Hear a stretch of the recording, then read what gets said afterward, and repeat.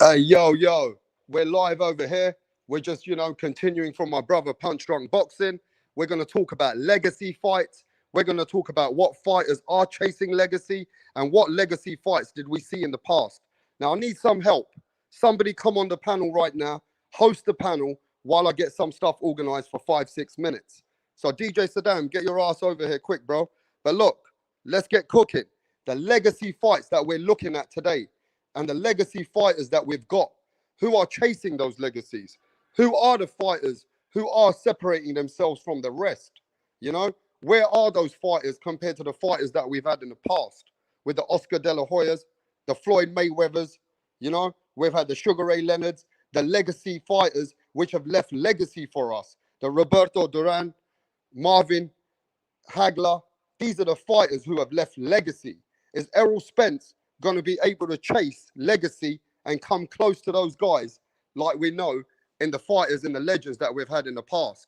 Is he going to be able to get close to the Sugar Ray Leonard, close to the Marvin Hagler times? Those guys chased fights. They chased legacy. Where is Errol Spence going to get to? What is Keith Thurman's next move? What do you guys think about that? Hey, let me just send a link.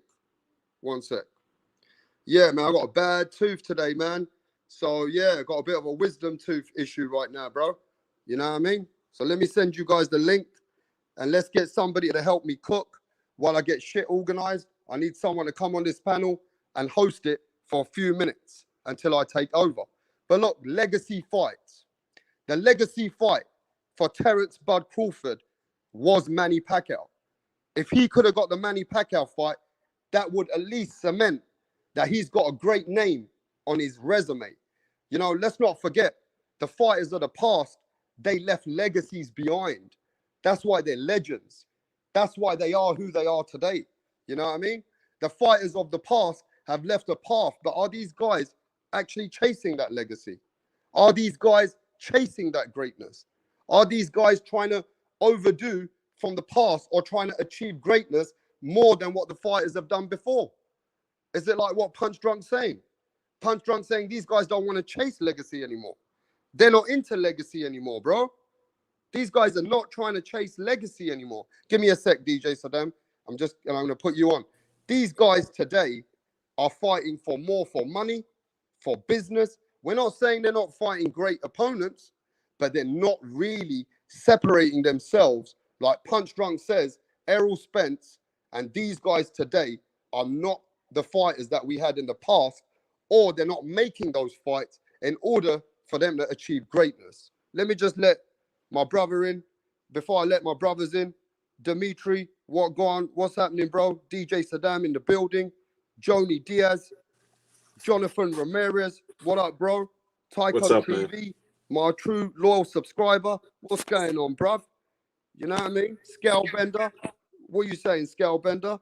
Yeah, man. Respect to you guys for jumping in the building, bro. And we got Fred Elliott in the building. Hey, man, let's get straight to it. The legacy fighters of today. Mr. DJ Saddam, the man who's 2 seconds faster, 10 years younger. What's going on, my brother? Great to join you again, man. I miss being on your channel. Hey, man, I just want to say this, DJ Saddam. Do you think Punch Drunk, our brother, is saying the fighters of today are not chasing legacy like the fighters of the past? I would like you to make a bold statement on that first, my bro. You know, I'll turn it on its head for a second. What up, Jashan? Yeah, go ahead. And I promise I won't take too long. But you know what they say, ignorance is bliss. And this generation of fighters, I feel, have become much more knowledgeable about the business of boxing. And some of them started getting more and more of a share of the wealth that they generate, the revenues that are owed to them, first and foremost. But I think they have also become a little bitter in the process as well, in the process of getting to know more and more about boxing. And I think, you know, as a Bud Crawford fanboy, it's easy for me to look back at that scene of them talking trash to each other Spence and Bud, I mean, and pick apart that statement that Spence makes when he says, "Why don't I take the easy road then?" But I'm not gonna, characterize that statement as quote unquote being a duck. But I think he's just knowledgeable. He knows what the hard road is. He knows that might involve getting a loss. He knows that might involve the shrinking of his future earnings. So why shouldn't he stay on the PBC side of the street and get all these fights that are more accomplishable wins for him, and that will constantly give him the lion's share of the purse, because he is the golden goose of PBC, at least in welterweight. But you can even say he's number 2 after Wilder.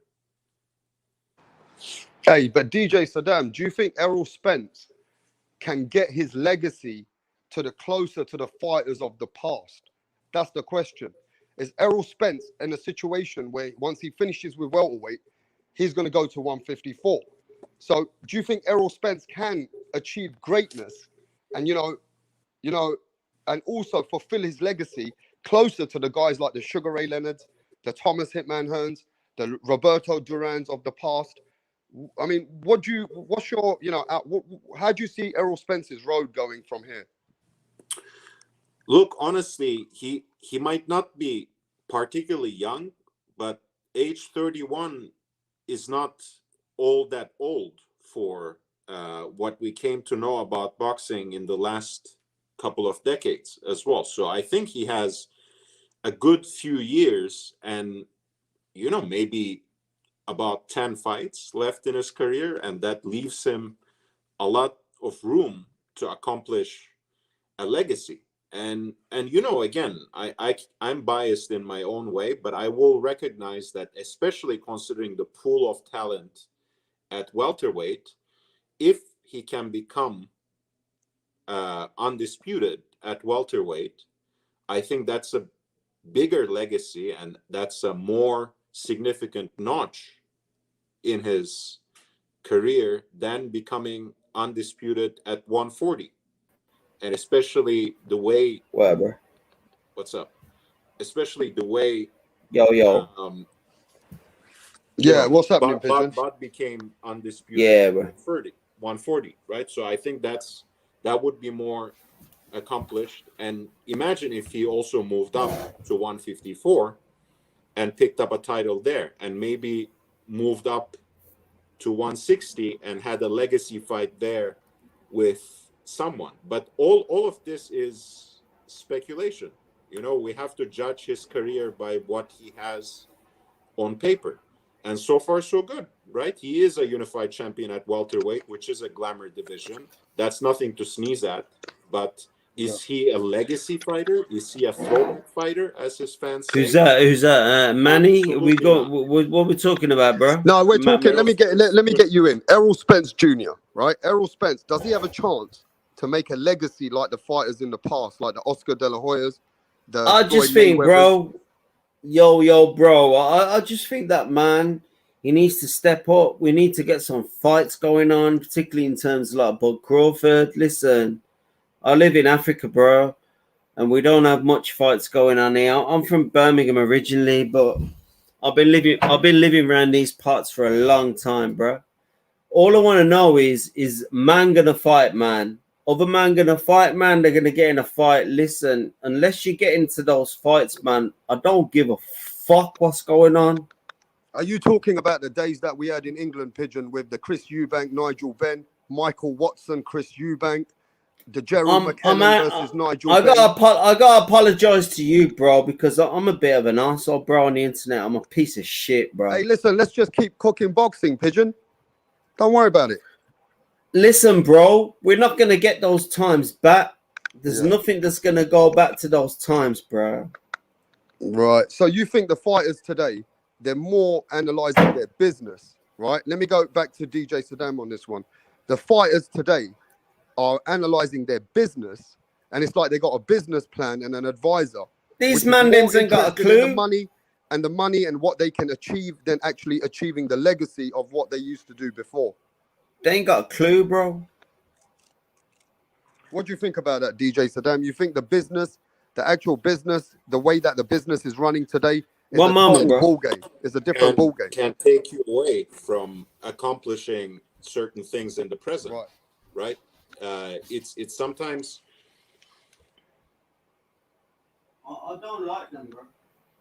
In terms of fucking getting become a heel if you think too much about how you might end up and how you might perish, right? You have to.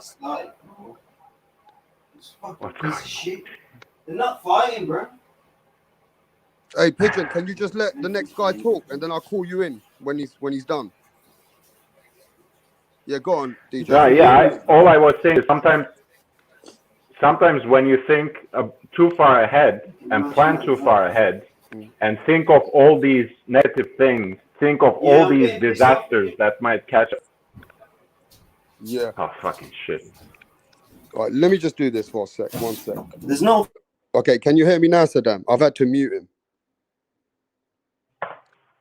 Yeah, I can. Yeah. I will. Yeah, I'm losing you, DJ Saddam. Which, the history of boxing is full of examples of fighters who have been fucked over too many times and have lost. Hey, Saddam, we keep losing you, bruv. You keep going out, and then all of a sudden you keep coming back. I'm sorry. Is it better now? Yeah, now it's better. Go on, carry on, bruv. Yeah. I mean, the history of boxing is full of those lessons, of fighters who have lost all their accomplishments, all their fame, all their earnings. And nowadays, the fighters know all the disasters that weighed ahead of them, even with a single loss. Everything can be taken away suddenly. Well, let's just say this then. Who is the fighters of today chasing legacy? Like Teofimo Lopez, Tyson Fury, Anthony Joshua. I'm just going to give you some names. Canelo Alvarez. Yeah. None of them. Who have we got today? Pigeon, give me a sec and I'm going to bring you in, all right? Who have we got today, right now, that you can say, right, that these are chasing legacy? Have you got any names for me? Pacquiao is right. He ain't chasing shit, bro. Pacquiao ain't chasing shit. He's had his legacy, bro. Come on, ain't doing man. shit. I mean, think of this. Think of Mayweather. No, bro. Hey, no, bro. No, sorry. Hey, Pigeon, you got to let people speak, and then I'll bring you in, bro. I was just gonna say. Sorry. Think of. I'm a huge Money Mayweather fan, but think of Mayweather's last two fights, Andre Berto and McGregor, and think of potentially what will be the last two fights of Pac-Man, which is Keith Thurman and Mikey Garcia, or Keith Thurman and Bud Crawford. Listen. I live in India myself. I live in India, and basically we have no form of boxing over here. I lived over here for a long time, bro. Unfortunately, I love it over here. I'm not gonna go anywhere. I'm not rich. I'm a poor man. I live in India. Listen, bro. All these guys fucking talking shit about going. They ain't got this. They ain't got nothing on this Basikiaya. Base's money. Basikiaya. You ain't got no money, yeah? Don't even talk to people. If you're gonna have a fight, you need that money. Okay, Pigeon, I'm gonna bring you in a minute. I've got to mute you though. 1 sec.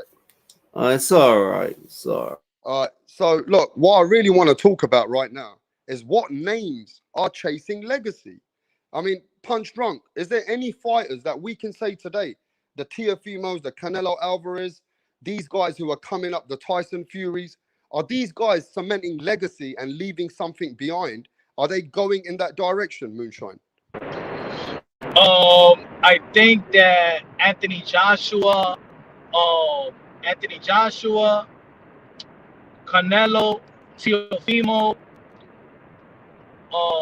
guys like Jamel Charlo, guys like that is Ioka, Inoue.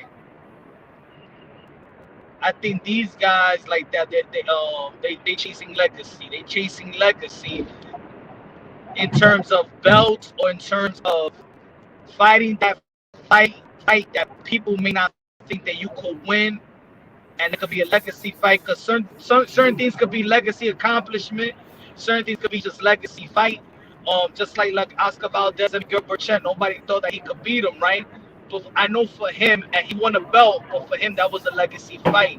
Chocolatito and Estrada, they chasing legacy too, which is a legacy fight. It doesn't matter if it doesn't even matter if the belt is on the line, but that's a legacy trilogy, So I think there are people that's chasing it. I think that boxing is not sharing right to them as much, Canelo, but not to Estrada and Chocolatito. They still haven't even made millions of dollars yet. So I don't know. I mean, what I don't understand, Moonshine, that years ago, fighters used to come and say, I want to do better than the idol I had. I want to chase what my idol did for me. Like, you look at people, right? They want to be like Floyd Mayweather, but they don't want to do what Pretty Boy did. But they all say, we're the next Mayweathers. But they're not the next Mayweathers, Moonshine. They're capping. Yeah. They're not going in that direction. They're not showing us anything. And after they're full of shit. They call these names, right, the legendary names. But these young fighters today, I can only say that Teofimo Lopez, or even, somebody like Canelo Alvarez, but Teofimo definitely is chasing it in the right direction. He's going in the right way for me in order for him to cement his legacy. But the rest of the fighters don't seem to be playing that kind of role. It's more of a business than actually fighting for legacy anymore. Do you think the legacy days are gone, Moonshine? I don't think it's gone. I just think that the people that's in charge of their careers are looking so much into business and making a dollar that they don't even give a damn about. They don't even give a damn about their legacy. I think that's what it is. Because for a fighter, he should understand history. He should understand the history of having a great legacy while you're fighting and after you're fighting. The reason, like I was saying earlier on my channel, the reason why these exhibition is happening and these legendary fighters are fighting and everybody is gonna pay for it, like Cotto and Marquez, like Jones and Mike Tyson had, is because they have a legacy behind it. If they didn't have a legacy, nobody gives a damn about these old guys. You know what I'm saying? But the thing is, they have legacy, so they will owe. And the thing is about their legacy as well. These are fighters that captured our imagination. They gave us the wow. Why we may never see this again. Wow, this is worth to pay for. Nobody right now. It's not even just legacy. Nobody is capturing our imagination. Very, very good point. And let's go to Scale Bender on that point. Scale Bender, how you feeling, mate?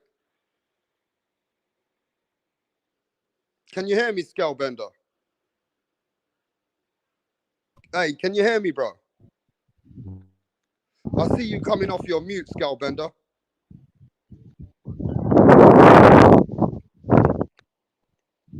Hey, Scale, I'm going to move on, man. I can't hear you. Hey, MMA, what are you saying, bro? Are you good?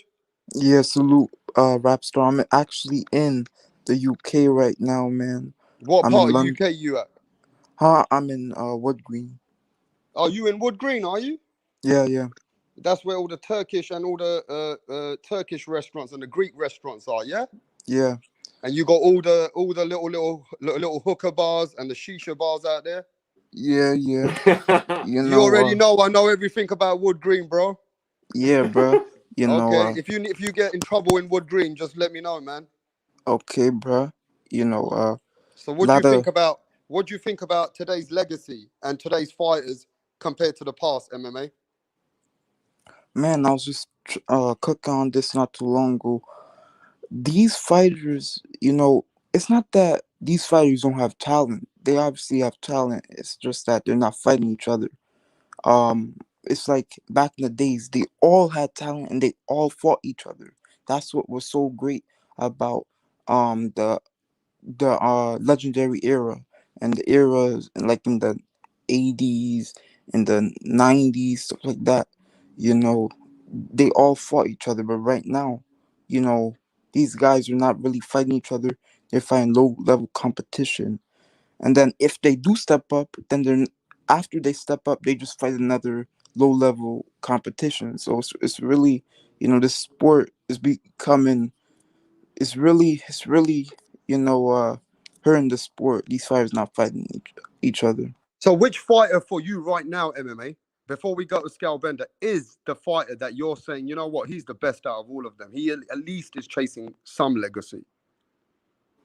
Which fighter? What Man, fighter do you think is the one who's trying to chase some legacy here now today? chasing some legacy? Teofimo, I'll Canelo, Josh Taylor? Who you got? I'll go with who is there? I'll have to go with. Yeah, Josh Taylor. Oh, Tucker, I'll have to. Yeah. I'll have to go with what's his name? Who? Teofimo? Estrada. Okay, Estrada, you can say Estrada is chasing legacy because once he's finished and done, he's going to be beating everybody who beat him. So, yeah, that's a good name. Scalbender, can you hear me now, bruv? You got me? Yeah, I got you, man. Can you hear us? Yeah, I'm good, man. I'm outside. It's a little windy. So what do you think about what Punch is saying today, that the legacy of what they've left behind is not what we're going to get today anymore? Because the guys, what they did before, were way more active and way more hungry. And today they're moving more like a business. What do you think about that, Scalbender? Well, they got paid back then, too. Say that again? They got paid back then, too. They did both. I know, but what do you think is the difference today than what we had before? The structure of the structure of the sport got a little. It's a little. The business model, you mean? No, just the way it's evolved here. With I'm not harping on Heyman, but Can you break it down for us, Scalbender? I have to think. I don't want to be crude about it, but the issue is that they all still got time. They should make the best out of it. Hopefully they do. I think David Benavidez got the attitude that you need. I think he'll fight anybody. I think Lomachenko's trying to make a legacy. I'd say that. Yeah, but do you think today's fighters, who do you look at that you can say, you know what, he reminds me of a hungry fighter, and he reminds me of a fighter who don't give a fuck. He wants to fight everybody. David Benavidez and Lomachenko are the first ones that come to mind. David Benavidez lost his both titles on the scale and on drugs. How can he be the hungry fighter for you? What's that got to do with the fact that he wants to make a legacy for himself? He wants to fight everybody. I mean, I'm not saying he didn't do those things, but he lost his belt in the scale. He came in over and he gave his belt up. That's it. I'm just saying there's so many fighters you can mention. Your first was David Benavidez. David Benavidez has, if he was hungry for the legacy, he would never be in the situation that he's been in. The reason why he didn't get a Canelo fight is because he wasn't hungry enough, or technically he was hungry, but he wasn't hungry enough to create that legacy for him. So out of all the He fighters, wasn't hungry for the right thing. Exactly. Because he missed weight. You think that's why he didn't get the Canelo fight? He lost the belt. If Canelo Alvarez wants to unify, he was in position to unify. Remember, he fought years. He got the WBC. It was vacant. There was a vacant WBC. No, I understand the angle. I've heard it before, but I'm asking you, do you think that the reason that David Benavidez did not get a Canelo Alvarez fight is because he missed weight? I'm saying the reason why he should All be right, the guy all that you look for as a legacy. As a legacy fight. Skillbender, yes, that is the reason. Because when he lost weight, he lost the belt, and that's why Canelo's not fighting him. I hate piling on Benavidez. So Scale, I'm gonna respond to you in this way, because Benavidez is actually one of my favorite active fighters now. But what is his legacy? Porky Medina Ronald Gavril and Anthony Dirrell. That's legacy. I mean, Everything we're talking about guys that have the Super opportunity to do twice it. I'm out not of the talking ring. about. Oh, I'm not. He hasn't done anything yet in terms of that. I'm saying in terms of the potential to fight for legacy. That's what Rapstar asked me. No, Because he And said legacy for who's me chasing is legacy. Chocolatito. It's Estrada. It's Lomachenko, like you said. Yeah, It's who's chasing Cervantes. legacy? It's How is Benavidez chasing Teofimo legacy? Lopez. It's Canelo. It's it's all these fighters. Some of whom Pacquiao. Some of whom who have already accomplished legacy, or have already put themselves on the path. By becoming unified, undisputed, moving up the weight and taking the big challenges. Benavidez has not done yet. He hasn't even done that unification fight with Caleb Plant that he was supposed to for years. oh, I hear you. I'm not saying that he's made a legacy. I'm not saying he's created any kind of legacy at all for himself. I'm saying what is he, 24, 25 years old? 24. All right, 20 as a 24-year-old fighter, he's got the attitude and the potential. He's got the potential. I think he'll fight any of them. Belt, no belt. How's he chasing legacy though? How's he chasing legacy, bro? I mean, He's not chasing legacy at all, man. That's fine. I mean, it's fair enough. Because if he was chasing legacy, he wouldn't have missed weight. He wouldn't have, he wouldn't have, snorted cocaine if he. I don't give a fuck if he snorts cocaine as long as he makes the fights. But what I'm saying to you is that you're saying Floyd made a legacy for himself, I guess, right? That's your opinion. Yes. Did he blow the weight against Marquez? Did it matter? I'm saying in terms of legacy, did it matter? Wait, what'd you say? Did he blow his weight? Did he miss weight against Marquez? Yeah, but yeah. So what does it fucking matter at this point? You're telling me he's gonna hang it up now, or what? Should he hang it up? No, I'm just saying he lost his belt. He lost his opportunity to fight Canelo because Canelo's chasing after undisputed. Canelo said, "That's what he said."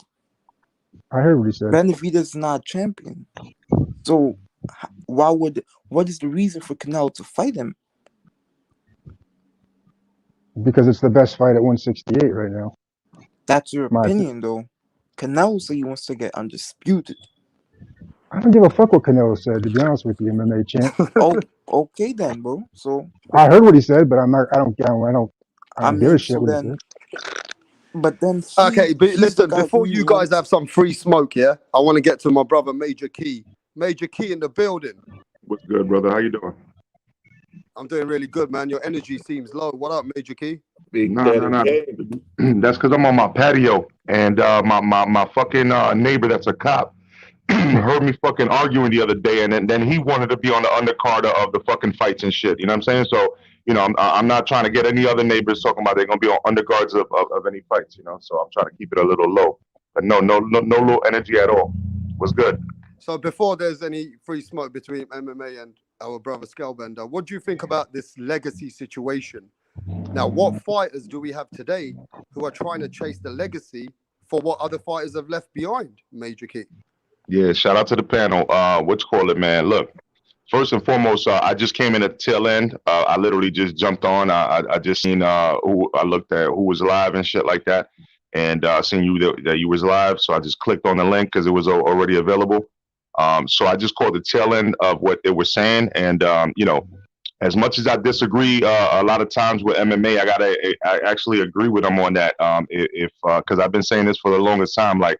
You know what I mean? Like the dude, Canelo's going after legacy right now. You know what I'm saying? Like, so you can't get mad at the dude for trying to like become undisputed at 168. I would like to see other fights too, but if it doesn't make sense right now, you know what I mean? It doesn't make sense. Like afterwards, we could say what we want. He's only 30 years old. He's got years to fight whoever he wants to fight. You know what I mean? And whoever wants to fight him. But at this point, he's literally trying to become undisputed by the end of the year. You know what I mean? Like I would not want to see anybody interfere with that. Facts, Major Key. And I just want to say one thing. to a scale bender. You said you don't care what Canelo says, but isn't Canelo the guy that you want your fighter to get in with, in the ring with? And Canelo says he's not fighting people who do not have a belt unless it's his mandatory. He's chasing the belts. So Good. you That's know, good for Canelo. That's good for Canelo. You asked me. You asked me who I thought was chasing legacy, and yeah, I but said how is that Benavidez. And chasing legacy though? I listen don't to me. Listen to me. understand. I'm Like, not saying Canelo has to fight anybody. I don't care who he fights. You brought up Canelo. how did I? It's How did? not. You brought up Canelo. That he missed weight on that Benavidez missed weight, and therefore he missed out on a Canelo fight. And Yeah, I said, do you believe that's why he missed out? That Canelo didn't take that fight? You yeah. said, Because yeah. All right, fair enough. because the question is who of today is striving and seeking legacy. But that's There what I'm you saying. go. So you mentioned the David Benavidez, and I was like, I said, why David Benavidez striving for legacy? He's been detrimental himself to his own career. I don't think the No guy is doubt about hungry. it. You say hungry, and I said he's not hungry because he would have never got the belts. That's a Yeah, that's a no doubt good about it. point. That's a very, very I good understand you point. disagree. I understand you disagree with me. That's fair enough. Do you think? Let me ask you, scale bender. Do you think if what's his name? If Benavidez did not still had the belt, right? Say Benavidez still had the belt. Do you think Canelo would have fought him? I doubt it. Why do you Okay, well, doubt let's move it on here, MMA. What fights it? do these fighters need to make in order for them to get their legacy cemented? Now, give me some fights that these fighters that need to fight that you could say, you know what, they're going in that direction. Let's just start with DJ Saddam. I ain't heard nothing from you for a while. Saddam, the floor's yours, bro. Okay, let's move on. Sorry, came back. Okay. Sorry, what was the question? What fights do you need to see for fighters for you to be saying, you know what, there's some legacy fights now. We've got it in front of us. I think, rather than imagining something in the distant future, we can just look in the near past. I'm not just obsessing over him because I have him in the avatar, but Oscar Valdez, he moved up in weight, he changed trainers, he brought out different sorts of skills and tools. And so if Valdez fights Shakur Stevenson, he's cemented then. After that, he's doing more. He challenged the boogeyman of the division. He picked up that title, and he is still pursuing the big fights. Shakur Stevenson is not the only big fight in that division, but if he fights him next, that punches his ticket to Hall of Fame for me, especially if he takes that sculpt. Okay. Now, Moonshine, what fights do you think can make people cement their legacies, bro? I know you got more than a couple for me. Well, Josh Taylor versus Jose Ramirez. You got Brian Castano, Jamal Charlo. You got Tyson Fury versus Anthony Joshua. Can you leave some for Major Key so you don't finish the whole show?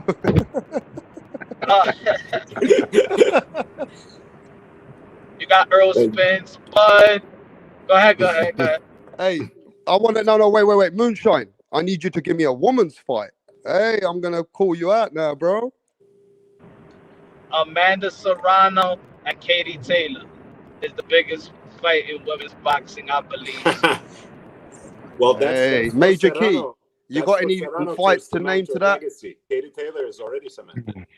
Yeah, I would add if the fight gets confirmed, my bro, like for real, that would be dope to see that Pacquiao and Terrence Crawford, because honestly speaking, a few months ago, nobody even thought that was going to come to fruition. I remember being on a lot of panels and everybody saying, "Nah, Errol Spence gonna get that fight, not Terrence Crawford." And I was saying, if you're gonna pass the torch, might as well split the belts. You know what I mean? So that way it kind of like forces them two to fight. So even if somebody ducks afterwards, they really got no reason to. Like I said, they're just gonna look like ducks afterwards, man. And that was my whole thing. I was thinking strategically as far as Bob Arum, and I know that he probably wouldn't have done it though if it wasn't for Teofimo doing what he did. You know what I'm saying, and going to get a purse bid. But nevertheless, it came to fruition. It just came to pass. But with that being said, that's one. I like what Punch said as far as Ramirez Taylor. That's another one. Joshua, Fury is another one. You know what I'm saying? And then another one that I like again. If Canelo cleans up the division, so it's not just one fight, but it's two fights this year. If he beats Billy Joe, and then beats Plant, that's beautiful. That cements like his legacy as well. So there's a lot of different moving parts. You know what I'm saying? I would like to see at the end of the year, Haney Lopez just to shut everybody up with that. But there's different things going on. You know what I'm saying? What about the higher weight divisions at 175? What about Batir Babiev and Dimitri Bivol? Yeah, man. Hold on, I can't hear you because I'm getting a call, y'all. I'm gonna have to jump off real quick.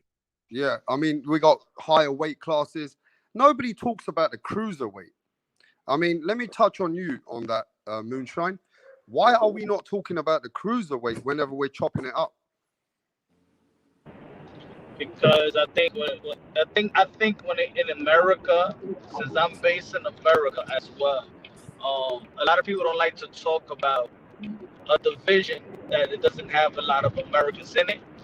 Just like we don't like to talk about soccer because we're not good. But soccer is the #1 sport in the world. But we don't talk about it because we're just not good at it. I mean, we're not elite at it, you know what I'm saying, for a long period of time. So in the cruiserweight division, I think that just not a lot of, I just don't think it's action packed. I mean, it's not one of my favorite divisions, to be honest. So I don't know why that's the division that always people don't like to talk about or report on. Speaking of cruiserweight and legacy, I usually shy away from talking about him because his fanboys hype him up enough. But Usyk is another legacy fighter of this era, right? Facts. He picked up those belts one by one, going to people's backyards, and now he's chasing a heavyweight championship. That has to be respected. Okay, so now I'm going to ask a very, very simple question, and I think I've got the answer, and I'm going to ask the subscribers too. If Teofimo Lopez goes to 140 and chases the winner of Josh Taylor and Ramirez, that's a legacy fight. If he fights Devin Haney, is that a legacy fight? For me, no. Okay, let me go to Scalebender. If Teofimo fights Devin Haney, is that a legacy fight for you? What's a hell of a step? I don't think you can base legacy off of one fight. You know what I'm saying? So it's kind of like you got to look back on their whole entire career. But yeah, it's a damn step. Teofimo versus Josh Taylor Ramirez is a legacy fight. Yeah, absolutely. It's a step in the right direction, no doubt about it. So let me ask Moonshine, is Teofimo Devin Haney a legacy fight? Because you've heard of the shenanigans, there's watered down belts. We've heard what people think of it. I mean, is that a legacy fight for Teofimo? For me, no. It's a legacy fight for Devin Haney. I don't think it's so much a legacy fight for Teofimo Lopez at this stage. No, it's not. It's not a legacy fight for Teofimo Lopez or for Devin Haney yet. So why would Teofimo want to fight Devin Haney then? Because he's talking shit and it's getting under their skin. Yeah, but it doesn't add anything to the legacy of the direction that Teofimo's going. But it also clears up what the fans don't think that he's really undisputed. So that's a very good point. Can you touch on that? Yeah, the fans don't really think that he's undisputed. So let's clear it up by fighting each other. And also, if Devin Haney potentially beats Teofimo Lopez, this guy would be an undisputed champion at 21 years old. He also would have the likes of Ryan Garcia ducking him also. So he'll be the king of the lightweight division at 21-year-old. Like that just breaks all type of records, man. 23. He's 22 now. So let's keep this Oh, clean. 23. So the fight for Teofimo Lopez for Devin Haney is only to clean up the WBC mess, right? Is what you're saying, MMA. Yeah, basically, yeah. Well, then that's not a legacy fight. That's a controversy he's cleaning up. I mean, it is a legacy fight for Devin Haney because, I mean, it would, it would break all kinds of records because of Devin Haney's age, and everything, and doing all that type of stuff if he wins, at such a young age. But for Teofimo Lopez, I think it's not really a legacy fight because Devin Haney, it's literally a high risk and low reward fight for Teofimo, really, to be honest. Okay, so let me say this. The chat, Joni Diaz says that if Devin Haney beats Linares in good fashion, or he beats Ryan Garcia, then if he fights Teofimo, that's a legacy fight. Do you agree, Moonshine? No, I still think the same way I think because if we're looking into the future, then we got to look into the future of Teofimo Lopez fight, and then look into the future of Josh Taylor and Jose Ramirez fight, and see what Teofimo Lopez would like to strive for. I just don't think I think that Teofimo Lopez right now has a big head start because of his accomplishment. It's a good fight at 135. I don't know but I do think that it's more of a legacy fight for Devin Haney. I don't know if it's a legacy fight for Teofimo. I mean, of course, in the rule book, yeah, he's not undisputed in the he's not recognized by the other belt federation.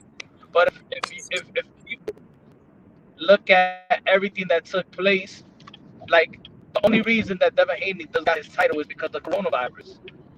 Just like they say that they petitioned for the belt, just let's say that the Lomachenko petition for the franchise, or petition or Teofimo Lopez petition to have that belt on the line. They petitioned to get the WBC belt back when there was already contract fight between Fortuna and Campbell for that belt. Yeah. So what about, there's a guy called What About Me? He says Loma's already a legacy fighter. If Teofimo's going for a legacy route, Lomachenko gave him that route, right? So Lomachenko is a free-weight world champion coming from the amateurs, fighting ranked fighters after ranked fighters and beating Gary Russell in the third fight, and then continuing fighting champions after champions. Would you say Lomachenko's already a legacy fighter now? Yeah, absolutely. Yeah, he's going to the Hall of Fame. Okay, so Lomachenko it's just almost like Buck Crawford. Buck Crawford could fight Manny Pacquiao. Manny Pacquiao at this current state don't got no belt, but is that a legacy fight? Yeah, but Bud Crawford doesn't get that fight, Moonshine. Is Bud Crawford a legacy fighter, and he's done, and he's let's say he retires next month? Buck Crawford's accomplishment is written. Whether people like his opponents or not, Buck Crawford's going to the Hall of Fame. Yeah. Okay, so is Bud Crawford a legacy fighter already? Yeah. Yes. Okay, DJ Saddam, can you cook on that? Yeah, I wanted to actually use what Punch was saying earlier about Teofimo's situation, just to make a parallel. So if we are consumed by the present and buy into that new Four Kings narrative, all these wins against Devin Haney and Ryan Garcia seem to mean a lot. And they just might, but these are very young fighters who have at least another decade in front of them in the sport, presumably, and they can accomplish great things, but we don't know that. So when you look at the achievements on paper, of course, if Bob Arum is giving Teofimo that fight fighting against the undisputed at 140 for, winner of Taylor Ramirez, of course that's a better fight. Of course that's a bigger legacy fight, because that already counts for so much on paper, independent of the people who are involved in it. This is not to undermine Taylor or Ramirez and their legacy, but it already means so much as an accomplishment. So same thing about Bud. Bud has undeniable accomplishments in 3 weight divisions, 2 times ring champion, 1 time undisputed at 140, and already a champion at 147. On paper, that already makes him a Hall of Famer. Okay, so what we're saying, it doesn't matter about sometimes the opponents. It matters about the achievement on paper and what it says as a fighter. If you're a 3-weight world champion, you're a legacy fighter. But that means Errol Spence, if he retires tomorrow, is Errol Spence a legacy fighter, MMA champion? But Rapstar, that's not a, just to add one thing, and I'm going to shut up after that. The three-weight champion, not by collecting WBA regular in each weight, right? 3-weight champion by becoming the ring lineal at 135, at 140, becoming undisputed at 140. So those things mean a lot. Let me you asked, is he a legacy fighter if he retires right now? Mm-hmm. I mean, are you talking about like going to the Hall of Fame and stuff like that? Yeah. No, he's not going to the Hall of Fame if he retires tomorrow. Errol Spence won't make it to the Hall of Fame. Yeah, I mean, you know how many great fighters still haven't gone the Hall of Fame ballot yet? So, it's competition on the Hall of Fame ballot. And what? He was you know how many unified welterweight champions there were? How does that make, what's his name? Spence better than any of them? I just think, Spence, if Spence becomes undisputed and beats like Crawford, then I would say. But okay, so let me say this, and I'm gonna go to Scale Bender.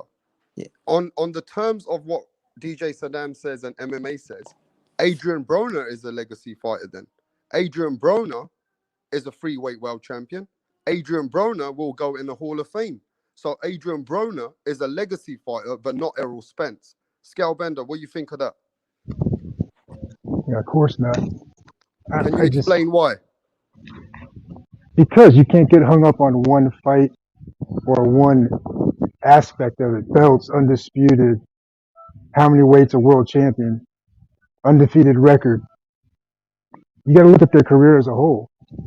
If they can't make a certain fight because it can't be made, Roy Jones and Mikulaszewski, whoever, you know what I'm trying to say? Just pick one. If a fight never happens to occur, you can't throw somebody's career in the trash. But you got to look at their career as a whole. So of course AB's not going to the Hall of Fame. I mean, shit, I guess you're gonna get nominees every year. So Adrian Broner is a 4-weight world champion. I forgot, man. Correct. I'm tired. That's what I'm saying. Is a 4-weight What does it world mean? champion. That's what I'm saying. What do any one of these one little factors in by themselves mean? Not much. Yeah, but according to DJ Saddam and MMA, with their rules, and even I agree with them, Adrian Broner is a more accomplished fighter than most fighters. He is a legacy fighter. He's a Hall of Fame fighter, and he makes it into the Legacy Hall of Fame, but not Errol Spence right now if they retire. In all those 4 divisions, has he ever become the lineal champion by beating the man who beat the man, Adrian Broner?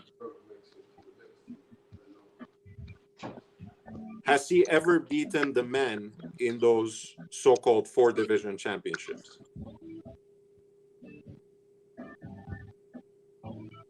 Go ahead. No. So, you cannot compare, it's apples and oranges. Like Scale Bender said, you have to look at the entire resume. Totality. So, you can't just say that guy is a 5-division champion, so he is automatically better than 4-division champions who are automatically better than 3 divisions, who are much better than 2. You know, sometimes two-weight championship can mean a lot more than a three-weight or four-weight. I mean, Jamal Charlo is a two-weight champion. And he has been at 160 longer.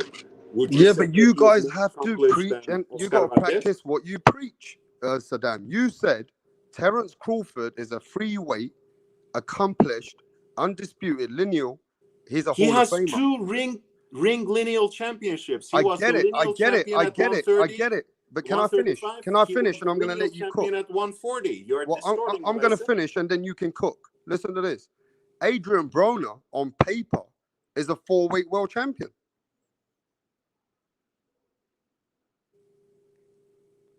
So Has he he has to. ever been the lineal champion in any of those four weights? Okay, but the question is, does he go in the Hall of Fame? Let me ask everybody, even in this chat, does Adrian Broner go in the Hall of Fame if he retires tomorrow? I hope not. MMA? What you said?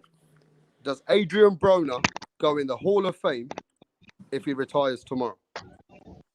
No, because it's not all about your accomplishment. It's about your resume. You could be a 9 division champ, but if you fought 10 low-level competition champions, or not even champions, belt holders, then I mean, you know, and most of the belts Adrian Broner got was vacant belts. Exactly. Is Mikey Garcia Hall of Fame? Man, I don't know, man. His resume, his resume is decent. I don't know if he'll go to the Hall of Fame. I don't know, man. I don't think his resume will hold up in the Hall of Fame. Now he does have some good accomplishments, but I don't think his resume will hold up in the Hall of Fame. I think he has a better resume than Broner. I don't know if you. I mean, he does, but how much does that really tell, though? You know, having a better resume than Broner.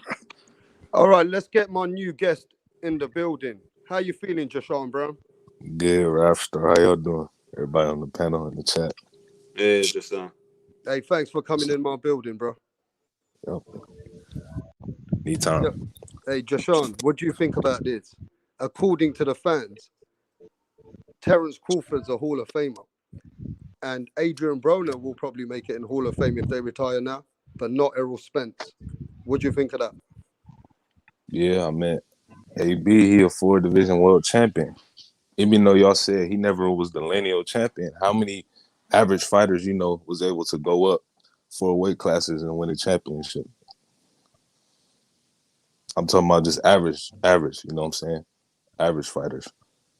Adrian Broner he's not the best fighter in the world, but he was a good fighter. So you got to give him credit for going up 4 divisions. He's in a company with Oscar De La Hoya, Floyd Mayweather, Roy Jones, them type of elite fighters. So you got to put him in the Hall of Fame just because he was able to go up 4 divisions and become a world champion.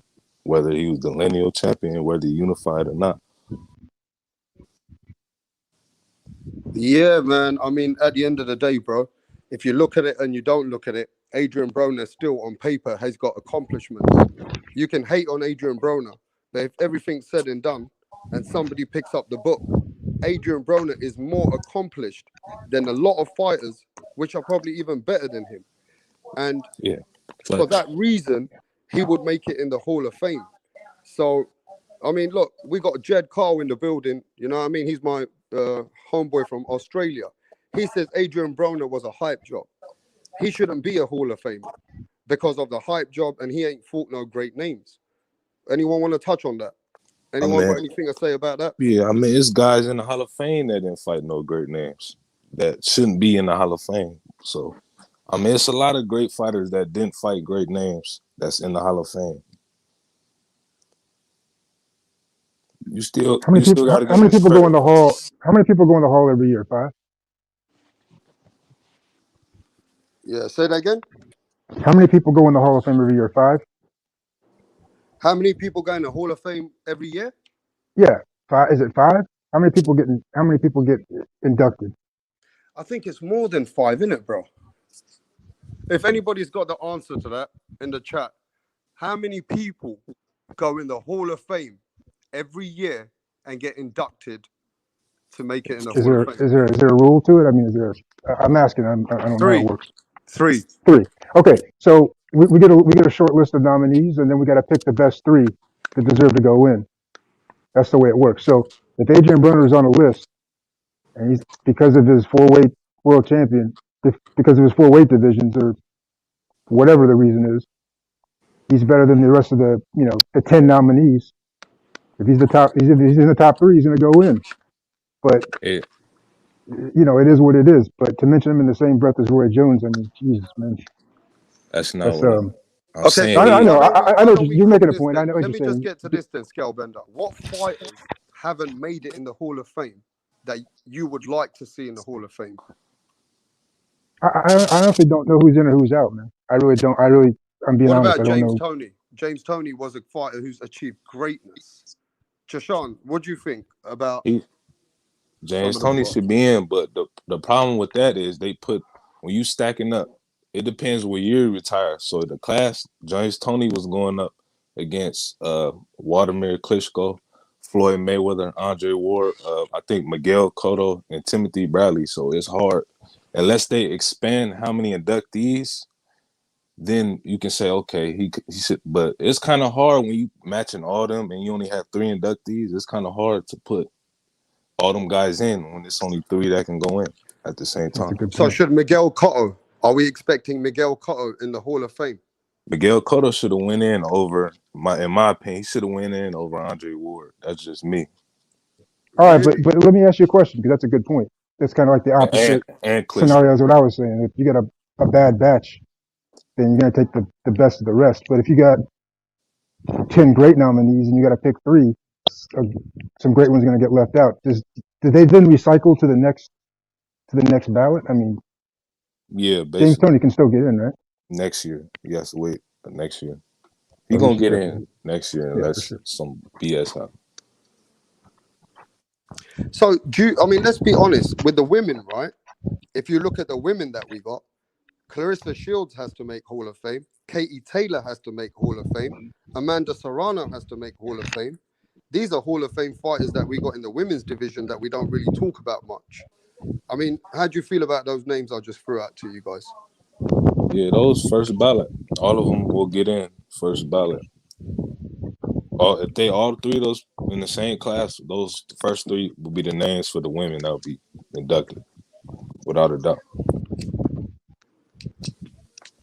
So Terence Crawford, without a doubt, is a Hall of Fame already. Yeah, just based on him being undisputed alone, and he was the first undefeated champion in like 15 years since Jermaine Taylor, so he definitely gonna go in. So it doesn't really matter, does it, for the names that you fought? Nah, accomplishments. On the accomplishments, regardless of if the guy who you beat lost after that and lost again, and he wasn't, he got into the title by a vacant title. It doesn't matter. None of that bullshit matters. It's all about what's done on paper. Yeah. I mean, for sure. But if we're really looking at Hall of Famers right now, what young guys do you think, Jashawn, and then I'll get to you, Skel, is going to make the Hall of Fame that we've got right now in our era? Are we talking about champions or up-and-coming contenders? We're talking about fighters that haven't made it yet, but you think they will make it. I'm gonna say Virgil Ortiz, Jaron Ennis, Keyshawn Davis. I say Elvis Rodriguez, and I'm gonna say who else? Mark Castro. He's another Olympian that just turned pro. I think Teofimo Lopez. Oh, you talking about? Teofimo Lopez probably might achieve some greatness. You talking about champions or just guys that did nothing yet? Well, champions right now who still Oh, can make the Hall of or Fame. Teofimo Lopez, Devin Haney, Jamel Shakur Charlo. Stevenson, Jamel, the one with Charlo. the E. I think Bivol. I think Dimitri Bivol could potentially be a Hall of Famer. He can unify. Yeah, for sure. I mean, you- we got great you- fighters right now. It's just that they're not in the same level as the fighters that we had in the past, some people say. You know, you got to remember some of these fighters like Oscar De La Hoya, Sugar Ray Leonard, the Roberto Durant, the Floyd Mayweathers. These guys achieved greatness at every weight class, bro. And you're yeah. talking about 5-6 weight division fighters. You know what I mean? Yeah, I got a question for you, Rap Star. About you think Amir Khan is a Hall of Famer? Because I think he is. Amir Khan, you know, he's a 2-time world champion. Yeah, but you got some people don't believe he's a Hall of Famer. I don't know. Maybe Amir Khan might go down as a Hall of Famer Yeah, I because mean, he came to America to achieve greatness, and then regardless that he lost afterwards, he still achieved some greatness in America too. yeah, I mean he beat who he beat Devin Alexander, Jab Judah, Paulie Malignaggi. You got some good names on his resume.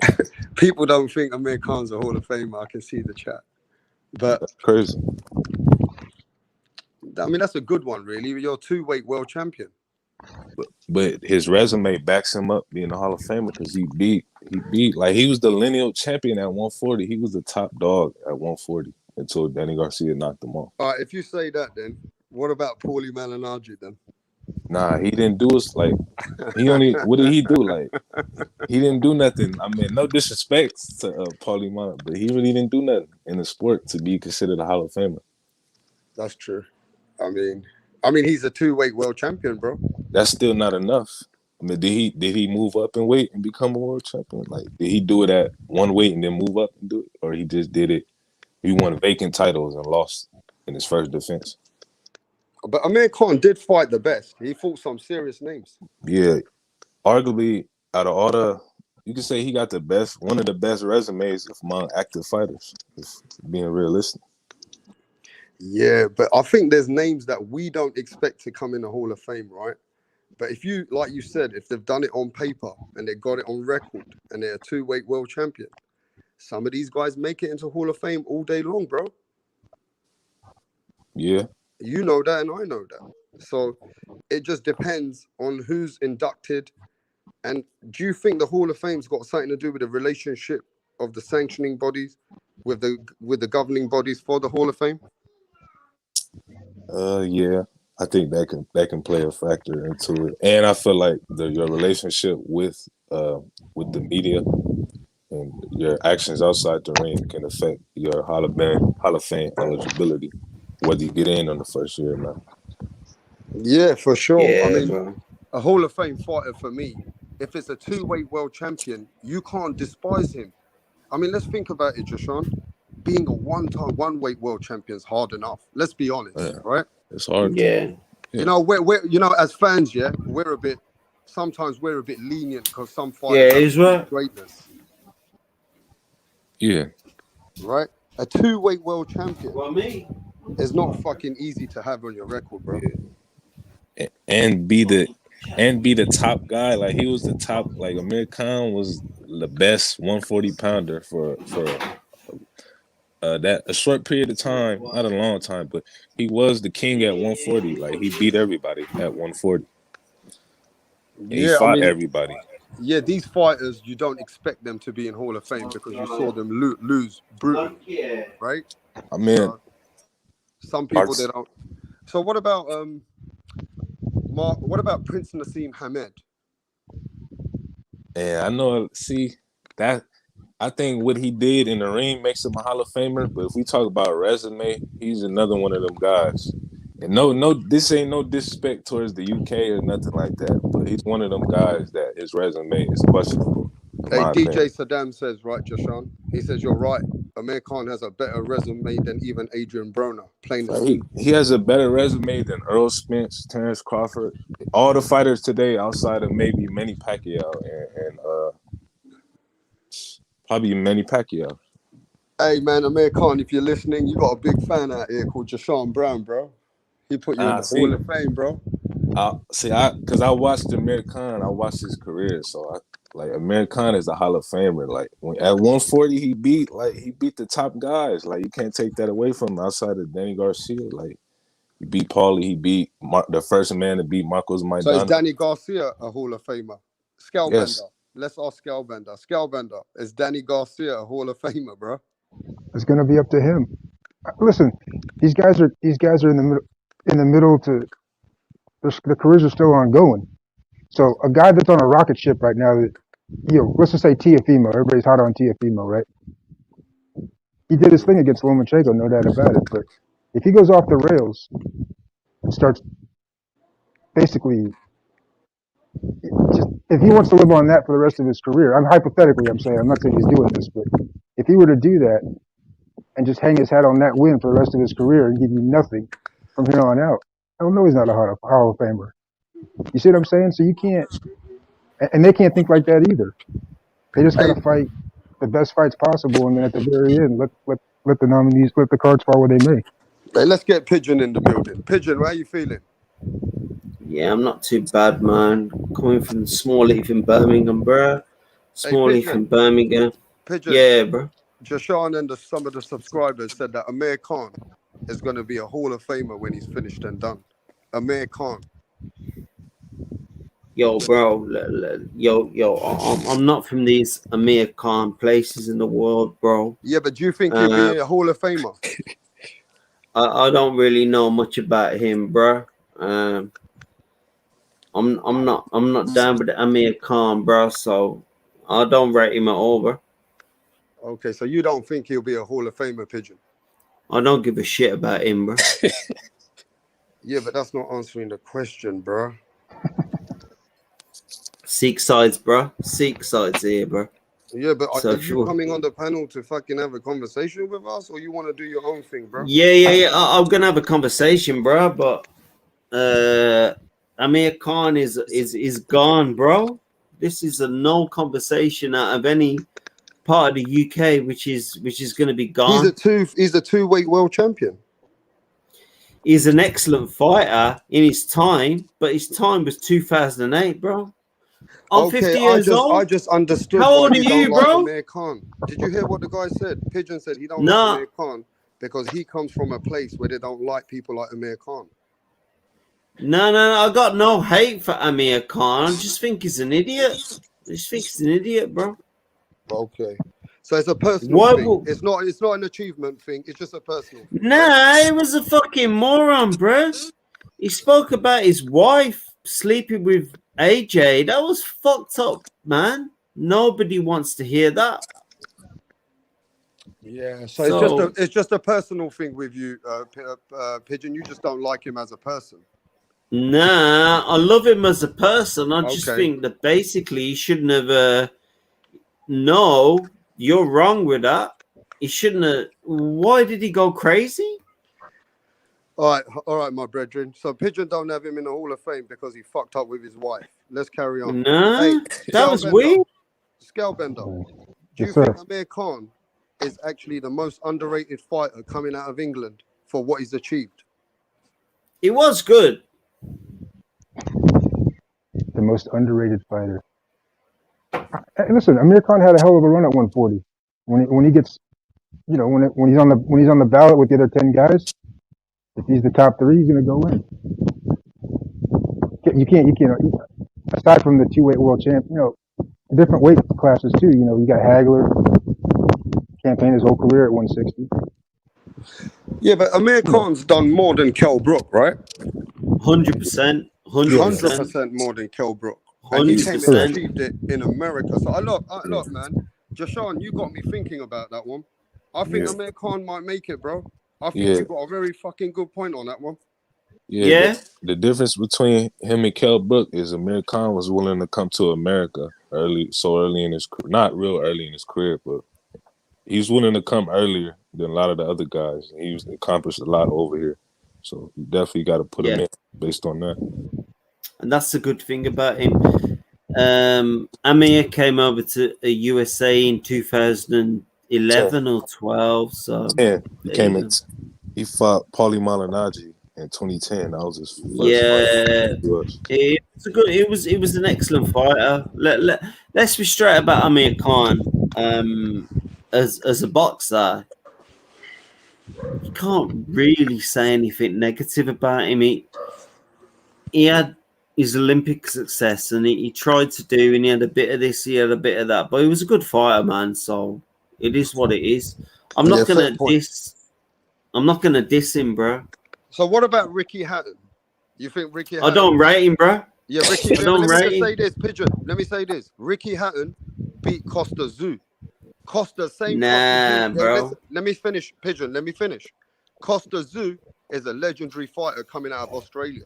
Ricky Yeah, I Hatton know what you're saying. Ricky Hatton's got some good wins on his resume. Let me get back to you on that one, Pigeon. Jashan, what do you think about Ricky Hatton? Do you think Ricky Hatton makes the Hall of Fame? Man, the thing with Ricky Hatton is, man, it's kind of that when he lost, like his career. I actually think Ricky Hatton is the Hall of Fame already. I'm not sure. I got to check. I think he is too, but I think Ricky Hatton's already made the Hall of Fame. I'm not sure. No, you're right. He's already in the Hall of Fame, bro. Okay, then, yeah, he in there. He's in there. Yeah. So, okay, let me ask this then. Do you think Ricky Hatton deserves to be in the Hall of Fame? Yeah, Nah, bro. Then let me get to Jashan, then I'll get to Skell, and I'll get to you, Pigeon. Actually, I think this one it's a little bit tougher because he did have a win over Costa Zoo. I can't even think nobody else he beat at 140. Can y'all throw some names out there that he beat at 140? I know he got the win over Paulie. Yeah. It's kind of hard. Like I think him falling off after that Floyd Mayweather fight, and then his career just went down here from there. It's kind of hard to say. 100%. Like, because Manny Pacquiao knocked him out cold, and then his career. He shouldn't have that. He shouldn't have that, bro. Yeah, he had the alcohol problems. So it's not to say that guy need anything to do with it, but that affected his career. He was never able to recover from his first loss. I can't have him in that. I can't have Hatton as a world champ. Listen, he was a good fighter. It was what he did, but listen, bro. In terms of when I was watching boxing, he got blasted out by fucking Mayweather. He ran into the ropes. He fucking blasted himself out, mate. Nah. Ricky Hatton ain't shit, bro. All right, let me come back. I'm back. Ricky Hatton got some good wins on his career, bro. I know what you're saying. Listen, Ricky Hatton, he destroyed a man and retired a man, which was a legend in himself with Costa Zoo, bro. He retired Luis Castillo, and he knocked Castillo out. The same Castillo. No, bro. The same Castillo. No. Let me finish. The same Castillo which gave Mayweather life and death, right? Really? So Ricky Hatton achieved a lot out of boxing that people don't He didn't, bro. credit for, bro. He didn't, bro. He didn't. Okay. He just achieved. Skellbender. Hey, Pigeon, let's ask Skellbender. Skellbender, do you think Ricky Hatton achieved greatness in boxing? It's borderline. It's borderline, rap star. Huh? It's a close. It's borderline. It's a borderline. That's a close one. I mean, that's okay. Hey, listen. Yeah. At the end of the day, everybody's got a view on a fighter, yeah. But Yeah. one thing you got to recognize is Ricky Hatton's losses are against legendary fighters. Yeah. The Right. only loss he had at the end was a fight that he had when he came back, which was a fight he should never have come back for.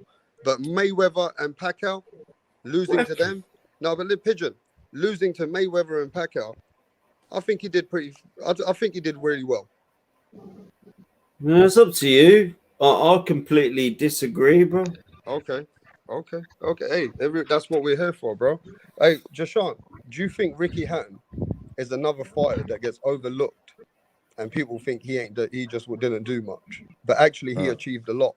I think the fact that we really didn't get to see. I feel like we didn't really get to see the full potential of Ricky Hatton because the alcohol problems he had out bar, there. man. And I'll be back in a bit. And the fact that he retired real young, and the later part of his career, he fell off. So it's kind of we didn't really see the best that Ricky had, in my opinion. Right, Major Key, what's going on, bro? Chilling, man. My bad, man. I had to fall off because I had to answer a call because we're trying to go to that Edgar Berlanga and Navarrete fight. You know what I'm saying?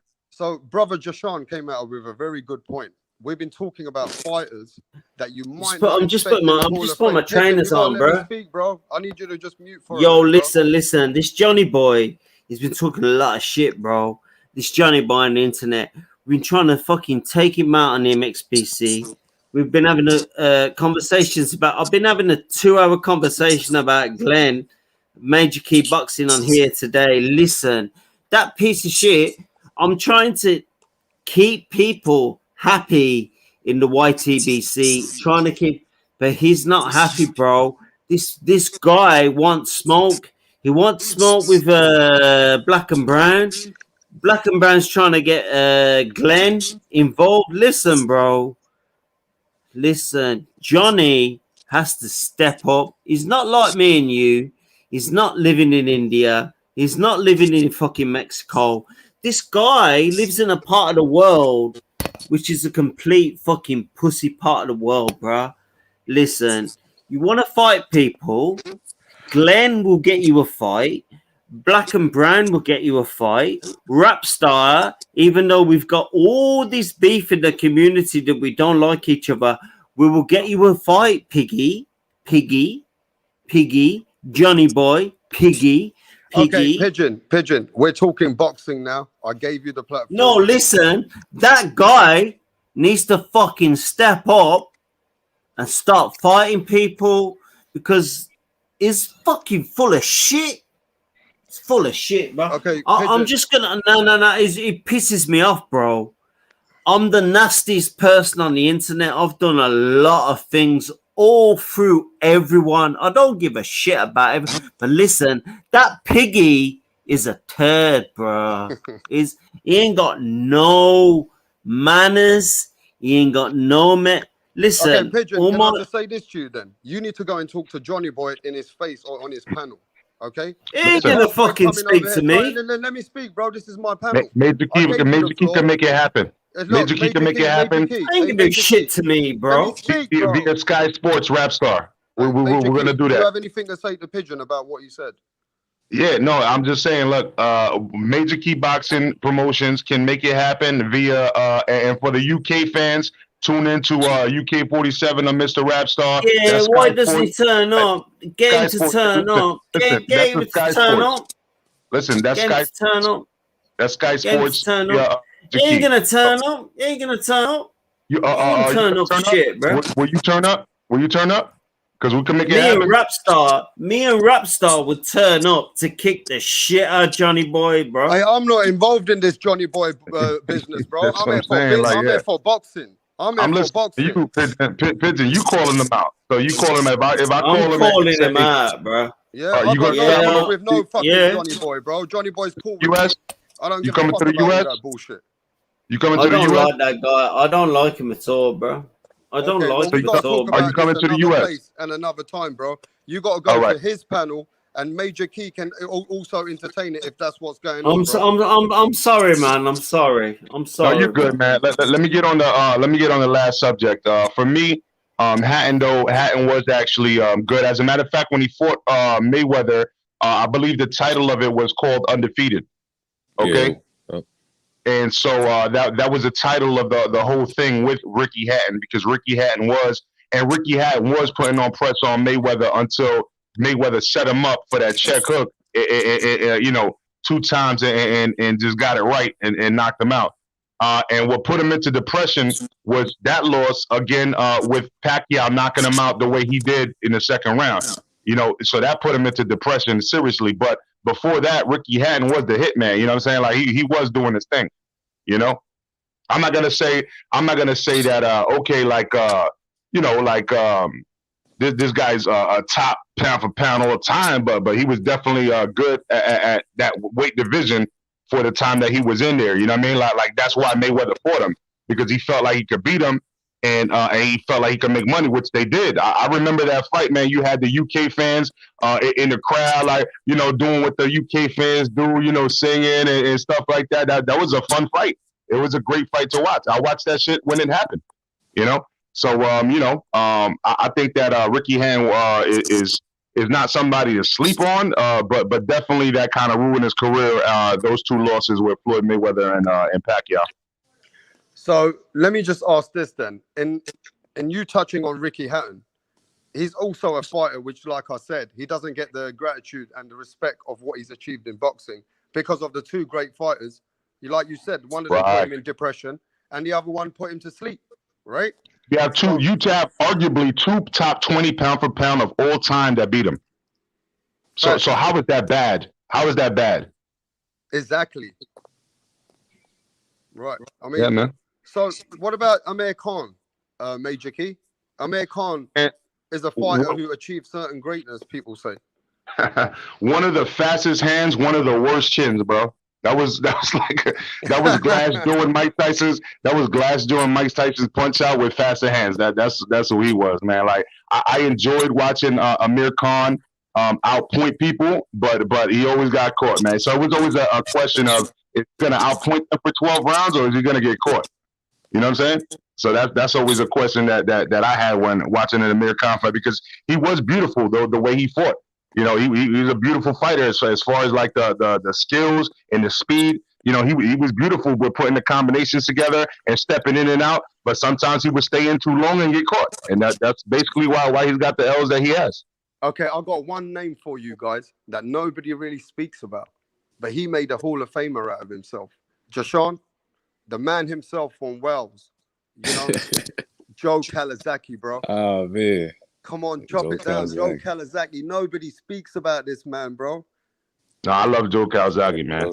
Joe Calzaghe was, you know, he one of the all-time greats at super middleweight. You know what I'm saying? He was the champion for a very long time. Only problem I had with Joe Calzaghe, it wasn't enough. I would say he didn't fight in enough bigger fights. Like later down his career, he did, but I would have liked to see him fight Kelly Pavlik during that time.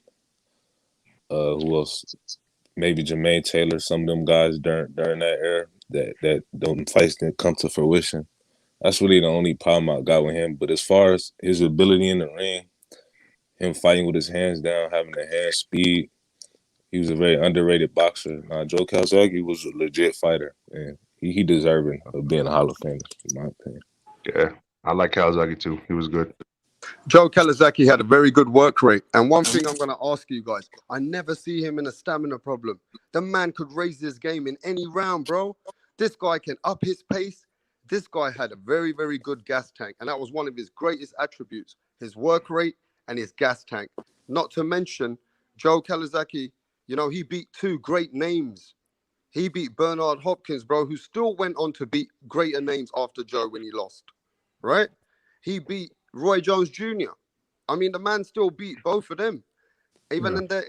I'm not gonna say in their prime, but he's got them on their resume. You know what I mean, Major Key? Yeah, but I would piggyback off of what's your name, bro? Jashawn.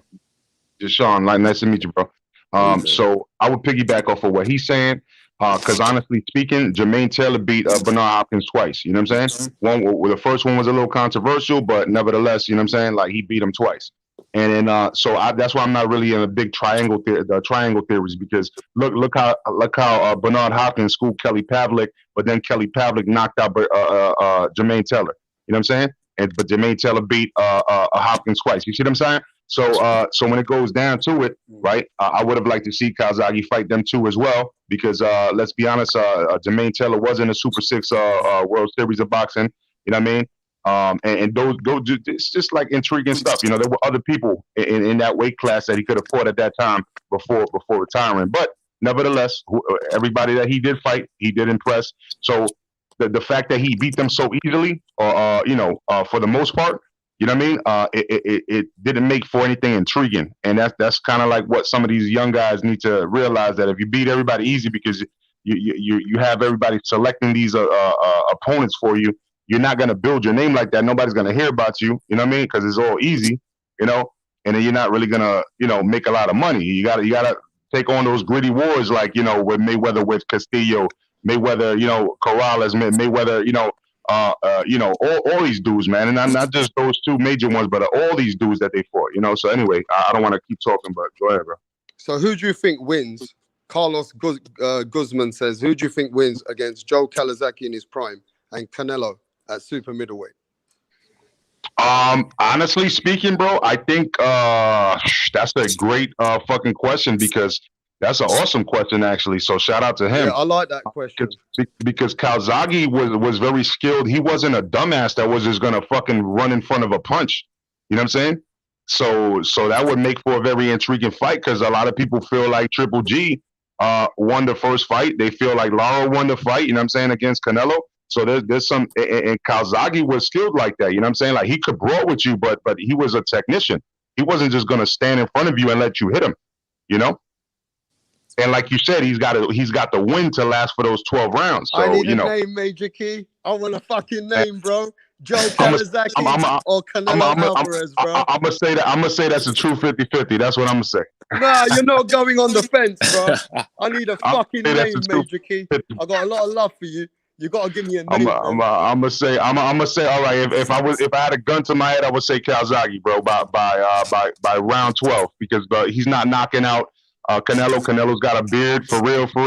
You know what I'm saying? He's not knocking him out, but maybe I'll point him like, you know, like that, bro. That's what I would say. Hey, Jashawn, Canelo Alvarez, Joe Calzaghe, bro. Who's gonna win that fight? It's gonna be a very competitive, but I think Joe Calzaghe, he's big. He's big as hell. He fight at 170. Canelo did too, but I don't think he's been in there with somebody as big as Joe Calzaghe.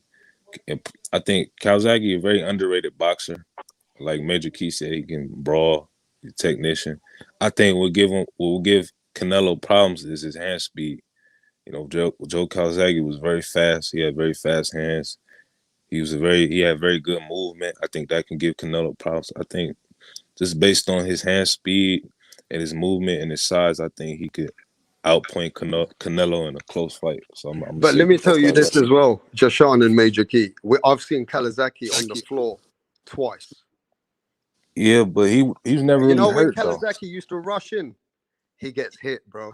Yeah, Hopkins I love dropped him. Calzaghe, but we see, he got a little, not much of a chin problem, a little chin problem.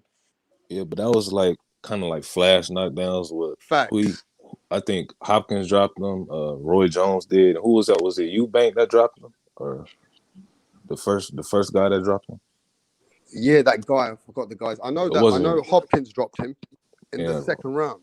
Yeah, Roy Jones dropped him too. And Roy Jones dropped him, and another guy dropped him in his career too. That was early in his career. That was early in his career. Yeah, that's what I'm talking about. But I feel it wasn't really much of a chin. It was kind of like a flash knockdown. He would come in overly aggressive and so he would get Jay Blue says that that Joe Calzaghe used to throw 1,100 punches. Yeah, his work rate is crazy. How does Canelo deal with Joe Calzaghe's work rate, bro? How does Canelo deal with Joe Calzaghe's consistency? You know, Joe Calzaghe can come from the first round to the last round, bro, all guns blazing. Yeah, man. It'll be hard for Canelo. Again, bro. If I have to be realistic again, like I said, man, it's a close fight because Canelo's got a beard. He's going to keep coming forward. But Calzaghe, man, look, you just said right now, a knockdown early in his career, and then to Bernard Hopkins or Roy Jones, two of the best of all time. You know, it's like what we're talking about with Ricky Hatton. You know what I'm saying? Like that's not something to just like, you know, snooze at, you know, like just like, you know, he just got knocked down by somebody. You know what I mean? No, he got knocked down by two Hall of Famers.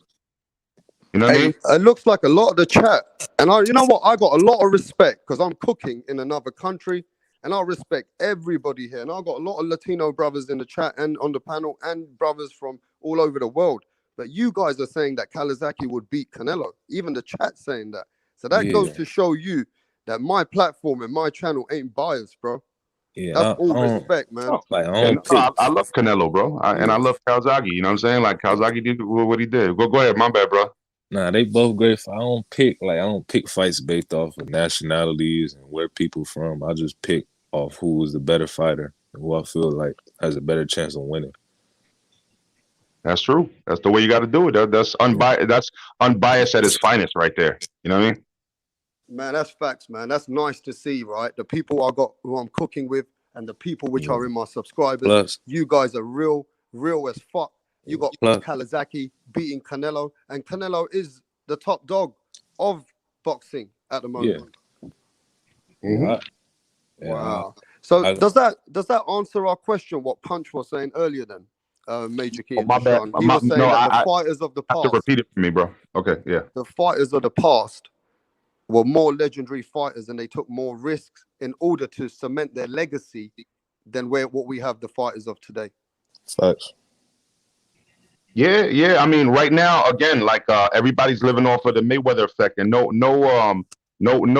shade on Mayweather, because he was in his own lane with the way he did it. You know what I'm saying?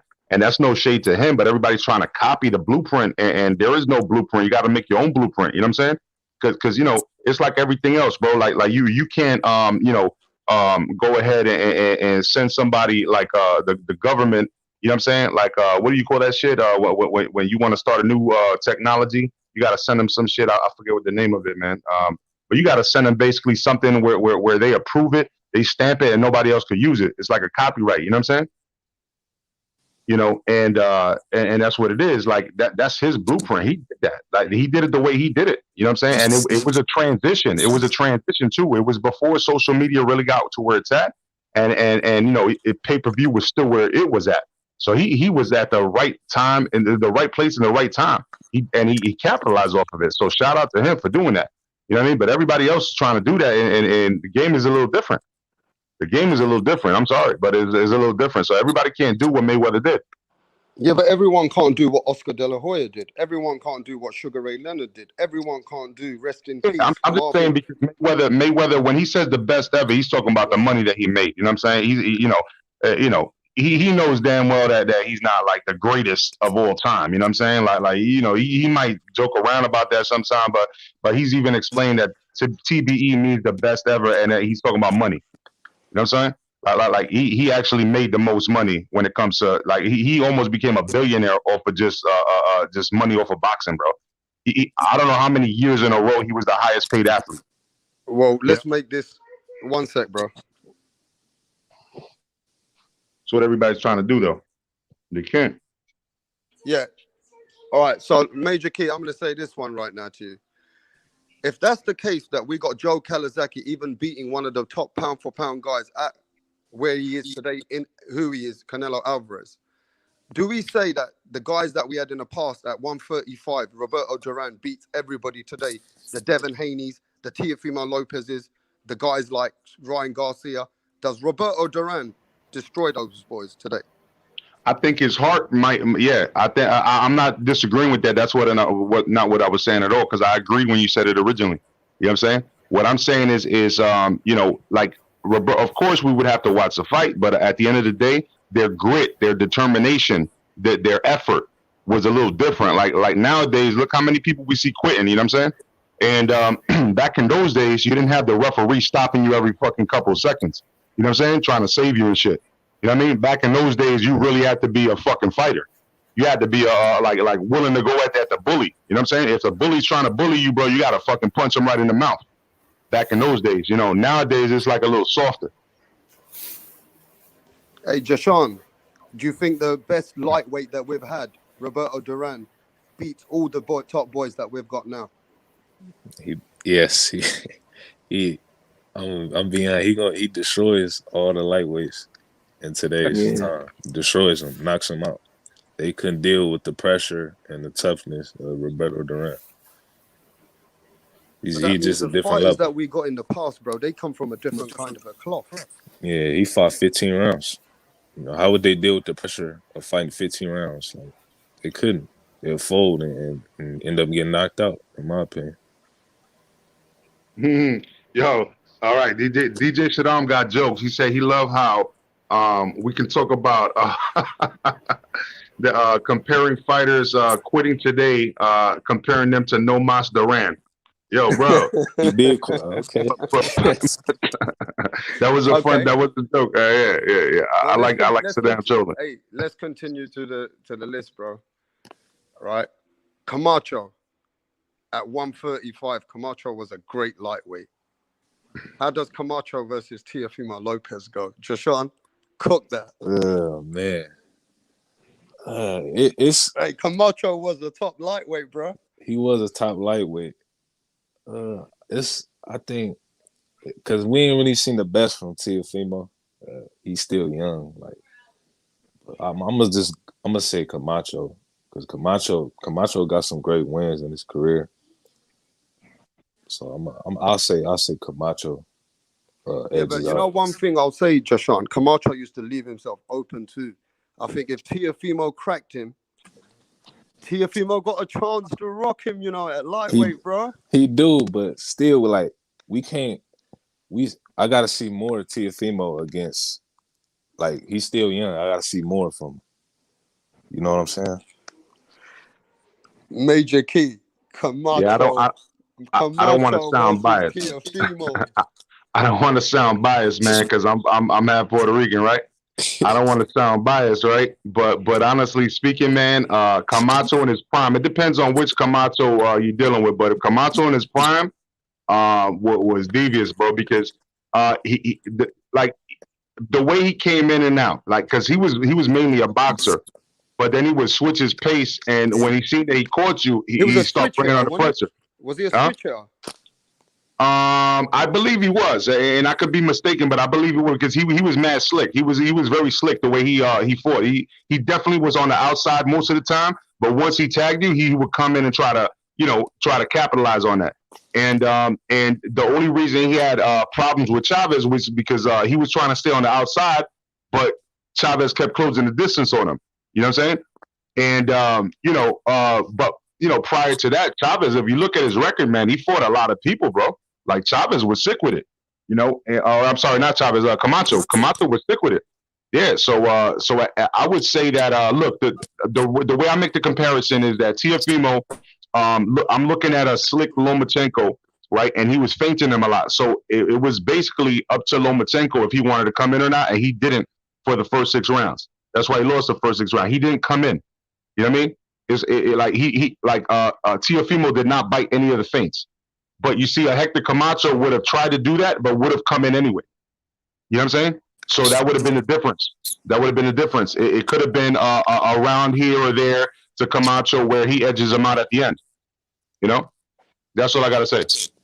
Okay, so this is a great one. It's from the subscriber. What about me? This one is a good one. Sweet Pea, Pernell Whitaker. You remember Sweet Pea, yeah? He won some of the fights that they never even gave it to him.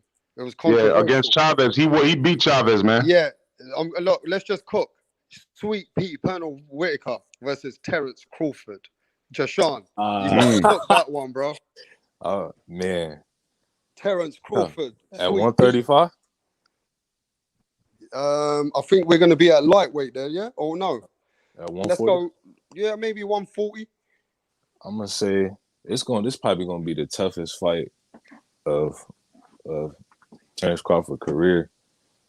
Crawford got the edge in power, but he has been hit before. Even though Pernell Whitaker is not really a heavy-fisted puncher, he don't really have heavy hands, but he's real fast, very slick. I think he's gonna give Bud Crawford problems. I'm gonna say Pernell Whitaker by split decision. It's gonna be a close fight because Bud Crawford can punch, and he's also a very skilled boxer. Not as slick, he likes to catch a lot of his shots. Pernell likes to box on the back foot a lot and use his head movement. And he can stay inside in the pocket and slip and catch you. I'm gonna say Pernell Whitaker by split decision in a very close competitive fight. Okay, yeah. I just think it's going to be a bit more not as competitive. I think Sweet Pea will beat Crawford. I'd say 8-4, 9-3. You know what I mean? 8-4. Majority decision for Sweet Pea Whitaker. I think Sweet Pea was another level. He was a different kind of a class. He would cause Crawford all the problems in there that he's never had before. I'm going with Sweet Pea all the way, my brother. Major Key, where you going with that one? First and foremost, I got a great analysis, but I'm not going to let you off the hook with all those general statements without breaking it down. You just gave me a bunch of hoopla, bro. Like, what are you talking about? Like, All yeah, right, he's going to well, make look, I'm it, doing 8-4, multitasking. What do you want from me, 8-4, bro? What do you 9-3, want? blah, blah, blah. No. We want to hear Hey, details. Major What you Key, talking about? Major Key. I'm multitasking now. I said I'm going with Sweet Pea, 9 rounds to 3. I think he's too smooth. He moves too good. But how? You just How want me is to the break major it down question? more How? for you. You want me to How? break it down for you. I want you to move on with your answer so I can move to the next thing, bro. Then I'm gonna break it down, and then you're not gonna be able to break it down. So show me that you can break it down, because I got a Just great break it down breakdown. because I'm doing something, bro. Rap star. All right, rap star. I'm gonna let you off the hook this time, bro. Rap star. Yeah, bro. Yeah. You gotta throw a Marlavila Martinez, Sergio Martinez in any one of these. No, Ooh. you know what it is, yeah? My little one just woke up. So if you guys want Oh, to my take bad. it, if not, I'm coming. Oh, that's what's up, man. Shout out to the little ones, man. You know what I'm saying? Shout out to the little ones, yo. That's what's up, man. But hey, you know what I'm saying? I'm a dad, so I gotta appreciate that. You know what I mean? But no. So serious breakdown when it comes to this shit, bro. Honestly speaking, here's how I see it going down. Terrence Crawford, we already know he's a switch hitter. He changes the pace of his punches, and for those that are casual, and you know, there's no harm in being a casual, because everybody's a casual before they understand what's going on. It's fine. Let me explain what I mean. Changing the pace of the punches. He literally taps to get you used to the tap, and then when you're comfortable with it, he lands a solid shot with all of his fucking might. You know what I'm saying? Oh. And this is how he gets a lot of people out. This is something Terrence Crawford has mastered with both hands, right? Thanks. So now, when dealing with a Sweet Pea, he also fights from the outside, very defensive, great head movement, great just like ducking and shit like that, under punches, around shit, turning you, things like that. And then he clips you when you're off balance. So it makes for an intriguing fight because of the fact that Terrence Crawford normally doesn't get off balance, but he's been actually exposed to actually get off balance sometimes. And Sweet Pea is a master of that shit of getting you off balance. When you get off balance, then he pops you. But he's not really known like that, like a Terrence Crawford, to be knocking people out left and right. You know what I'm saying? Yeah. But he is known for outpointing you for most of the fight. You know what I mean? So I feel like, you know what? He could potentially Sweet Pea last for 12 rounds, you know what I'm saying, and beat Terrence Crawford. However, you know, if Terrence Crawford catches him with one of the changing of the paces, then it could be something where he stumbles him. But I've never seen Sweet Pea like really distraught like that, where he was like, oh shit, like unconscious, like, you know. He ain't never been dropped either. I don't. That's what I'm saying. Like, yeah, he had a chin, you know, because of the fact that his defense was so great. You know what I mean? So that's the whole thing. So if it goes 12 rounds, which that's what I'm imagining in a fight with them two, then Sweet Pea outpoints him. You know what I mean? And so that's why I have to go with Sweet Pea, maybe 7-5, 8-4, like what Rapstar said. But you know, at least I gave a breakdown. You know what I'm saying? I said, yeah. Rapstar, no, I'm fucking with him, bro. That's my bro right there. Yeah, I 7-5. I said split decision. It's gonna be a real close fight. Yeah, I think it would be. We all know, you know, Sweet Pea, he's gonna be on the back foot in this fight, and Crawford's the one gonna be putting the pressure on him. So I think it is how can he deal with Crawford's Hey, power? yo, I'm back. You guys there? Yeah. Yeah. Hey, listen, Major Key, you know what it was? My little one got up. But look, one thing I realized about Sweet Pea, yeah, even the losses he had when I watched them years ago, they were so controversial that he was outdone, that a lot of people said that he won the fight against Chavez Senior. Would you agree? Yeah. Against Oscar I De say La that. Hoya? What about the fight against Oscar De La Hoya? See, that was a very, very close fight. That was close. She won the Chavez fight, but the De La Hoya, that was a real close fight.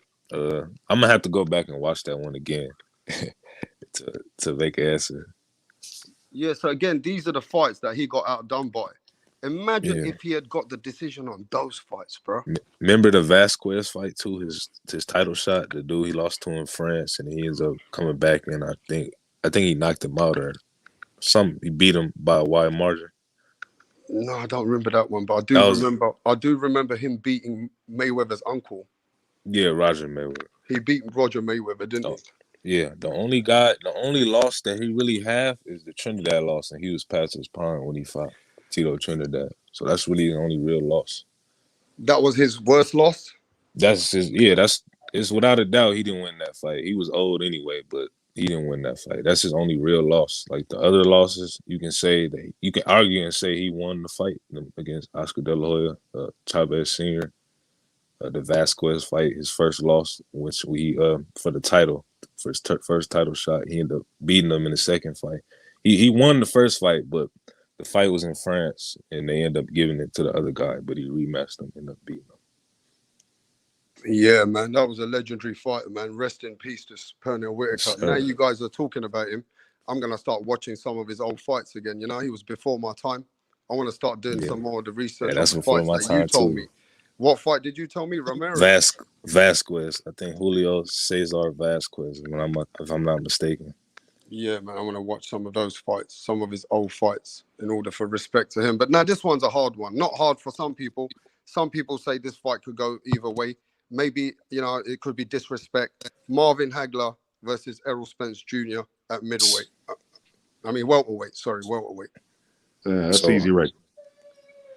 All right, easy question for you, Major Key. Answer it, bro. Marvin Hagler, man. Marvin Hagler, bro. Like you know, man. Come on, man. Spence have been rocked a couple times before. You talking about Marvelous Marvin, man? Like, come on, man. That's a no-brainer right there to me. Yeah, Jashawn, you want to answer that, or you just want to Yeah. move on and say, "No, man, you're not answering that. You already got Marvin Hagler." Hagler, you can't outdog the dog. Yeah. So can I ask a question then, bro? Yeah.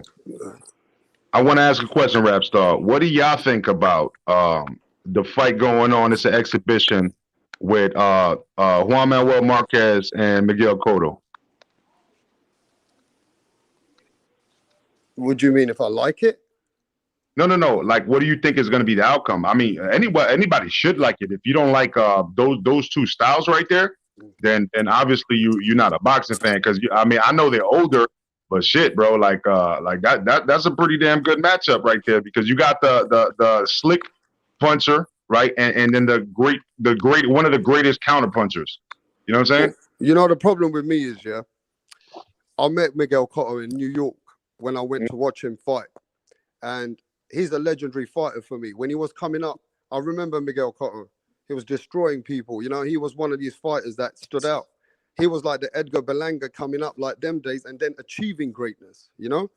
And I remember nowadays when I watch these fighters come back, I don't know about you, Jashawn or Major Key, when I see Tyson come back, yeah, some people liked it. But you see, I got split views on that, bro. Like, I didn't like how I saw Roy Jones and Tyson look. So if these guys are coming back and they're making money, I'm all for it. But if they don't look that good, I hate seeing killers, bro. I hate seeing legendary fighters coming back for the bag. Yeah, but you talking about Tyson and Jones are in their 50s. These dudes, Cotto's only 40 years old. He's my age. And Marquez is 47, if I'm not mistaken. You know what I'm saying? But nevertheless, you know what I'm saying? Like he's been looking like mad muscular for the last couple years. You know what I'm saying? Like he's eating a lot of tainted cow meat. You know what I'm saying? And so, you know, he ready to rock. Yeah, but are you really interested in just the fight to see what skills you see inside there, or you just want to see the event? Are you? No. I'm actually interested because. Are you because interested in the event, bro?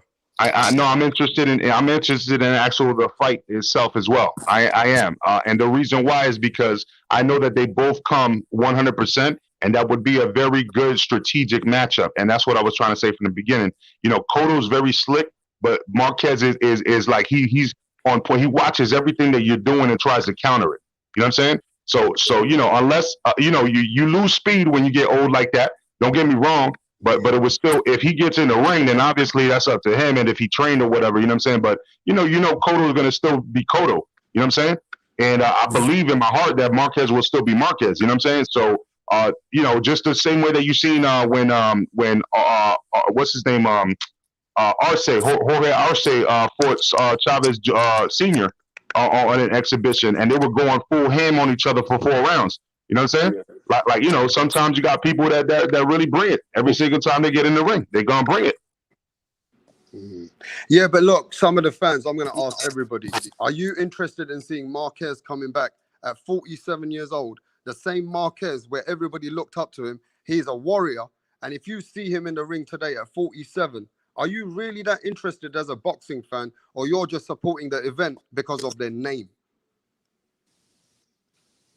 I mean, Jashan, are you interested in seeing Miguel Cotto and June Manuel Marquez as a fight as skills, or just a fight for an event, bro? Event.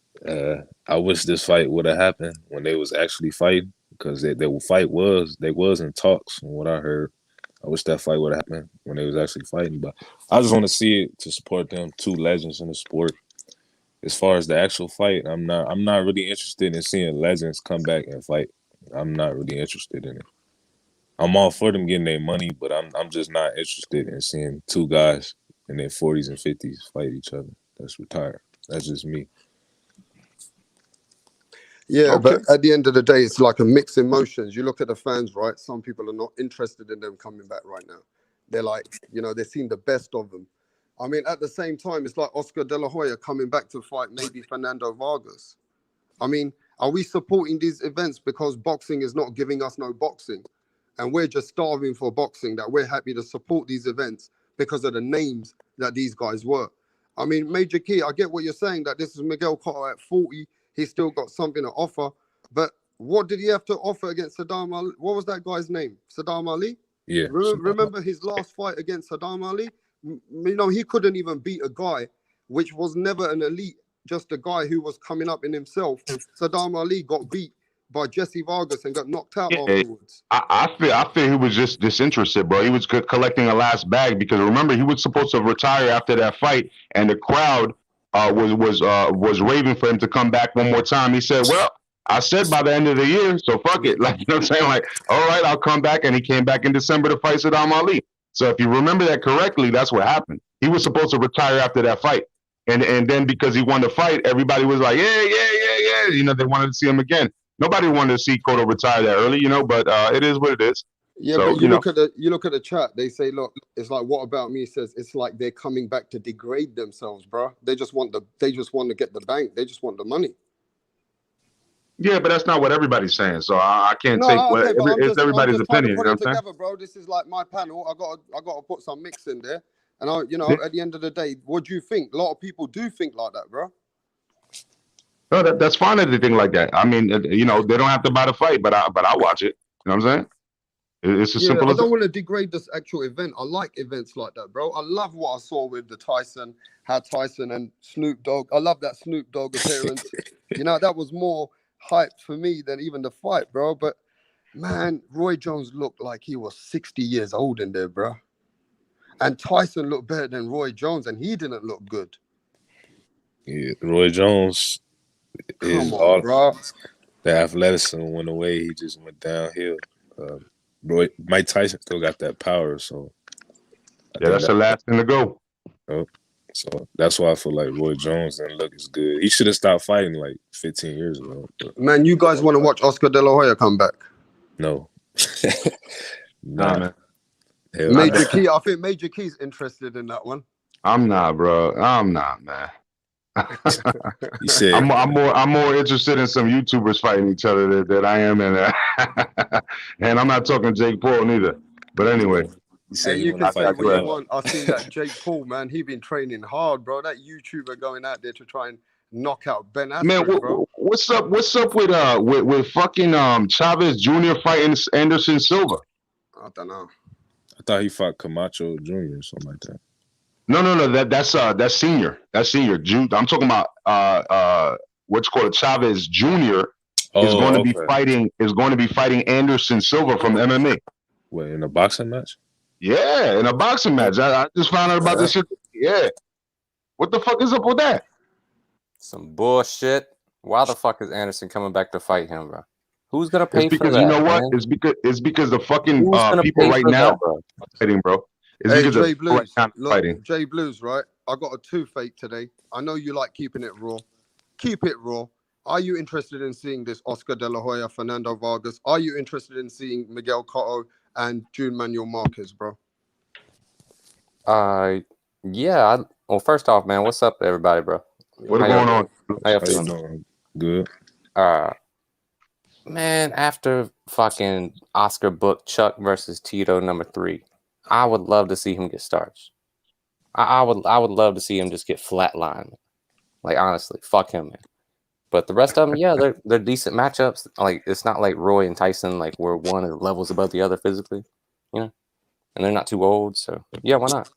Holyfield, just please stop, bro. That shit makes me sick. That the fight's off its own. It's off its own. Like, just please, no, man, stop it. It's that Holyfield forgets, bro. It's like 50 first dates. You know what I mean? He don't need that shit right now, man. He don't need that evil in his life, bro. Like Tyson, he getting crippled, but he ain't like back to his prime. You know what I mean? Like everyone wants to say, like, "Oh my God, he looks dangerous. He looks this. He looks that." But he looked real shit in the ring, man. Like he looked real stiff. He looked real choppy. You know what I mean? I don't want to see any of those old fighters come back. But if it's like someone like Miguel Cotto that's just kind of bored, yeah, come on out of retirement, do a little exhibition, whatever. But Anderson Silva is chinny as a motherfucker, man. I was telling the dude that told me today, bro. When he told me about that, I'm like, yo, Chavez. I know Chavez Jr. is not like an elite, but he's strong, bro. Because he quits, but he's strong, bro. And Anderson Silva's been clipped, and that's his L's came off of like punches straight to the face. You know what I mean? So like, come on, how you gonna fucking get in the ring with like an actual boxing? You know what I'm saying? Dude that's grown up as a son of a legend and has like 50 something wins in his pocket. Like, come on, bro, you crazy. And they said it's gonna be 10 rounds, man. Oh my Lord. You see that you just blessed me on some new knowledge. I didn't even know that. That's crazy, man. He's past it, man. The last fight he had with Uriah Hall in the UFC, he took one straight right hand right on the chin, right on the button, and said poop, and just woke up on the ground and started like throwing up kicks. Like he don't need that shit no more. Man. He's been fighting way too long. And he always had that like maniac style of just eating punches and rolling with them and letting you throw your best shot and then come back with some demon shit. So I mean his brain's been rattled too much, man. Yeah, man. I don't disagree. Okay, so I'll come back. So Jay Blues is happy to entertain those legends coming back and watching those events, right? Yeah, for the most part. Okay. And do you think that's because the boxers are not giving us what we need? Like the fights are not happening what we're looking for? There's a gap in the market. The legends are coming in trying to take the gap in the market because it's just slow. Boxing's fucking slow, bro. Yeah, but there's still great fights happening, man. That Cheeseman Metcalf was possibly the best fight I've ever seen live. I mean, y'all can disagree if you want to, but that shit right there should have been in black and white. Same thing with Chocolatito Estrada, #2. I mean, dude, there's good fights happening, but like you said, it's not the fights we wanted. But No, but look, think about this, my bro. I don't think it's taking the place of anything. Terrence Crawford was happening. Imagine if Manny Pacquiao was happening with somebody. Imagine if Edgar Berlanga was happening with Benavidez. I'm just saying, imagine if there was a lot of fights and all of a sudden the legends can't come in because every date's booked, every venue's booked. You know, all of a sudden, if they want to fight with the pay-per-view, they've got to fight with big fights that we're more interested in right now. Who the fuck's going to watch? No disrespect. I love Oscar De La Hoya and Fernando Vargas. But if Terrence Crawford and Errol Spence were going to fight and all of a sudden they want to compete, I'll be paying for that pay-per-view. I'm not paying for Oscar De La Hoya and Fernando Vargas. 10 years, 15 years later, or 8, whatever it is. Especially that matchup, man. Like, Vargas took more damage, way more damage. He's got way more miles on him than Oscar does. Yeah. Isn't he a bit punch drunk? Is Vargas a little bit punch drunk, do you think? He is, yeah. I'm just trying to be nice about it, bro. Yeah, no. Trinidad fucked him up too, bro. Trinidad, like, literally, like, how many times did Trinidad drop him? Enough. You know what I mean? Like, the way he fell the last time was like something was wrong, son. It was like something broke. Yeah. Those are like the type of punches, like, he should have stood down the second time, and then he got up and got dropped like another 2 or 3 times. I can't remember exactly how many. You know what I'm saying? But it's like you guys ever watched the Rafael Marquez versus Israel Marquez Vasquez? Yeah. No. They had 4 fights together, bro, and those were dramatic fights to the point where Israel Vasquez had to end his career, and I don't think Rafael Marquez did a lot much after that either. It's because those were grueling fucking bouts, bro. Those were grueling bouts, bro. Like it was nothing but nonstop action from the opening bell. I'm You know? surprised. I'm surprised Manny Pacquiao still fighting after the wars he had with Marquez. That's true. One of the best fights I ever saw in my life was Pacquiao Marquez 1 when he dropped him 3 times in the first round, and then Marquez started coming back countering. You know what I'm saying? I thought he was out of there, and this motherfucker fought with him for 12 rounds. I was like, holy shit. Hey, brothers, Manny Pacquiao's cut from a different cloth. I can't Yeah, see any fighter. man. I can't see any fighter getting knocked out brutally like he did, and then come back like the way he did. Yeah, Pacquiao's he's inhuman. He's almost inhuman the way he was able to come back. Yeah, he's fucking inhuman. Become champion and then beat Thurman, a guy that was in his prime. Hey, who remembers Paulie Malignaggi used to say, this guy's not fucking human. He's fucking taking some kind of drugs, bro. There's no motherfucker who can do what he does. Yeah. Well, Paulie Malignaggi with his fucking glass hands, bro. Paulie Malignaggi had glass hands, though. You know what I'm saying? So yeah, but Paulie Malignaggi said, how the fuck can you get a dude, bro, coming from 122 and beating the fuck out of all of us at welterweight? It don't happen, bro. he just mad because he couldn't do it, bro. Said, this motherfucker's on some kind of drugs, bro. So that's like saying Amanda Serrano right now in the female league is basically taking drugs. You know what I'm saying? Because she's 7-weight division. Yeah, but Paulie Malignaggi's a boxer. He said that. Yeah, I know, but he also you know what I'm saying, never really like surpassed anything more than B level. You know what I'm saying? Yeah, I mean, Paulie Malignaggi not the only one that accused Manny of being on PDs and stuff like that. A lot of people believe that. Yeah, that's true. They do, but there's never been any proof. So, you know, the way I live in America is basically, you know what I'm saying, innocent to proven guilty. You know what I'm saying? You know, because if it was like that, I'd be in jail right now. You know what I'm saying? Yeah, I'm the same way, but I was just saying, like, he's not the only person that has said some things like that before.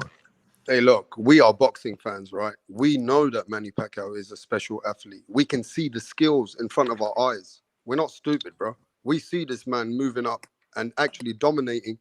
And as he keep going up, he was getting better and stronger. And he was just dominating, bro. At one time, Manny Pacquiao, do you remember? They said Manny Pacquiao's destroying these opponents better than Mayweather can. Yeah, that's when he who'd he knock out when he stopped Miguel Cotto? Yeah, he knocked him the fuck out. And then he knocked out Ricky Hatton. And he knocked him out in the same year. He sparked both of them in the same year. Yeah, but see, again, you got to take into consideration again that Pacquiao, the way, bro. There's ways that this guy sets traps. Like he's not just your average boxer, bro. This guy's like elite.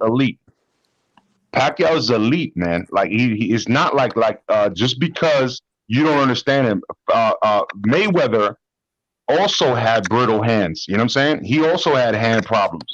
So just because he's not knocking people out like that doesn't mean that because Pacquiao doesn't have hand problems that he can't knock people out like that. Look at Pacquiao's calves. Look at the way his work rate. Look at the way he comes in and out of angles and turns people. Like this is about skill. This is not just about like drugs. You know what I'm saying? This is about skill. You know what I'm saying? I'm just saying. It's not like we had like the Barry Bonds and shit. Like this dude was like literally like the dude. You know, until he found Jesus, thank God for all the boxers he fought after he found Jesus, because he was letting his foot off the gas, bro. You know what I mean? Thank God for all of them. Before we get to Slugger Slam, before we get to him, I want to say this statement here. I think Manny Pacquiao can beat Roberto Duran at lightweight. Wait. Let me just say this. Let me speak. Rapstar's on drugs. Let me speak, bro. Come on. I'm talking about the Manny Pacquiao, bro. The most Manny Pacquiao when he was at his best. Yeah, and Roberto, you take Roberto versus Duran. And before you guys speak, I want to ask Slugger Slam. Slugger Slam, what's going on, bro? Yo, what's cracking on? What's cracking? What's going on, Slugger?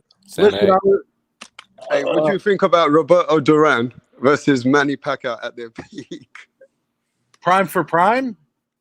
Yes. Oh man, that's you know what? Whoever I'm actually just coming on your show right now.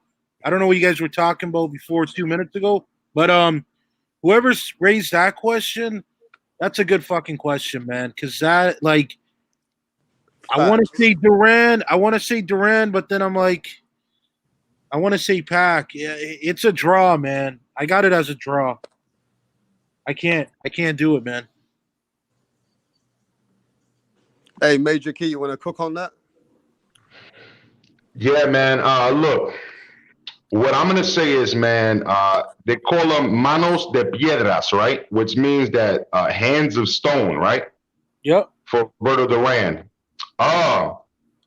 So, and he was again. We were just talking about this earlier. It was a different grit. It was a different, like it was a different animal back then. You know what I'm saying? But damn, Pacquiao also is a different animal too. So that would be an interesting fight, and Pacquiao actually brings a couple of different angles, like I was just speaking to and alluding to earlier. So I'm not going to take away from it. I'm actually going to have to agree, and people will call me crazy, but I have to agree that would be a very intriguing fight, and right now I just can't call it. Because if they were at the same, if it's 140. That's both motherfuckers on the field. Nah, bro, if it's at 140, if it's at 140, bro, I'm being straight up. If it's at 140, you talking about the best at all time. Yeah. At that weight class in a Roberto Duran. But look how fucking Pacquiao ran through that shit. And it was different competition, don't get me wrong, so I understand that. But Pacquiao's somebody that I could say that he's somebody that could cross eras, you know what I mean? He's somebody you could put in that era and it would still be a problem. You know what I mean? Yeah. And that's what I'm trying to say. I'm not trying to take any credit away from the legendary Duran. Don't get me twisted. I would not be surprised if Duran wins that, but damn, that's something that you're talking about a Pacquiao that could cross eras. Pacquiao's skill set can cross eras, and so can Duran's. Yeah. So let me ask Grabstar something. Do you see that? Do you see that request I put up? Say that again, bro. Do you see that request for my window? No. It should be asking you if you want to view my window. Yeah, but I don't do that since they took me off. They told me since I was sharing stuff, they shut the channel down. Oh, I didn't even know that, man. My bad. Yeah, I was just gonna show you guys. I'm not gonna take no fucking. I'm not gonna put no box rec on. I'm not gonna put people's content on. All of a sudden, they shut down my channel. No, you don't have to. You don't have to, Rapster. I was just gonna tell you that bag yesterday. It was actually my 27th birthday, and I went on one of those I go on to a lot, and I told them, I was like, man, if you guys want me to wall out on the bag, I'll wall out. But it's all good. I get it, bro. I get it. It's all good, man. You're a happy belated birthday, bro. I appreciate it, man. Thanks, man. So you said it was your 17th birthday? My 27th, yeah, but nobody on you believes it, man. But your voice sounds like 57, bro. I'm like, he's at 27. Happy birthday. Happy 27th, bro. Goddamn youngster. Yeah. He just started getting fair car insurance. Okay, so nobody's going to answer that question, yeah? Everybody's on the fence. What, Duran? Roberto Duran versus Manny Pacquiao, both at their peak. That's kind of a disrespectful question, bro. I think Duran knocks out Manny Pacquiao, in my opinion. I think Duran knocks out Pacquiao. Okay, so you think he breaks Pacquiao down? Yes. I think his power, like, his power, like, he hands a stone for a reason. Like, I don't think Manny Pacquiao could take Duran power. Wow. Okay. Hey, sounds. Who can disagree with that, bro? I can. Can I say something? Because you just said, Major Key, shut the fuck up, man. Come on, man. Let me talk. Go ahead, bro. All right. So with that being said, no, he's got a great point. But the thing is, when I look at Styles, again, the reason that Marquez was Pacquiao's kryptonite was because of the counterpunching. Okay? Duran was cut straightforward. You see what I'm saying? So when you think about Styles make matchups, you got to think about that.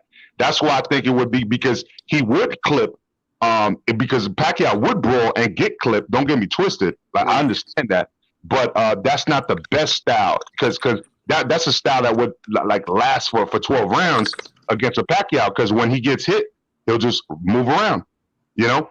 But with Marquez, it was like, you know, taking a half a step back, taking a half a step back, taking a half a step back, and then Pacquiao brings his aggression, and Marquez uses it against him. That's why he was his kryptonite. You know what I mean? Nobody really did Pacquiao the way Marquez did. You know what I'm saying? And you know, so when you look at the styles, just from you know, looking from the outside, you know, at them two, and then looking at it from how Roberto Duran likes to fight, you know, coming forward and throwing his hands and letting him go. You know what I mean? Pacquiao would be a little slick and not just stand in front of the punch. You know, because people tried that against. As a matter of fact, Hatton tried that against Pacquiao. And look what happened to Hatton. Yeah, but Hatton not Roberto You're right. Too. You're right. You're right about that. No, but that's why I said we last 12 rounds. Wasn't Duran one of the best body punchers at lightweight? He was one of the best body. Yo, did you guys? By the way, can I just point something out real quick?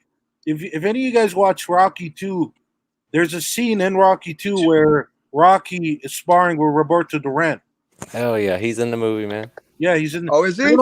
Yeah. I don't know his... if everybody knew that though. I don't know. Yeah, if he's everybody No, I didn't know that. Can you please share that with everyone? Are you gonna let me do the YouTube thing or what? No, just tell me. Talk to me. Talk to me, bro.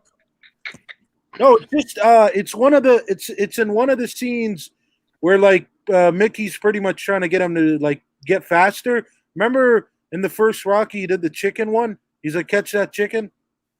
Remember that one? Yeah. But in the second one, he pretty much got him to spar with Roberto Duran because Duran was like running circles around him. He just kept hopping and hopping, kind of like the one Mike Tyson does. You know, like the changing that I don't know what it's called.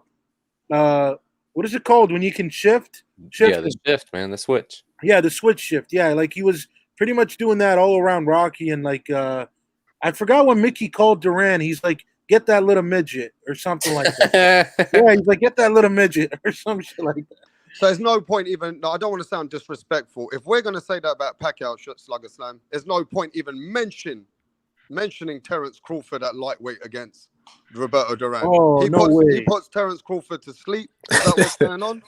He puts him in the morgue. What are you talking about? It's only one guy that I think will give him problems at lightweight in the history of lightweights. I say Pernell Whitaker. That's it. Nobody else can beat Roberto Duran or even stand a chance against him at lightweight besides him.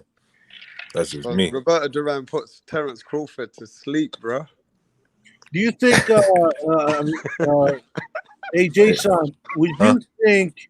I'm just curious, and I know everybody's got their points, but do you think that Lomachenko could possibly pose a threat to Duran? Hell no. No? No. No disrespect to Lomachenko, but nah, you don't stand a chance. See, Roberto Duran was a master at solving puzzles, man. He's a master at breaking you down. If he can break down the Sugar Man in his prime, like, come on, man. You have to find a hell of a fighter to beat that. Remember he beat Iron Barkley too at 168. Yep. A giant Iron, like he was so much bigger than Duran, bro. Broke his ass down there. Revenge for Tommy and shit. Did you guys see that one like it wasn't a press conference, but it was a little interview before his fight with Vinny Paz. And it's funny how Duran, like he doesn't know any English at all, right? So I forgot what Paz was saying. And then he looks at Paz and he's like, shut up. Like he know how to tell somebody to shut up in English. He didn't know nothing else. Did you hear all the nasty shit he said after he beat Sugar Ray? Like, dude, I don't remember it, but it wasn't nice. Like he beat Sugar Ray on a close decision, and then motherfucker just went on it like an asshole tirade and shit. Are you talking about That's not like Mayorga smacking Mosley's wife on the ass, bro? That was the most disrespectful. No, that was fake. Major Key, you know that was fake, bro. Yeah, I mean, it looked like it was, but damn, he did have his hand on her ass. Even if Mosley sold his wife out to do that shit, you know what I mean? Like that's fucked up because ain't no man touching my wife's ass, bro, without me punching you in the fucking mouth. You know what I'm saying? But listen, I'm gonna tell you something though, Major Key. The thing is, believe it or not, as much as we love Sugar Shane Mosley, you just admitted that you're more real than he is, because I am telling you, man, there's no way in hell that was some random shit. That was staged to sell the fight. Bro, why would she bend in front of Mayorga like that?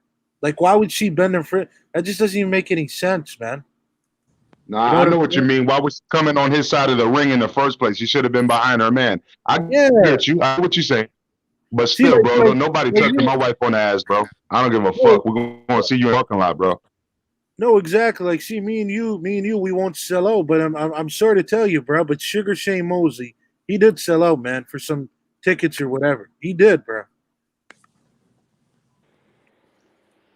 People could say whatever. You know, we talk about all these fighters, yeah, but one fighter that I think who lost to some of the legends, Thomas Hitman Hearns, cleans up some of the divisions today. I think Thomas Hitman Hearns cleans up welterweight. I think he beats Bud. I think he beats Errol Spence. I think he's got the greatest chance to beat both of them. I think he can go up and beat the guys at 140, Josh Taylor, Ramirez. I think he would still go back up to 147 and deal with those guys. I mean, 154. Thomas Hitman Hearns, he cleans up divisions right now today, Slugger Slam. He cleans up most divisions. How do you feel about that? Yeah, no, I agree. Like, I mean, we've seen him, man. He was even able to go up all the way to cruiserweight. I mean, obviously, because he's got the height. It was really weird seeing him at welterweight, man. Like, he's very tall and lengthy.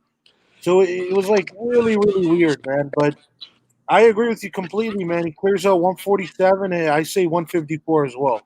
Hey, before we go round, Mr. Moonshine himself, who started the legacy talks, the talk's still going on. It's still popping. What's going on, Moonshine? Rapstar boxing knowledge. What's up, bro? Hey. What's good? What's good, y'all? Hey, this legacy Yeah. thing's not stopping, bro. The Jay legacy Blue, thing is just popping, Mr. bro. Brown, MMI. Yeah, man. What's the question? What's the question, bro? So now we're at Thomas Hitman Hearns. Hitman Hearns cleans up 4 or 5 weight classes in today's divisions. Hitman Hearns cleans up Josh Taylor, Ramirez. He beats Terence Crawford, Errol Spence. He goes up and beats Jamel Charlo. We think, Hitman Hearns, can he beat those guys today?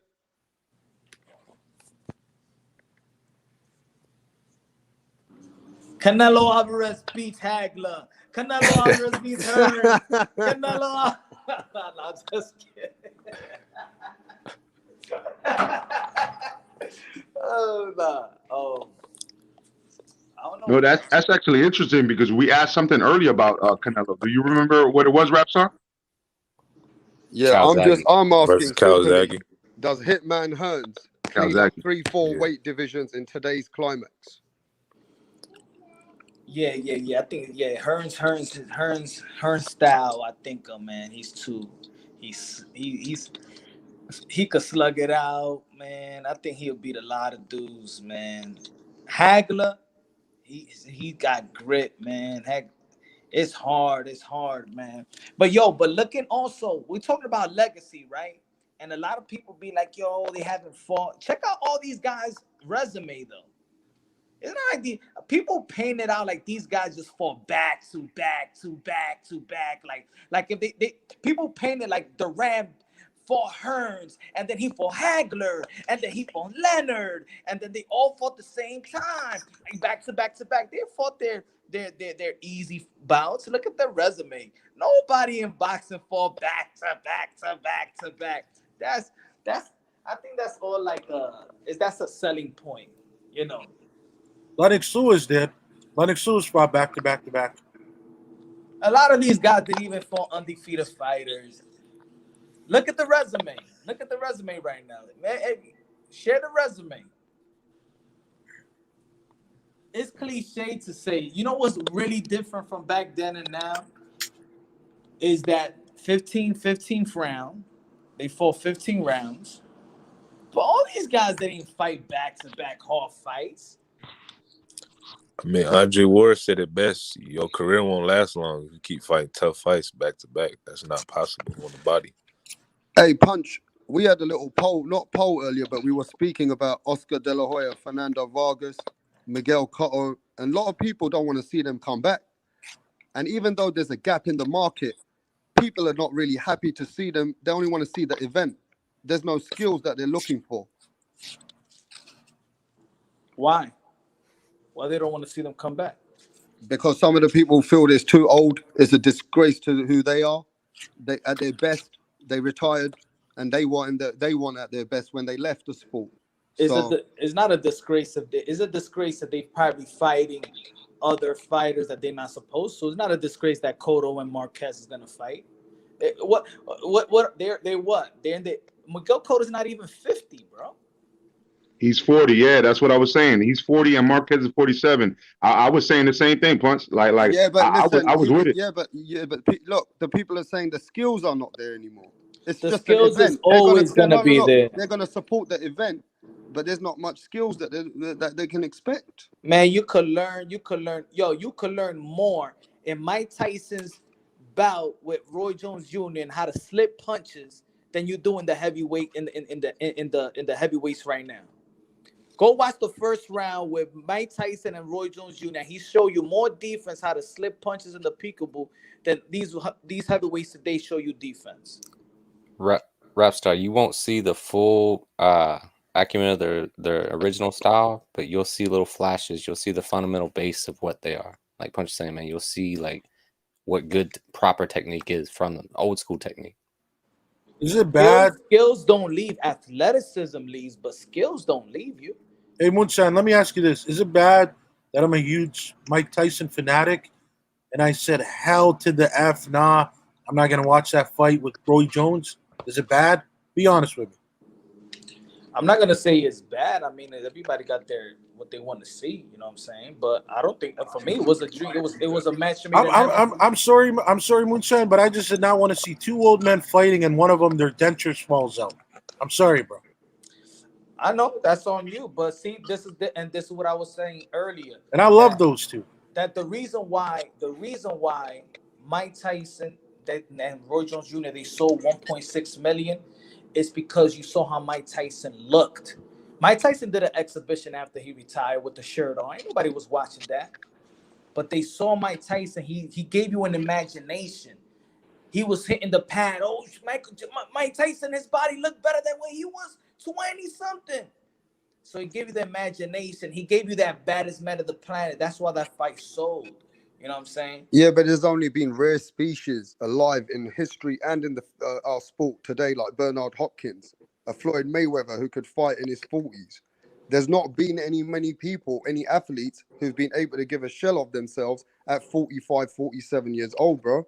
There's a lot of fighters right now that they could still fight, but they put them on the shelf. Matter of fact, shout out to Luis. I was having a conversation going back and forth with Luis Collazo today, and matter of fact, I wanted to get an interview with Fernando Vargas, right? He said, "Oh, I would love to, but I'm still not feeling good because he was in the hospital last week." I said, "Nah, not for sure. Anytime, anytime, I would love that. I mean, that's like another it would be an honor to do an interview with him." But then Luis Collazo, I put like a song on Instagram and he liked it, and he's trying to get a fight with he's on the shelf right now, PBC. He's not happy about that, but they saying he was gonna fight one fighter from Golden Boy or something. I forgot who he said, and he said that they said that he was too old, but he's not retired. He still want to fight, you know. And I was throwing out names. I said, yo, how about, you know? And I said, yo, how about you fight the Conor Benn if he beats Samuel Vargas? That's a good fight for Conor Benn. He fights a veteran. You know what I'm saying?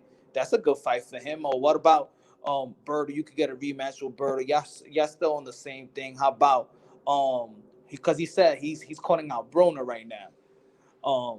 Maybe you could get that fight. I don't think you're gonna get that fight because I don't think that Broner's gonna want to go with the Collazo fight. But I'm saying there's names out there that you as a veteran could fight a young fighter and stuff like that. Like what's going on PBC? I said like straight like that. What's going on PBC that it got everybody on the shelf, and you on the shelf, Peter Quillen on the shelf, who else?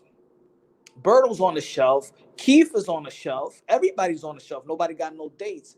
and he's like, man, I don't know, boxing is crazy right now. So, but there's a lot of veterans right now that they could fight, but people perceive them as old. But they're not. We need veterans, just like in every sport. You need your veterans. Even in basketball, in the NBA, yeah, but you need your Punch, veterans. you know this, yeah. You know that as you get older, you get mentally a little bit stronger. Sometimes you can use your skill set to your benefit. But being retired for so many years, your body does break down, bro. No matter how your mind is more active, your body eventually gets saggy. It gets to a point that you don't look like the guy that you used to look like. Some people don't like that aspect of like Slugger Sam. They remember Tyson for being Tyson. They don't want to see this kind of Tyson, but they'll support the event. But some people don't. But you can't. But this one thing that us sometimes people from the outside, they want to compare. You can't compare a normal 40-year-old to Manny Pacquiao. You can't compare. We can't compare 54-year-old Mike Tyson to a regular 54. So I think people see, oh, he's 54, he's old, yeah. But look at how that 54 look. Look at that, how 40-year-old Manny Pacquiao. These are freak of natures. You can't compare them. So it's hard for us to be like, oh, this person is old. Yeah, because we're old. And we want to say that they're old, but they're out there running fucking 10 miles. We ain't out here running 10 miles. Well, Moonshot, look, Moonshot, I'm going to explain it to you like this, right? We just had the Dillian White and Alexander Povetkin fight, right? So when I heard about that fight, I was 100% like, yeah, I'm going to watch that. I'm excited for that. You know what I'm saying? And I'm not rooting for either guy. I just want to enjoy the fight. When I heard about Tyson and Jones, I'm just keeping it a buck with you, man. I was like, I don't really want to see these guys fighting right now. And look, man, I've seen all those videos Mike does going on the YouTube hitting the pads. Like, he said it himself in the past. Them pads or the boxing bag, it doesn't hit back. So all that shit Mike's doing, yeah, whatever.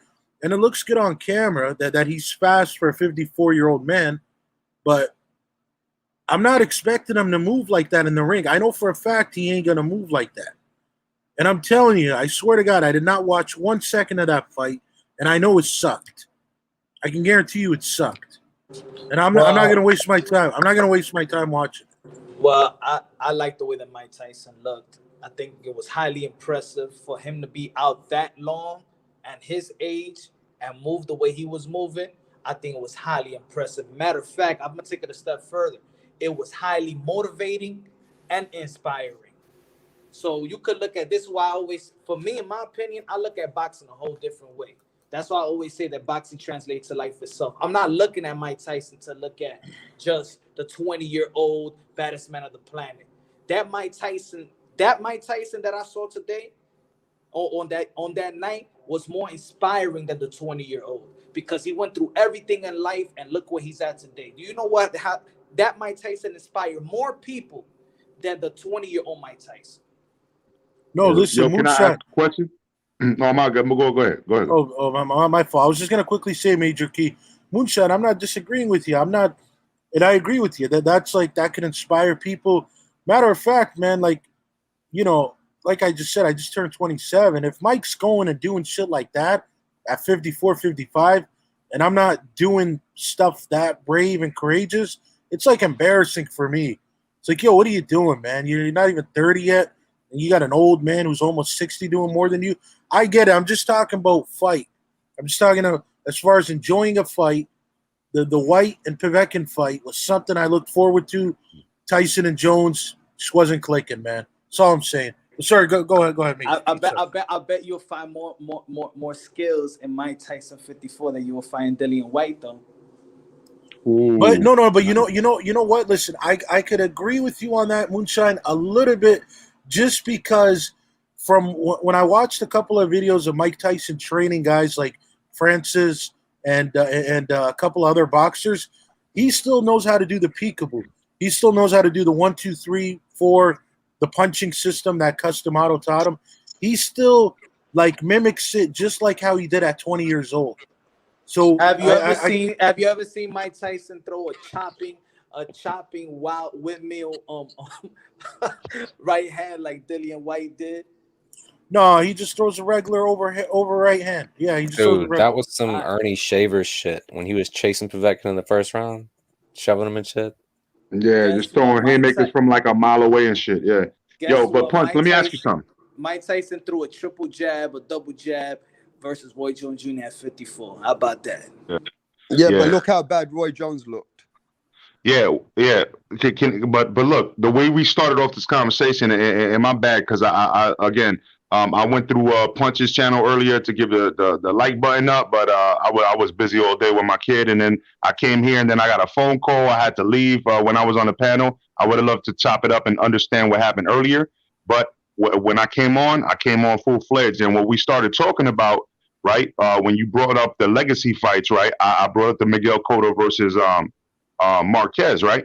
And I said that it's going to be interesting, and I broke it down to you, Rapstar. I said that the skills with Cotto's slick skills and Marquez's counterpunching, that it's going to be a great fight, right? And for me, the chat was kind of split on that one, and the panel was too, you know. And now Punch is telling you the same thing I was telling you. So I would like to hear Punch on why you think that that's a great fight as far as them two, as far as skill wise. You remember Marquez is 47 now. He ain't been fighting for But years. it's, man, he already told you skills are skills, bro. Yeah, but the body is the body. Skills pay the bills. There was elite skills at their time. They're Yeah. Hall of Famers. They're not that old, and these are two guys that have kept themselves in shape after their careers. These Well, we guys can are not only that see. old. You could still learn a lot from these guys in that ring. You're gonna learn a lot. You're gonna learn certain things. Yo, Okay. put it this way: Julio Cesar Chavez on the same day showed more than his own son on the same day when he had the exhibition. Arce, exactly. That's what I said too. Arce, Jorge Arce, exactly. Okay, well let's hope there won't be split So views if- on this what- like what- there what- was with Mike Tyson and Roy Jones. Okay, the question is what are y'all? What is the people looking for? What are they? What is gonna get people mad? Like if they fight, because people are so frustrated with today's boxing. I mean, what is it? Are we gonna be frustrated with the legends coming back, with today's fighters fighting nobody? I mean, that we just a bunch of boxing fans just acting like they're not boxing fans. Like you gonna complain about everything? No, what people are saying is that these fighters are not fighting each other. So it's made a room and a gap in the market for the old legends to come and make big events. So they said they're more interested in the big events than the actual fight itself. Some people feel like that. Yeah. Look, man, it's like I said, Moonshine. You know what I'm saying? Everybody had their time, man. You know, and then that's like, you know it's funny, and it's not to hate on Tyson, but I'm not gonna compare Tyson overall in that 2002 fight with Lewis, because he fought a badass man right there. But when he fought Kevin McBride in 05, that's exactly when he was told, listen, man, you need to hang up the gloves. Like, it's done. It's done. Your time was in the 80s. Your time could have been in the 90s, and that's it, man. You're done. There's no need for you to do this anymore. Unless, of course, you want to do it for money. Then I understand. You know? Yeah, but Tyson's giving his money away to charity. No, listen, and I always respect that, man. That's always But a he's good not thing. doing it for himself. He's doing it because he wants a purpose. No, but I'm talking about as far as like 05. I'm not even talking about the rematch, the match with Jones. I'm saying in 05, he clearly was fighting for money at that time. He clearly was. It was really nothing else to it. And that's why he was fighting, you know. But all I'm saying is, look, Moonshine, I get it, man. A lot of people complain about dumb shit. I'm not complaining about the fight. Let any fight they want to happen, let it happen. I'm just saying to you, I wouldn't watch it. That's all I'm telling you. It's just not worth my time. That's all I'm saying. Okay. All right. I mean, everybody is just whoever. I mean, that's a choice. That's a choice. I just think. Yeah. I just think. Matter of fact, these guys. I think they're gonna lit a fire under these guys to learn how to promote, learn how to be. You know what I'm saying? Like, we looking at Andy Ruiz. He's in his prime, and then we're looking at Mike Tyson, and I'm looking at how does Mike Tyson look like this, and you look like the way that you looking. You know what I'm saying? Yeah. Exactly. These guys at this age is like I follow Sugar Ray Leonard. Sugar Ray Leonard looked in hell of a shape. I follow who else? Who else is in hell of a shape? Julio Cesar Chavez. Yeah. Yeah. Bernard Hopkins. He said, he's vegan. He's 160 right now. He can make weight right now if he step on the scale. These And guys. Bernard Hopkins is close to 56. I think he's older than that. Probably. Is he? He's born 1965, so he's getting close to 60. Yeah. Holy fuck. Yeah. You know But what I'm saying? Moonshine. Did you see when Oscar De La Hoya showed his abs yesterday? Yeah, on Fight Hype. Come on, man.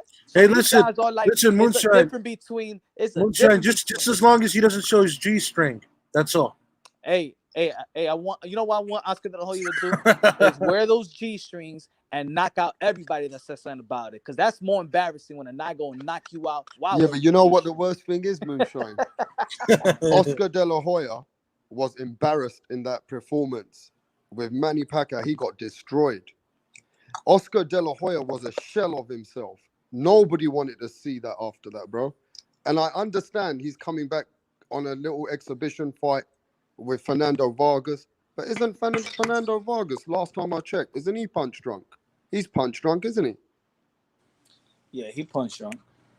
Yeah, so some people, look, you have to appreciate, Moonshine. Some people like their fighters and they don't want to see their fighters come back like that. No, of course, I understand that. But I'm just saying, I'm not saying this. Remember, it's an exhibition. And it's not like some whack ass that they just, they're giving you a fantasy match. Yeah, but okay, what was the exhibition about Mike Tyson and Roy Jones? No head guards. Oh, they're my favorite fighters. I don't give. That was no head guards. That was a dream come true to me. I don't care what anybody said. That was my. Tyson said he was going to go in there and knock Roy Jones out. Roy Jones said You know he was what? going to go in there and knock Tyson out, bro. Moonshine. You know what I would have loved is if back in 2001, instead of 2003, instead of Jones fighting John Ruiz, he would have took that fight with Mike Tyson. That's exactly when I would have want to watch it. And actually, if I'm not mistaken, the talk wasn't in 03, it was in 01. But it was in 03 is when he beat John Ruiz. Yeah. But if that fight actually happened, I would have loved to see it. And I'm not going to sit here and say Jones ducked him or whatever. But Jones clearly didn't want to fight Lennox Lewis. You know what would have happened. Well, who's excited? Who's excited to see Evander Holyfield come back? He's coming back. Who's excited about that? I'm not, bro. Nobody is, man. Jashawn, you excited about? I'm excited. No, I'm not. Well, let's go around. And then I want to go to Punch last because he's excited about every fighter, even if he's 100 coming back. I love boxing, man. To be honest, do you want Evander Holyfield? Do you want to watch him? No, the only fighter that I'll watch if they come out of retirement is Floyd Mayweather. That's it. Everybody else, I'm sorry. Why Floyd? Because he's still young and he's still in tip-top shape. Yep, he just retired. And he just had a fight 3 years ago. Yeah. I'm sorry, Mr. Moonshine. I gotta agree with Mr. Brown. That's probably the one guy that I would consider watching. He didn't even entertain you that much when he was fucking live. When he was alive, you said? No, when he was like live, when he was fighting like Birdo. Was you happy about that fight? No, I wasn't happy about it. Not the Birdo, but I was happy. Like, were you happy about the Conor McGregor fight? No, definitely you happy not. about the Japanese fight? No, but what I'm saying is that he didn't look bad. Like Mr. Moonshine actually making us look bad right now. That's what I'm talking about. The Japanese fight, man. He ain't gonna fight nobody no more. No, but there's another thing I've noticed about. I'm saying that because y'all said when he comes back, that's the only guy that excites me. I'm like, y'all ain't even get excited with his last 3 fights, so what makes y'all get him excited? No, but not excited like that. But I'm saying more so like he actually looks good in his performance. He don't look sluggish. He don't look out of shape, slow. Like he still looks pretty amazing in his performance. But you know what? Can I just stop everyone? Slugger Sam. All right, bro. Slugger Sam, you speak to us, yeah? And the way that you said 2001 and all that, you're 27, bro. You would have been 5 years old, 6 years old. Oh, are you 67, bro? You're 27, bro. Yeah, but listen, See, Johnny I boy. caught you there, bro. I No, caught you out. no, but hold on, no, but that's what I'm trying to answer you. I You caught guys you, know, Slugger you guys Sam. know how. Oh, hear me Slugger out. Sam, you capping out on this. Listen. You guys know how old Johnny Boy is. Slugger Sam's 57. No, Yeah, no, 27, rap bro. star. No, rap star. Just answer me. Do you know how old Johnny Boy is? I don't know. Johnny Boy is only 2 years older than me. He's born, if I'm not mistaken, he's born Yeah, but the way 1992. you talk about 2001 and these fights and that fight, no fucking 6-year-old would speak like that. Come on, you I were didn't 6 watch. years old then, bro. I You didn't. speak like you're 57 I years wasn't old. watch. Listen, I didn't watch boxing then. The first time I would have watched boxing would have been I don't know, 2007, man. Slugger, 2008. I think you're capping about the age for some reason. I'm not. I've actually shown my ID on here. I've actually shown it a bunch of times because people don't really believe me, man. All right, bro. All right, bro. Hey, listen. Look, at the end of the day, we got mixed divided emotions. I think partly you got to blame the fighters of today. It's not just the old fighters, bro. We got to blame the legends. No, it's not their fault. They've seen a gap in the market. These guys are not fighting each other, bro. What are they doing? You know what I mean? They're capping out here anyway. So these guys that can make 10, 20, 30 million dollars. Should we be the ones to say, you know what? Hey, listen, all good to them, right? All respect to them. They want to make that kind of money. What do you feel about that? No, But you know can I what? piggyback? Yeah, Okay, go ahead, sir. Go ahead. I've been talking a bunch. You go ahead. No, because I was trying to piggyback off the last topic, but you know what I'm saying? Like, basically, you know, when it comes down to it, what's my brother's name over here? Jasant? Yeah. Jasant. So you originally said you didn't want to see none of these old people fight, but you Yeah. willing to you didn't want to see Miguel Cotto fight, but you willing to see Mayweather fight. But I think Mayweather's older than him. Yeah, he is, but he So I want to see him, but not Miguel Cotto. Miguel Cotto retired because he didn't have it no more though. Mayweather walked out on his own terms. Nah, but you also said that he fought 3 years ago. I think you can't be inducted in the Hall of Fame unless you've actually been inactive for 3 years. Yeah, it wasn't a real fight though. No, but I'm just saying. Okay, so it wasn't a real fight.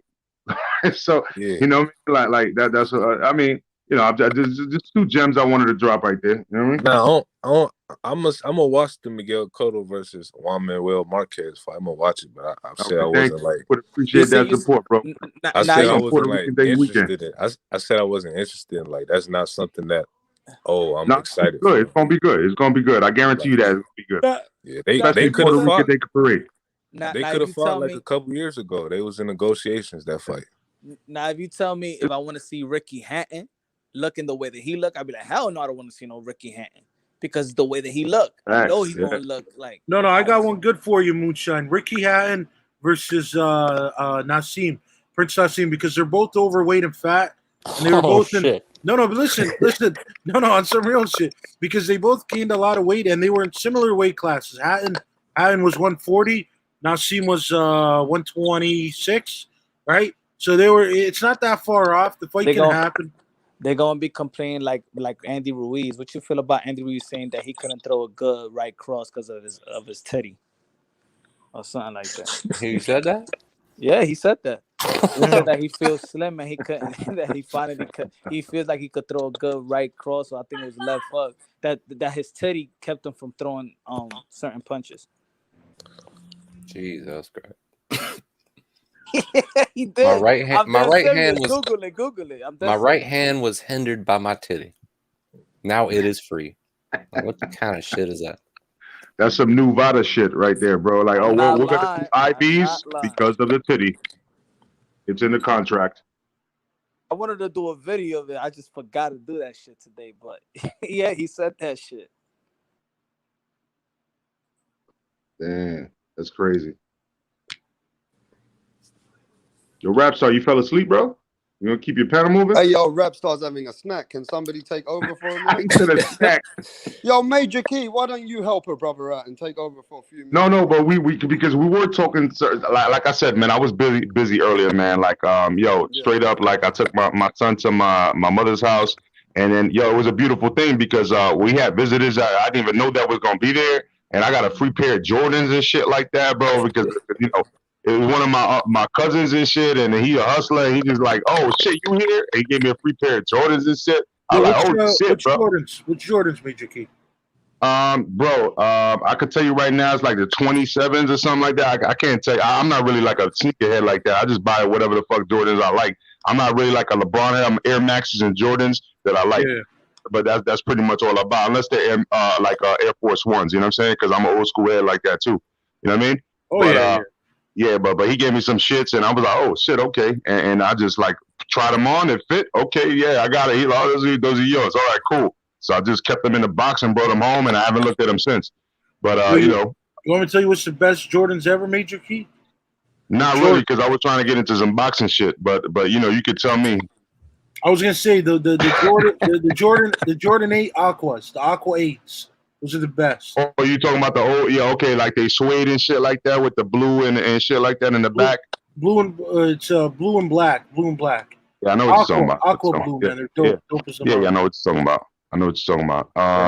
So yeah, man. So what we were talking about, another thing, man. So the reason for me saying that was because I missed all the conversations, and when I came in earlier, I got a phone call. I had to deal with that, and I missed the whole beginning of the discussion. So you know, apologies if I try to reiterate what somebody else already spoke about.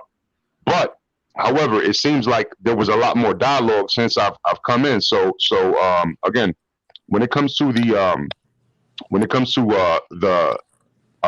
you know, the legacy fights like we're talking about, right? We spoke about another one, a legacy fight, right? Which I think that this is great. Whether he loses or wins, this puts Pacquiao up there when he's just signing the dotted line to fight Terence Crawford. And I don't know, Punch, if you remember, but a couple months ago, I was on multiple channels and everybody was saying that yo, Errol Spence is gonna get this one. I was like, yeah, I think it's right though if he fights Terence Crawford. Everybody was like, nah, that's not gonna happen. That's not gonna happen. And I was saying this a couple months ago. And it is what it is, you know, like I felt like it was the better way of going about it, but it seems like all of a sudden, because of what happened with Triller and Teofimo, it came to fruition. So that to me, that splits up the belt. So if he leaves, if this is his last fight, he passes the torch. If he loses to Terence Crawford, he passes the torch and it leaves everything split. And then whoever does not fight is a duck after this, bro. You know what I mean? Yeah. What do you think about that? No, I agree with everything you said. It was spot on. Oh, Punch left. My bad. I was asking him a question. He left. My bad. I thought he started. Nah, go ahead. Answer, he left brother, like a minute ago. Oh, my bad. I guess I was long-winded with it. Go ahead, bro. Answer that question then. About Pacquiao's legacy. Yeah, my bad. Yeah, Pacquiao's legacy as far as that fight's concerned. Yeah, I mean, I think it enhances his legacy even further than what it is right now. If he can get this fight with Terence Bud Crawford, that'll move him in. I mean, well, even without the fight, he already cemented his legacy years ago, but it just adds to it. Like, now we can have questions about where we rank him on the list all time. Like, do we put him further ahead than what he already is? Like, that's how I see it. If he lasts 12 rounds and gets a split decision against Terence Bud Crawford, how would you rank him to be 43 years old or 42, whatever the fuck he is right now, and last that many rounds with a dangerous fighter that it seems like most people are afraid to even get in the ring with, right? Or even if there's a split decision and he loses, but lasts 12 rounds, right? But if he wins, of course, that cements right there. That cements it. You know what I mean? But it's already cemented, like you said. It's already cemented. So you know, he's just adding to the, you know, he's adding to the stripes. That's all he's doing. But even if he loses, but doesn't lose like you know, horribly, like if he just like hangs in there and actually scraps with Terence Crawford, bro, and gives him a good match, because Terence, I think Terence knocked out how many people the last 5 or something like that. Like, you know, 7. Like the last 7, yeah. Knows now, bro. Like, you know what I'm saying? He's just been knocking people out like back and forth like for years now. So if he does that, right? If he lasts there for 12 rounds after what he did to Kell Brook, right? If Pacquiao hangs in there for 12 rounds, Don't you think that kind of tells you that he's cut from a different cloth, bro? Even if he gets knocked out, okay, we're still gonna put him in the Hall of Fame. But if he lasts there for 12 rounds, you gotta say, man, that's right there. That's another wrinkle right there. Like that's like, damn, at 40-something years old, you lasted that long with this fucking young lion. Yeah, that puts him up there. Like he doing Bernard Hopkins type of stuff. Yeah, man. That puts him like, you gotta put him like top 15, top 10 all time. If he can last, something like that, because you got to realize he started boxing in 1995 and we in 2021. That's like what, 25 years? Yeah, man. He's been a champion in four different decades, man. Yeah, like it's unheard of. Like probably won't see nothing like him. And the fact that he started off so small, he was able to climb divisions and knock out guys that's way bigger than him. Like it's definitely. That's like he's like the modern day like Henry Armstrong, like just climbing divisions. Like it's remarkable. It's remarkable. It's legendary. It's it's really no words you can say to describe what he has done in his incredible career that's going on for 20, 25, 26 years. Now, you think that the WBA is gonna give him back his belt though to get that sanctioning fee? If the Crawford fight happens, yeah. I mean, they might. And he the champion in recess, so they might give him back that belt to make the fight even bigger than what it already is. So I definitely think they give him back that belt and pay that fee. All right. My bad. Go ahead, bro. Go ahead. My bad. He's still the champion. He didn't lose the belt. They stripped him because of inactivity, and they gave it to Ugas. So he's still the champion because he didn't get beat. Technically, that's true. And unfortunately for Ugas, even though everybody wants to see him do what he does, look at what happened to Rumvasai after that Chocolatito versus Estrada fight. They created another franchise belt. You know what I mean? So it is what it is. Yeah.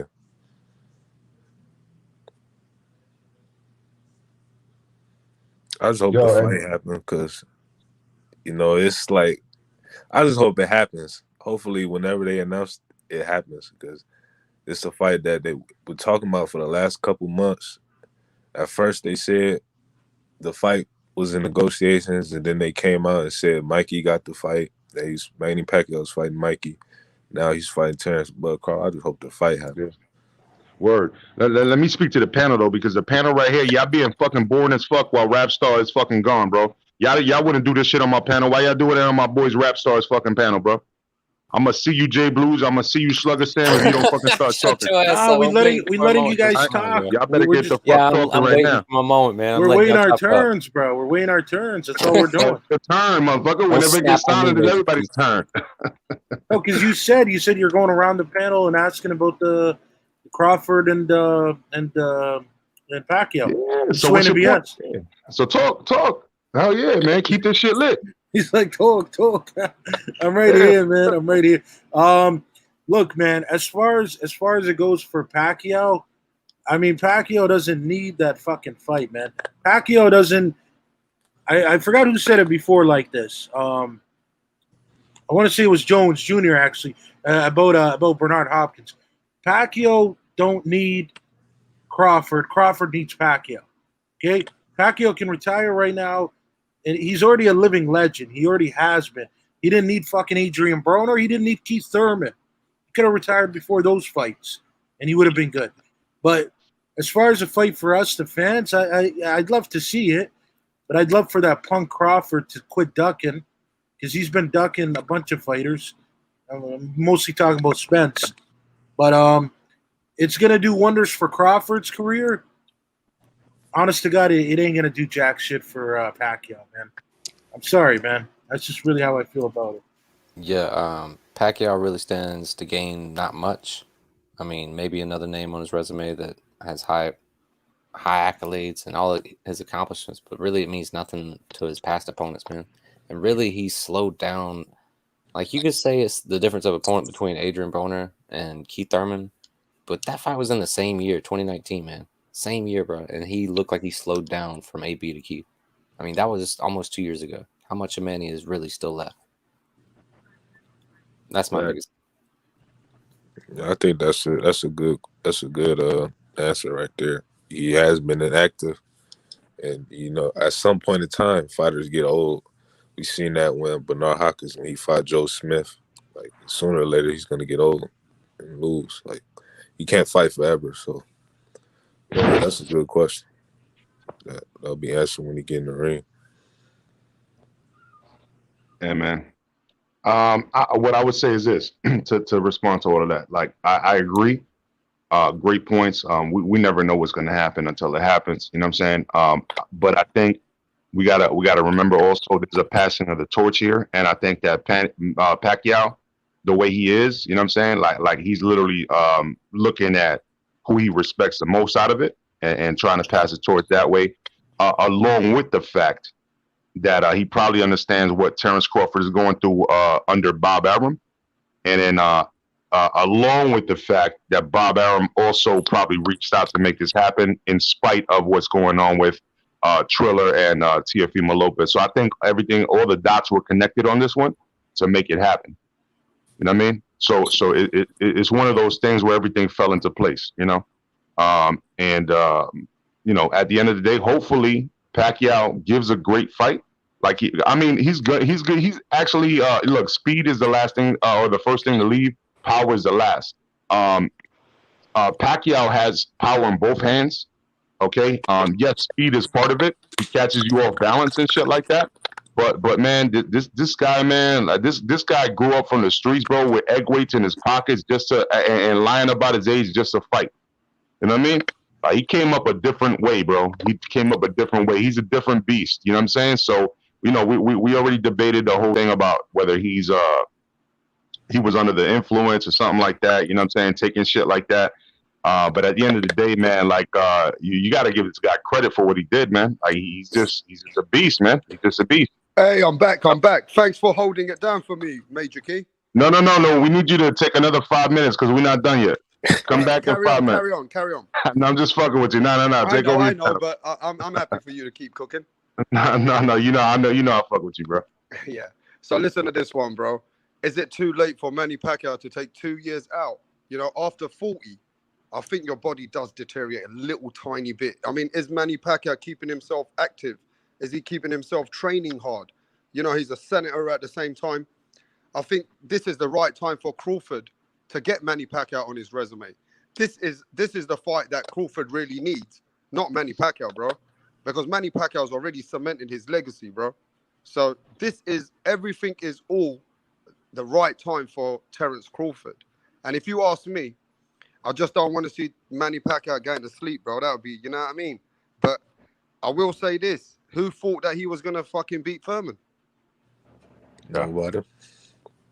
Nobody, I think, thought that he was going to, you know what I mean, dominate Furman. Yeah, I thought Thurman was going to wash him, to be honest. I was keeping it 100. I thought Thurman was going to end his career down there. I'm going to say that motivation. I'm going to say motivation is key, bro. And he runs around with his villages, man. He runs around with them. They look up to him, and he's running for president this year, bro.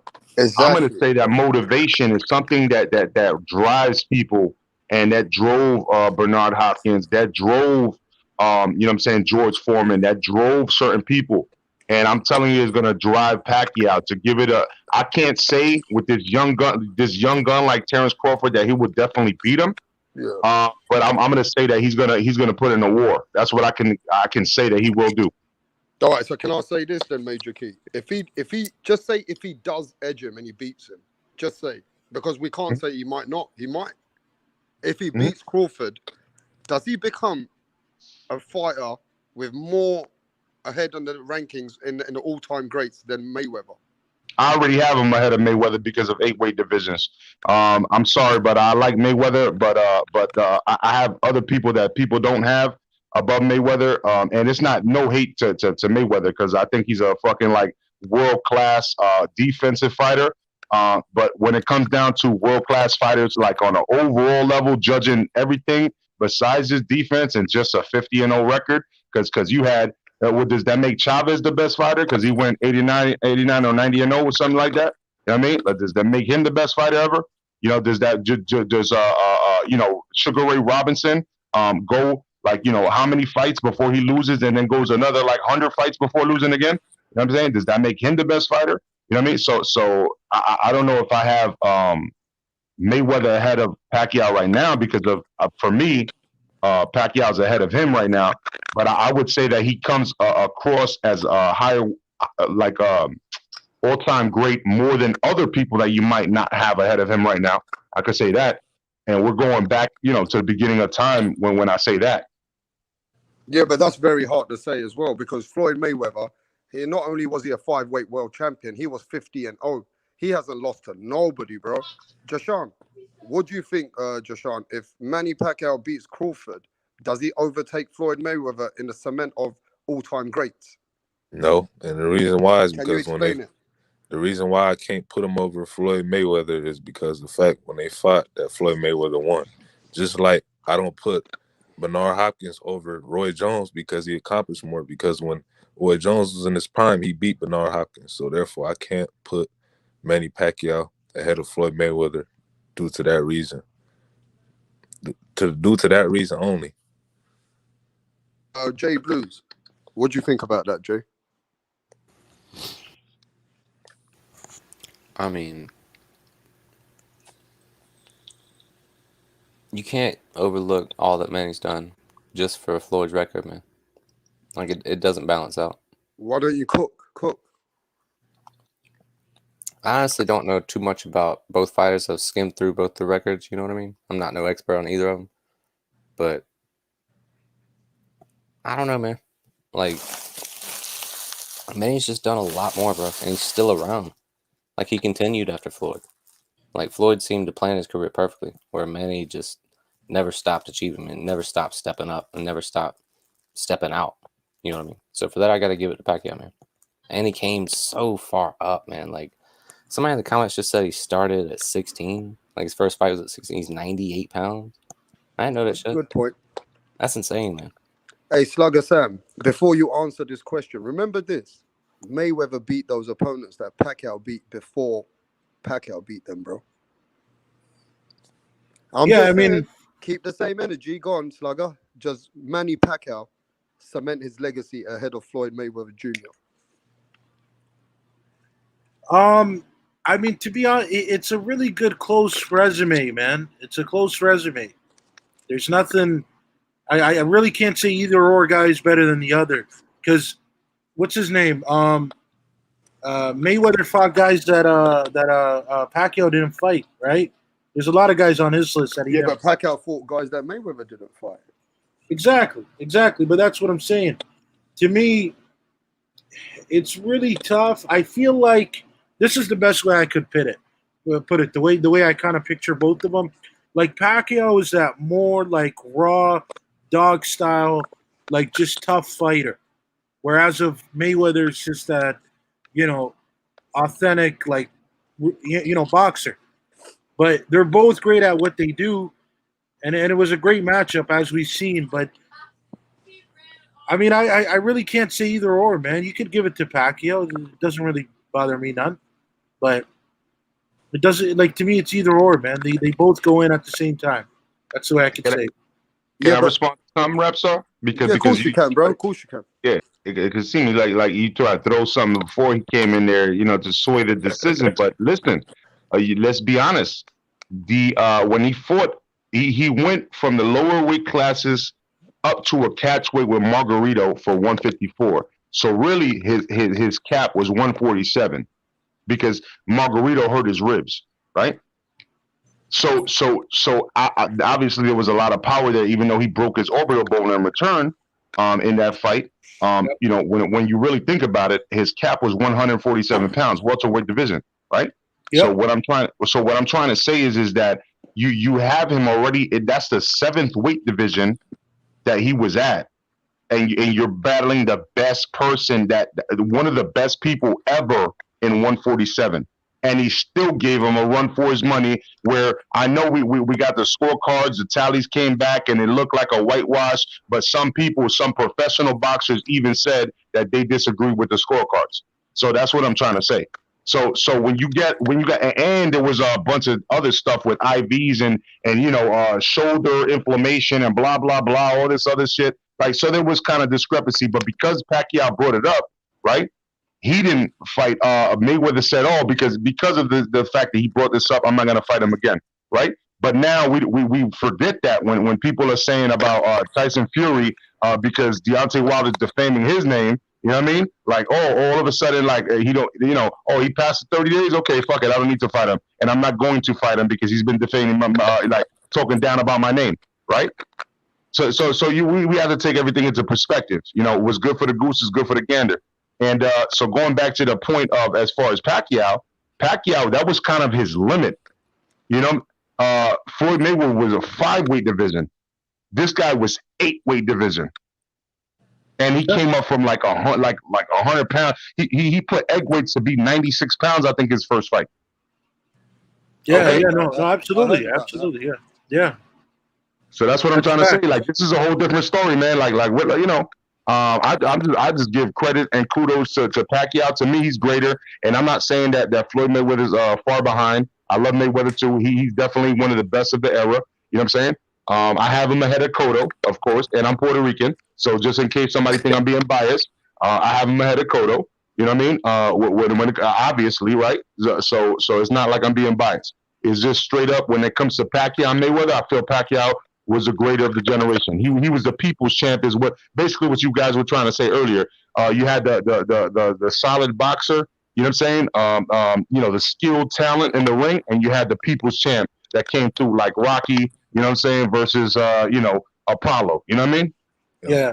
No, absolutely. You know what? Listen, and Major Key, I'm gonna tell you like this, man. Like, for me, like, there's definitely different types of fans and like fanatics when it comes to this. There's definitely levels. Like, I'm gonna be honest, if you got to compare me and like Rap Star, clearly one of us is gonna be a bigger fan of boxing. So my thing is, you might be a lot more passionate about either or. I could keep it a buck and say, even though I am more of a Mayweather fan, I could see either answer being the right one. So if you're gonna come up to me and say, "Yo, I think Pacquiao's better in this, that," he's got him beat in everything, I can't even argue with you because Pacquiao is that great. And that's why I'm saying it's like a toss-up for me where, like when we were talking about Pacquiao and Duran earlier, I couldn't give you an answer. I said it was a draw. So it's like the same with this, but with you telling me you're going to take Pacquiao, I can't disagree with you. That's a great answer, man. I can't take nothing from that. But, like at the end of the day, I would probably give Pacquiao the slighter edge. I would probably give him 51, and Mayweather, I'd give him 49. That's like how close it would be, He's got him beat just by a tiny bit. Yeah, but I also actually think Mayweather gets some hate over here, Just like Major Key and Punch Drunk saying that, I just see Punch's message that Manny Pacquiao could relate to the middle class. Manny Pacquiao can relate to the person who to people way more openly than Mayweather could. And I think Mayweather got a lot of hate. And, because of his hate, he's getting overlooked of the skills that he possessed. And you got to remember this. And Mayweather, which was coming up as a young boy, he also achieved different kind of greatness. He beat people which were like legendary fighters with the Diego Corrales, the Hernandez, Diego Chavez. This was how he stepped up. This is his step-up fights, bro, where he was beating world champions. And not forgetting Mayweather, he beat every style. Every style they put to Mayweather, he beat them. Mayweather never been asleep. Mayweather's never been knocked out. Mayweather's never lost. So no, let me speak, bro. Yeah, sorry, go ahead. How can we even put Mayweather not at the same, if not ahead of Manny Pacquiao? We got to keep this shit real because Manny Pacquiao, yeah, he's a much greater person. Yeah, Manny Pacquiao got love for him. I got love for him as a person. He came from nothing. He came from the street. But Mayweather come from the street too. Mayweather come from a fucking situation where his dad got shot. They nearly killed him. And then he lost his dad in prison. And then he had to work with Roger with his uncle. So I think Mayweather is also an all-time great. And I can't have Manny Pacquiao ahead of him, bro. I'm just keeping it real. And I love Manny Pacquiao. Yeah, I would respectfully disagree with you, bro. It all just depends what you're looking for. If you relate with Manny Pacquiao more as a person, like Muhammad Ali I relate to him better than any boxer. So is he the all-time great for everybody? The number one great is Muhammad Ali.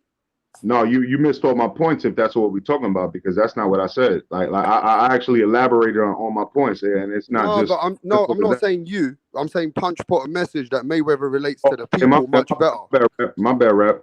Right? And let me just you know, also explain this. Mayweather was a person which was hated, and because he was hated, a lot of people overlook him. What do you think about that, Joshan? I mean, to me, Floyd Mayweather, I don't see any boxer. He probably the most hated boxer in history. Yeah. As far as I see more hate comments on Floyd Mayweather than any other boxer. They say he runs. They call him gay weather, and the hate for him is clearly is deep. You know, the hate for him, they're very passionate. They call him the Flint Rooster. Right, Mr. Brown? Don't stop there. The Flint Rooster. They call him the Pillow Biter. I'm joking, man. Go ahead. Chicken, but his skill set, I feel like, is definitely overlooked from the hate. As far as what he's able to do in the ring, bro, his skills are better than Manny Pacquiao's skills, bro.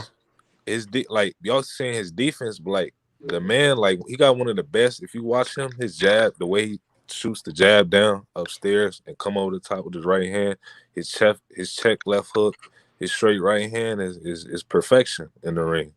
Perfection. The way he sets up his offense is perfection. Yeah. From a skills perspective, he's one of the all-time greats. Fact. I like that counterpunch. Manny Pacquiao's journey is much more deeper and much more related to the people than Mayweather's journey. It's deeper than that, though, man. Can I explain one thing, man? Of course. I'm not gonna shout out no other channels, but there's certain channels that are not like us, that they don't put out content every day. They put out shit like at once, like every 3 months, 4 months. But when they do, they do something where they edit and they show like certain styles of fighting. And I've watched multiple when it comes to Manny Pacquiao and Mayweather, right? And so I see the beauty in both of their styles, bro. And when you watch what they do, bro, the half step backs and the way they do something on purpose to feint you here or toss something here to get you to commit to something and move back half a step and then tag you with this and then turn around you and boom and clip you and make you change position. Bro, it's a beautiful thing. Yo, I'm telling you, Pacquiao's not just full of aggression. It's not just that. There's so much skill to what he does. That's why he was able to accomplish what he accomplished. But he was way more careless than Floyd Mayweather. He was what? A bit more careless. Like Floyd Mayweather was way more sharper than Manny Pacquiao. He's sharper than. Well, no. I'm not gonna say that. Look, but Floyd Mayweather was more timid, is what you're saying. Technical. He's more technical. Well, or you could say more timid too. Some people would say timid. Major Key. Let me ask you a question. You want to cook? Major Key. Who was more technical, Bernard Hopkins or Roy Jones? Roy Jones. No. He's right. Bernard Hopkins. All right. We'll put. No, I know what he's trying to say. I know what he's trying to say. No. Because what he's going to try to say is look, Roy Jones was crafty. He's more crafty. He's more. Put it like this. He was ambidextrous. He had the skills. He was great as a boxer. But Bernard Hopkins, the way he beat people was making them commit to shit and they weren't ready for, and then he would put them in he would drag them basically into the waters and drown them. That's what he would do. That's what he did to Kelly Pavlik. My next point, exactly. My next point was I right though? Was I right? Yeah. All right. We'll put Manny Pacquiao. What made Manny Pacquiao? Yeah, he was technical. I'm not saying Manny Pacquiao was not technical at all. He definitely was technical.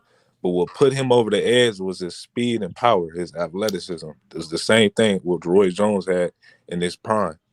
What put Floyd Mayweather and Bernard Hopkins over the edge was their craftiness and their skill set, the way they set up their offense, and their ability to move on the back foot. What you see? Okay, so I'm gonna put it to you like this because I already saw what you said, right? So now you got to see what I'm saying. I see. So what I'm saying about Pacquiao, right? What I'm saying about Pacquiao is that the thing is that people mistake aggression for the fact that he came in, right, and try to pull off a game plan that didn't work the first time. But if you look at every time that he fought somebody else afterwards, he improved.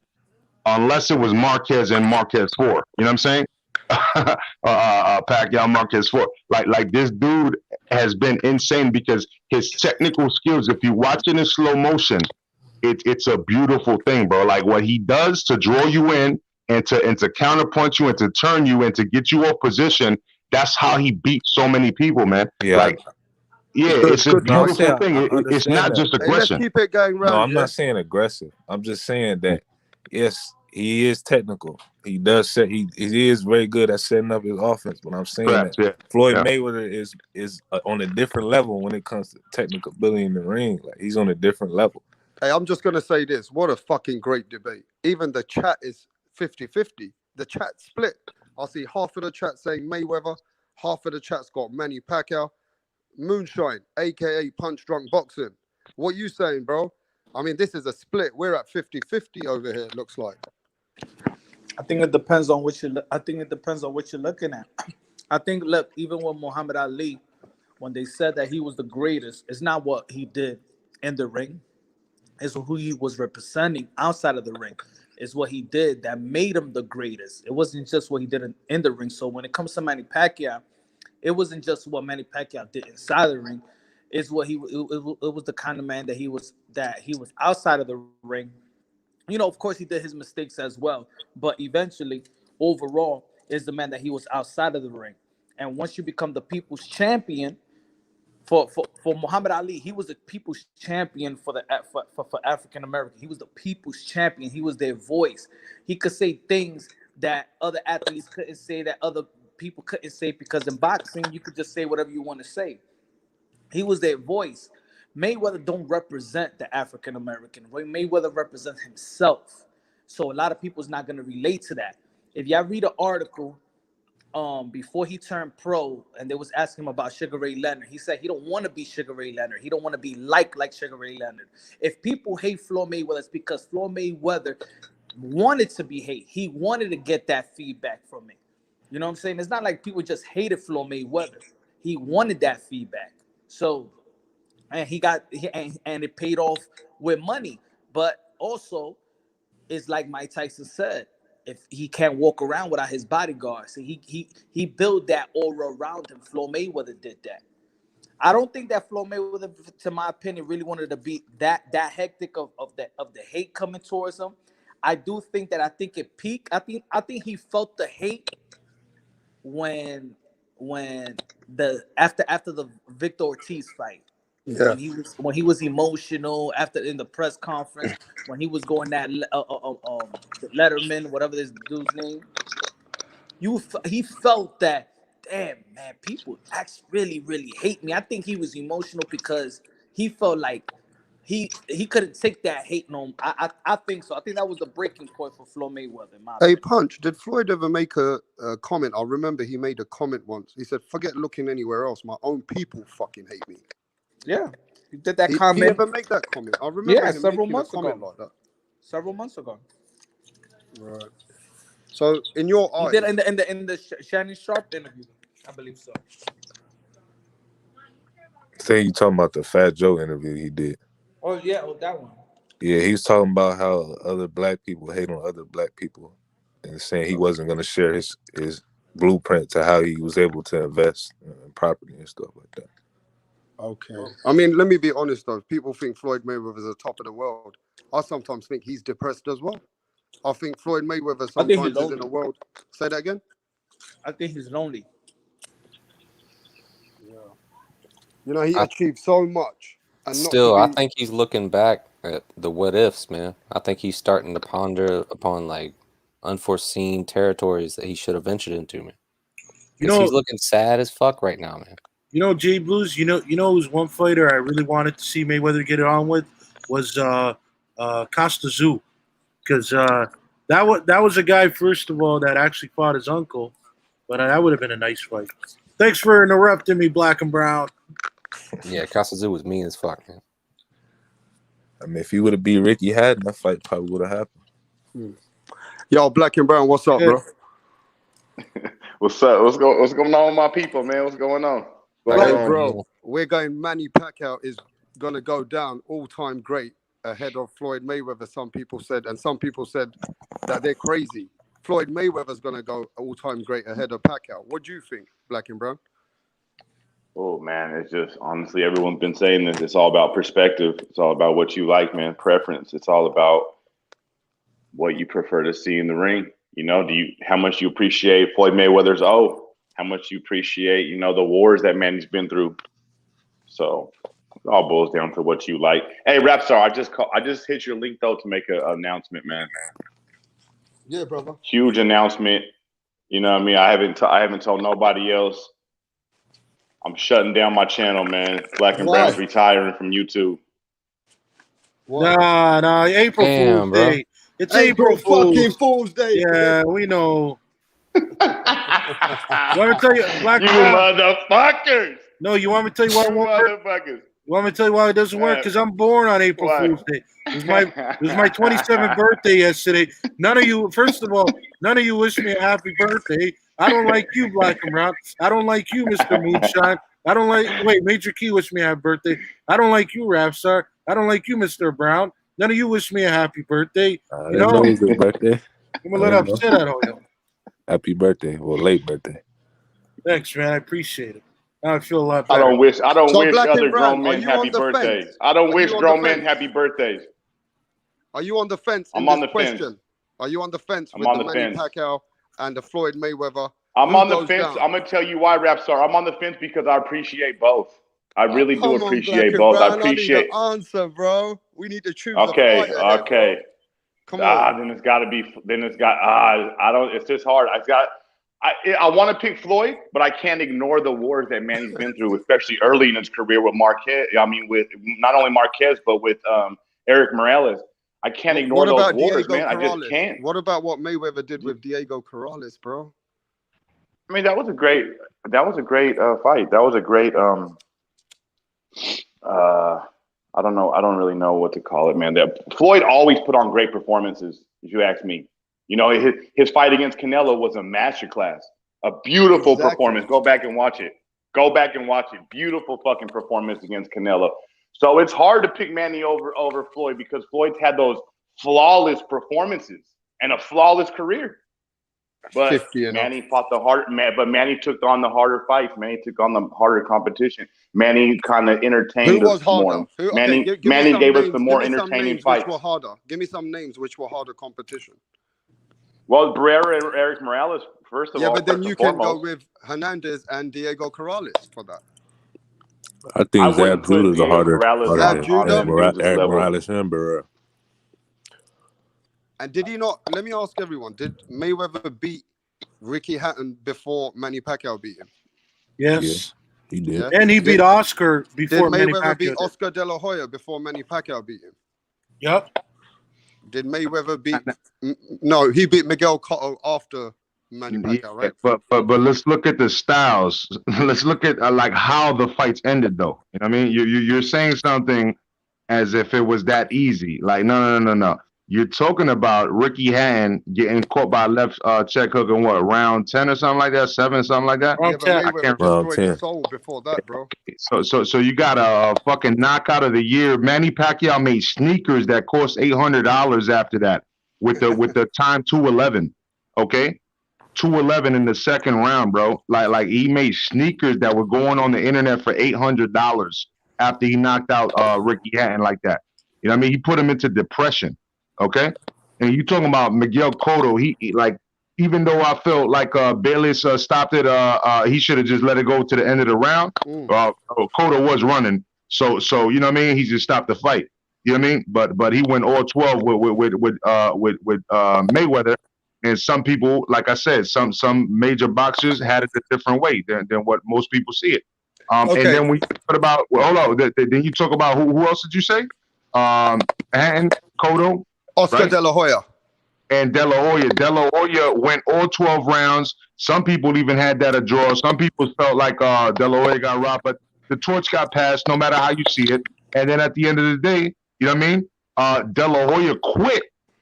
Nobody ever seen De La Hoya quit. He quit against Pacquiao. I mean, he No, he quit quit against against Bernard Hopkins. Hopkins. He quit against Bernard, Hopkins. I was just about Yeah. to say that. Oh So, yeah, that was earlier. Yeah, I get that. But I'm saying like, you know, like this was like like he couldn't even let his hands go because every time he let his hands go, Pacquiao was just pop, pop, pop, pop, boom, boom, boom, boom, boom, boom. It's like fucking like what the fuck.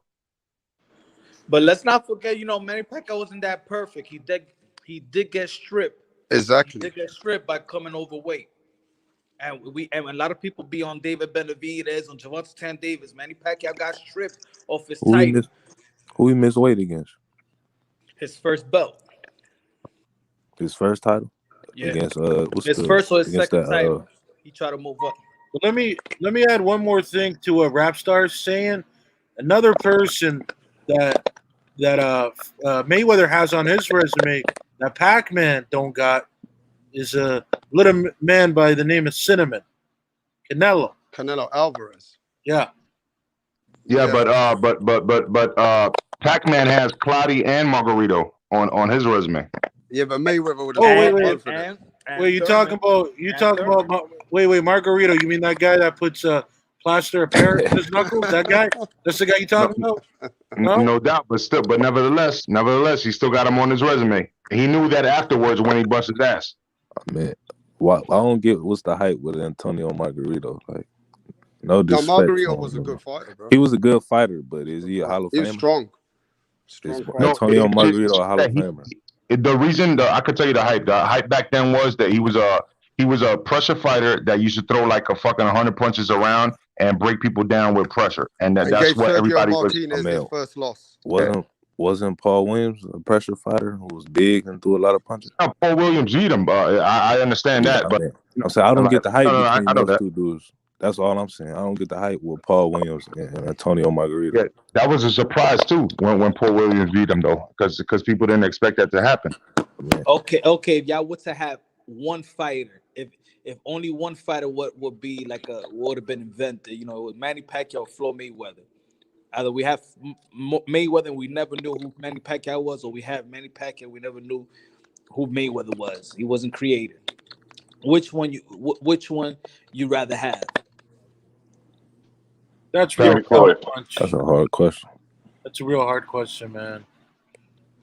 I can't. I'm not gonna give an answer to that. I'm sorry. I can't give you an answer, bro. I spent money on every fucking Pacquiao fight, every fucking Cotto fight, every fucking Mayweather fight, and I wish I would have just spent money on fucking Pacquiao, not fucking Mayweather. Hey, come on, man. Anybody not answering? Come on, man. It's hard because it's hard. That's a tough one. Listen, man. That's a real puzzle question right there, man. I don't know how you answer that. For me, I got to go with Floyd because I feel like he mastered hitting and not getting hit. He mastered the sport of boxing. Like some dudes, like Michael Jordan, mastered the sport of basketball. Tom Brady mastered the quarterback position. Barry Bonds mastered the sport of baseball. I feel like Floyd Mayweather mastered the sport of boxing. I know, he took no damage in his fights. He took no damage in his fights. But Black and Brown, you're gonna get rid of the only 8-division champ. It's a hard one, man. I'm not getting rid of him. I'm not getting rid of him. It's hard for me to ignore what I've seen Floyd do inside the ring, man. It's just hard, man. Yo, but defensively. Can I ask you a question, Black and Brown? Yeah. Look, so my thing is, right? So you got look, with Floyd Mayweather, we've already seen a Pernell Whitaker, right? And Pernell Whitaker actually, I feel like he beat Chavez. So we see that, right? And then you got a Floyd that before he became money, he was giving us the great fights. But after he became money, it wasn't the same Floyd. Like, you know what I'm saying? It just wasn't the same Floyd, bro. You know what I'm saying? And that's my whole thing. My whole dilemma is that I was respecting him to that point. I was surprised as fuck that he beat De La Hoya on the scorecards, but I was like, yo, damn, I gotta buy every fucking pay-per-view now because I fuck with him now. You know what I'm saying? But then he changed his whole demeanor. You see what I'm saying? And I've already seen a Sweet Pea growing up. I've seen a Sweet Pea. So my whole thing is, if I've already seen a Sweet Pea, and then you got somebody that's a Floyd Mayweather that does something similar to him, You could say better if you want to, just because Sweet Pea got robbed in a couple of fights. But at the end of the day, you know, Floyd Mayweather wasn't fighting the type of competition that Sweet Pea was fighting. You know what I'm saying? He was kind of like aging them out or doing shit at the right time or putting certain things in the contracts to make it work a certain way. And then you got Pacquiao. Like, I don't give a fuck. I come from the Philippines. I put you in the mouth, and that's it. I go back to the Philippines with my back, and I fucking fight for the Typhoons. You know what I'm saying? Like, you know what I'm saying? Like, yo, it is what that's why we say the people's champ. You know? Yeah, but the people's champ shouldn't overshadow the guy which was hated, who maybe has more, you know what I mean, maybe a better career. And also, some people, you got to look at the way you're looking at it. Because you're hated, it shouldn't over tarnish. Now, let's be honest. If it's hardcore people or a panel, which are a federation or a governing body, I think they're going to give it to Mayweather. I think so. And let's not forget, guys. Let's not and look at we've forgotten this. We haven't really mentioned this. They did fight in the ring, and Floyd beat him convincingly. I mean, exactly. I know it was late, but we can't ignore that. No, but can I add to that real quick, Black and Brown? See, the thing that irritates me that people say about that fight. Okay. Pacquiao is born in December 1978. Floyd is born February 1977, which means Floyd is almost 2 years older than Pac-Man. Not exactly 2 years, but almost 2 full years. So I don't understand why they say in 2008, you know, that's when Pac-Man was in his prime, but in 2015 he was too old. They're the same fucking age. They're the same age, man. The Ring Wars. Yeah, I mean, don't get me wrong. I would have preferred it in 2008, but at the end of the day, Pac-Man always has the advantage. He's 2 years younger. Okay, so can I ask the same thing about Sugar Ray Leonard and Roberto Duran? Who goes ahead of who in legacy in all-time greats? Anyone got an answer for that? I think it's Sugar Ray Leonard. Sugar Ray Leonard, because he beat him twice. And but wasn't Roberto Duran the first guy to beat Sugar Ray Leonard? He was, but they rematched. Didn't they fight 3 times? Yeah. Yeah, he beat him the both No times. fight. He didn't beat him in the No Mas fight, though. No, I'm talking about they fought 3 times, and Sugar Ray Leonard beat him twice. Yeah, but was that the Roberto Duran, which was the documentary where he was fucking around with hoes, drinking? I mean, what? But you still got to give him credit for yeah. beating him. Yeah. You got to give him credit. He was getting a bit crazy, though, a little bit. I mean, Roberto Duran still went on to do great things after that fight. I'd rather have Sugar Ray. Okay, but that one's easier for you guys. Black and Brown, you got Sugar Ray over Roberto Duran?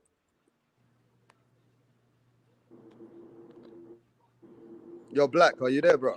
I got Sugar Ray, and I think I would choose Floyd Mayweather as well. Okay, yeah, I got Floyd Mayweather over Pacquiao. I got Sugar Ray over Duran. I'm sorry, I'm gonna be the only one here who doesn't say Sugar Ray Leonard. I go heavy with Duran, man. Duran's the man.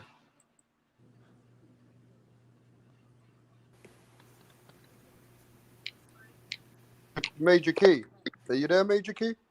Yeah, I'm here, bro. You got Sugar Ray over Duran? Yeah. I gotta put Sugar Ray over Duran. But the last comment now, I got Pacquiao over Mayweather.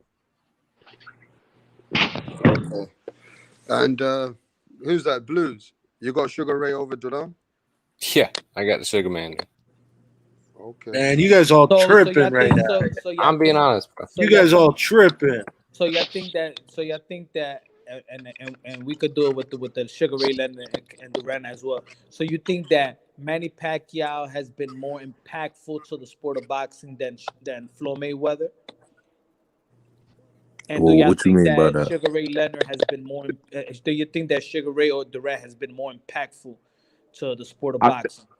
I think Manny Pacquiao has been more impactful than Floyd Mayweather, and I feel like Sugar Ray Leonard. Also, I think don't get me wrong, Duran brought a whole country. Like always, like when it comes to boxing, sometimes you bring a whole new country into it. You know, he brought all of Panama into it. You know what I'm saying? That's great. You know what I'm saying? But at the end of the day, Sugar Ray Leonard was he brought all of America into it. You know what I'm saying? And when it comes to Pacquiao and Floyd Mayweather, I know that Floyd Mayweather brought most of America into it, but Pacquiao kind of won over the crowd all over the world against Mayweather. Went that one, you know what I'm saying? With his legacy. So and I'm one of the people that he won over, and I love Floyd Mayweather. Don't get me twisted, but Pacquiao to me, that's the people's champ to me, bro. Like you know, my kids talk about Pacquiao, bro. My like they don't even like they just watch boxing, but they don't like listen to my boxing talk. They just watch, and they know if you tell them Mayweather, they really not gonna know, but they know Pacquiao. You know what I'm saying? You know what though, man? Them pay-per-views that Floyd's been doing, at least since he left Top Rank. I don't know, man. Like that's a really good answer to say that that had a bigger impact on boxing than anybody else. You know? Yeah, but people like to leave out who was promoting Floyd Mayweather when he left Top Rank. Golden Boy. Exactly. Mm-hmm. It was the face of Oscar De La Hoya. That was No, he did. relevant. He did business with Golden Boy. I mean, it was Yeah, but co-promotion, basically. But the event was promoted by Golden Boy. But Golden Boy is the one that has the rights. That's why you see the Floyd Mayweather fights on the Zone, because Golden Boy has those rights of those fights with Floyd Mayweather. And whoever was next to Oscar De La Hoya around those times is going to make a lot of money. Yeah, Bernard Hopkins was working with him. Shane Mosley. Shane Mosley too, yeah. Miguel Cotto. Yeah. But no, these are some really good questions, man, because they're difficult to answer. You know, it ain't like saying Floyd Mayweather versus Ryan Garcia. You know, it ain't nothing stupid like that. It's like, but it's like if you put, let's say Gervonta Tank Davis, he don't talk that much, right? If Gervonta Tank Davis was signed by anybody else, let's say Top Rank or Eddie Hearn, would Gervonta Tank Davis be that lit? No, not at all. Hey, I was out, man. What was the question, bro? I think if Tank was signed by Hearns, he'd be way more lit than Heyman. Yeah, what was the question, bro? Can anyone repeat the question? No, it was just saying that the Floyd Mayweather after Top Rank, you know what I'm saying, that you know he made a lot of money and stuff like that, but it's also he was getting promoted by Oscar De La Hoya. Well, Golden Boy Promotion was promoting his event for as the well. first two fights. No, he was promoted by Mayweather after Top Rank until the Manny Pacquiao fight. Golden Boy Promotions promoted all Floyd Mayweather fights up to Manny Pacquiao. So when did he self-promote and make the deal with the networks himself? I think probably after the Cotto fight. Okay. Or during Yeah, before the Cotto fight. At some point they shut down HBO and he went straight to Showtime and did All Access instead of 24/7 and all that shit. And he brought that whole shit from HBO to Showtime, and then HBO just kind of like just shut down boxing, period. No, remember all the fighters. Remember all the fighters was under Golden Boy. All the fighters now with PBC at one point in time, they all was signed under Golden Boy. Yeah, no, definitely. I know, I understand that part. So when Floyd Mayweather went and Al Heyman went, all Adrian Broner, I think Leo sent all them dudes that was signed with PBC. I mean under Showtime with De La Hoya and them, they all went to PBC with Al Heyman. But that's when legacy flew out the window as well. That's what I was gonna say. Look, I was gonna cook it though. I was gonna cook it slow. So, Jay Sean, let me ask you a question, right? let me cook it slow. So, Jay Sean, if you got your boy that said, "Yo, I just fucking robbed all these dudes right now, and I robbed all of them, and now they have to work for us, right?" And I'm the leader here. You know what I'm saying? Would you feel comfortable under that leader, knowing that he just robbed a bunch of people? Nah. Right, you would think about like, when is he gonna try to rob me, right? Yeah. All right, that's all I gotta say with the whole Al Heyman situation. Yeah, I'm not Something grimy happened. You know what I mean? And Yeah, and for me, it's a bad taste in my mouth when it comes to PBC, man. yeah, And I I ain't, like, yeah. Go I ahead, ain't no man. big. I ain't no. I'm not no big fan of PBC like that anyway. Yeah, So man. Yeah, because the thing is that they do have a bunch of great fighters. Don't get me twisted. yeah, And I do watch their cards, but at the end of the day, man, sometimes I just can't support that everything that they want to do is pay per view, and it's not even what I want to watch. Yeah, remember. but I don't think Al Heyman's able to push his weight in the pandemic. I think he's slowed down a lot. And I think the PBC He is got to not the step his main game player up. anymore. Let me finish. He got to step his game up because Bob Arum's doing it, and he's Let me fucking tell you why. 90,000. If he can't deliver Errol Spence, Manny Pacquiao, and Manny Pacquiao's going to Bob Arum, then that shows me where Al Heyman is in the market, in the industry today. And even I think, Punch, you've been saying lately that Al Heyman is not what people think he is in the game. Is that true or not, bro? What's going on?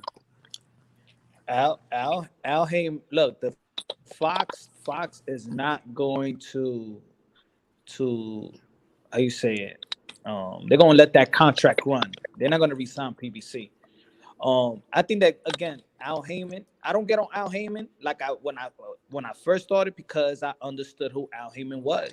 It's not about us. He's not about our feelings. He's not about boxing, like really like legacy or keeping or worry about what the fans like. That's not Al Heyman. He don't give a damn about us. He's a manager and advisor. Don't care about us. They only care about the fighters. Just like Shelly Finkel. Shelly Finkel don't give a damn about us. He cares about Deontay Wilder. That's it. That's his job. That's what he gets paid. So, I think that the fighters have gotten good money to the point where legacy went out the window, and they got and they submit to Al Heyman.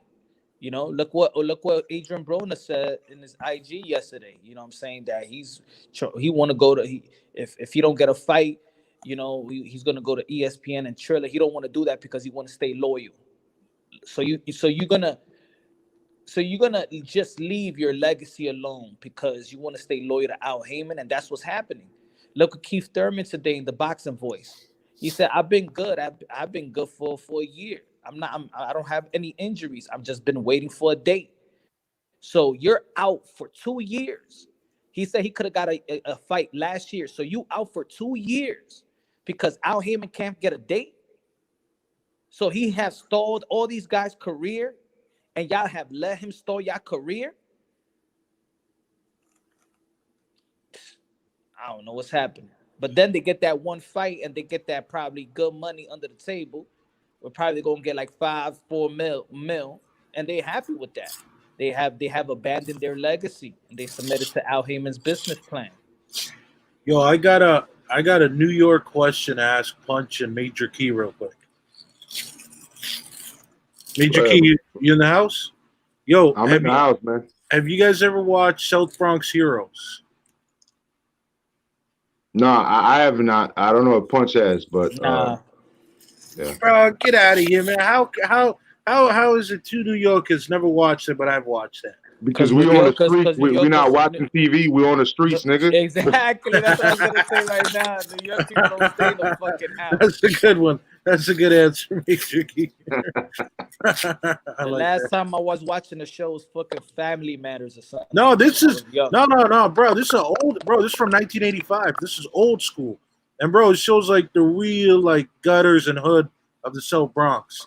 Like it's a dope ass movie. That's why I asked. I don't know. That's weird. I can't watch something that I'm already living. That's why even when I watch the news, it's funny. Like let's say when there was like a crime, or I know a dude that got locked up, or he did something, and then the news reported, and they report it all wrong. That's the funniest shit.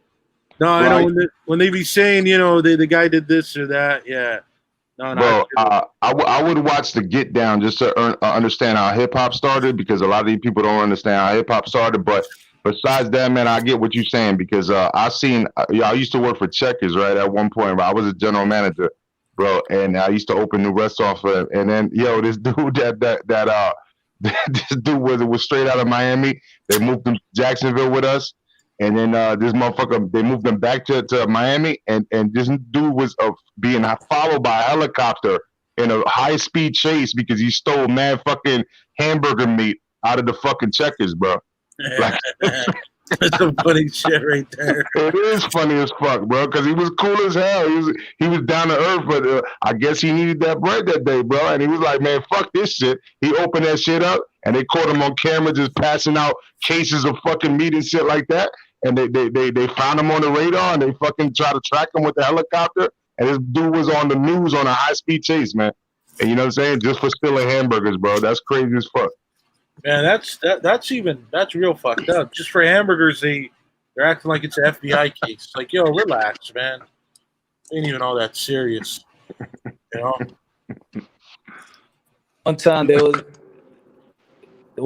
was like there was a shootout that started in 115th, and I'm like, get the fuck out of here. It started in 101st at First Ave. What the fuck this news talking about? Like, no, that's gotta like Moonshine. That's gotta be real annoying, right? Like when you, because like 115th to 110th, that's like 5 streets away, man. That's 5 blocks away. So for them to fuck shit up, that's a whole different neighborhood, man. You know? Hell yeah. For them to fuck it up like that. You know, has anybody ever considered? Oh, sorry, if you guys want to carry on with the shooting in New York, because I don't know much about that. I dealt with that my whole life, man. You could talk rap star. It's all good, man. No, because I fucking fell asleep. look, to be honest, you I brothers, didn't count sheep. I counted shots, bro. Yeah, I don't know about no shootings in New York, so I can't speak on that, bro. Hey, rap, real quick, man. I'm about to fall out, bro. Thanks for having me on. Everybody, take care, bro. I'm about to be out. My brother. Have a great night, bro. Where they can find you, J Blues? Yeah, everybody check out my channel, J Blues Radio. Best acoustic blues music you'll ever hear, man. Everybody take care. J Blues He sound Radio? cool. All right, I'm gonna check that out. Yeah, he sound like Lenny Kravitz, bro. Hey, who's the best fighter coming out of your place in New York, Moonshine? I already know Edgar Berlanga. Edgar Berlanga. I already know it.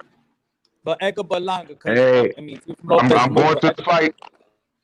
I'm going to the fight. It's the co-main event to the Navarrete fight. I'm going to the fight. It's in Kissimmee, which is right down the street. You know what I mean? Like maybe 40 minutes away from me. I'm going to the fight. So tell all these trolls and everybody that got beef with me, bro, that I'm gonna be at that fight. You know what I mean? Let them know. Let them know. Blast that shit. Tell every channel that Major Key Boxing gonna be at that fight, because I swear to God, if they show up, that's gonna be the last place they show up with beef, bro. Nah, they won't show up, Major Key. They're just trolls, bro. I know, but I'm just inviting, bro, because you know me. You never know. I might give them a hot dog or something. Like, yo, you want a hot dog instead? You know what I'm saying? Give him a South Bronx special, bro. Yeah, so who's the best fighter out of New York right now? Edgar Berlanga. Edgar Berlanga. Where's Teofimo Lopez from? But he moved to Florida. But he's originally is he fight for New York? Yeah, I said Edgar Berlanga. Teofimo, Amanda Serrano. Who else right now? We got Chris Copeland. That's all Brooklyn, huh? Okay, you guys in New York have got some good fighters coming out of there, Moonshine.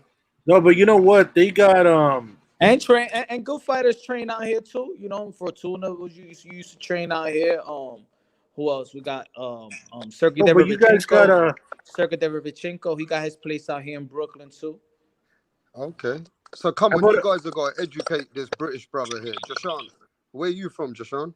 I'm from San Bernardino, California. So who's the best fighter from your hood, or where you're from, your city, or your state? At the state, I'm at. I'm gonna say my area. The state, it's hard to say out the state, but my area probably. Man, he ain't really known like that. I know H Money always yell him out all the time. Talk about him, bro.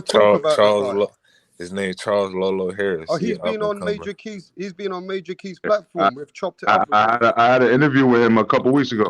Okay, I'm gonna have to check that out. But yeah, he out of we from the same city, San Bernardino, California.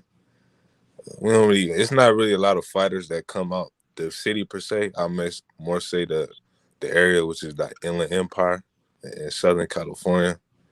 We got some solid fighters overall, but it's not really I wouldn't say it's not no boxing sanctuary like a Philadelphia or New York City, LA, something like that. It's not on that level. Okay. Well, what about you, Slugger Sam? I mean, Where are you from, bro? I hate to kind of embarrass us, man, but I'm from Ontario, Canada, man. We ain't got nobody right now, bro. Lucien Boutte. We got Steve Rose. That's probably about it. That's the best I can tell you. But y'all still got Jean Pascal? No. Jean Pascal. Listen, the guys you're naming are from Quebec. I'm from Ontario. Oh, okay. My bad. John Pascal. What's his name? The guy who got knocked out by Wilder. Berminster. I thought he was from Haiti. No. Well, he's from Haiti, but he I guess he's a Canadian citizen. Like he actually fights out of Montreal. John Pascal, Stevenson is also from Montreal, but those guys, like you guys don't really know, but there's like a big kind of feud that goes on with Quebec and the rest of the provinces. Like they don't even really want to be a part of Canada, so I'm not really claiming them, to be honest. I'm not gonna lie. Like if anybody knows, I actually had family that lived up there, and I actually, when I went to the Niagara Falls, it was from the Canadian side, and Toronto's pretty cool. Ontario's pretty cool, but you got some rebels in the rest of the area that don't want to be cool with nobody, and they just don't fuck with Ontario or Toronto or nothing like that. You know what I'm saying? But I actually went to the Sky Tower, right? Is that what it's called? The Sky Needle or whatever the fuck it's called? The CN Tower. You talking about CN Tower? Yeah, I had breakfast up there. Man. I had English muffins like a fucking like if I was straight out of fucking England or something. You know what I'm saying? With jelly and shit. You know, but no, like straight up, like back in the days, it was like punk rock and shit like that. Like they just don't like that. They have a whole different character over there. You know? So, Mr. Key, are you willing to share with us what kind of fighters are coming out of what state you're from? Bro, Florida? Yeah, is that where you're from? Yeah, Florida. Yeah. Well, no, I'm from the Bronx, but I live in Florida. I've been living. I could pretty much claim Florida right now. I mean, from Florida, man. Right now? Man, look, all I gotta say is this: we got Kissimmee going on. Like I said earlier, I know Berlanga's out of Brooklyn, but we have Berlanga fighting down here on the undercard of Navarrete. You know what I'm saying? A lot of people fight out here. Cotto used to train out here. A lot of the Cuban fighters train out here. Puerto Rican fighters train out here. So what it is that when you think about a Puerto Rican, Dominican, or Cuban, assume that they're training out of Florida first. That's all I gotta say. But you ain't got no fighters in Florida right now which are current champions, or anybody in Florida that anybody. No. Gilmore Rigondeaux trains out of Florida. Yeah, but what I'm saying is any Cuban, Dominican, because I'm not gonna go down the list because I would have to pull up BoxRec, and I'm literally talking to you off of my phone, freestyling with you at fucking 2:37 a.m. Eastern Standard Time, right? So I'm not gonna fucking pull up BoxRec to prove to you everybody that has a fucking belt. But what I will say that any Dominican, Puerto Rican, or Cuban fighter that is legitimate has come through the state of Florida. That's all I gotta say.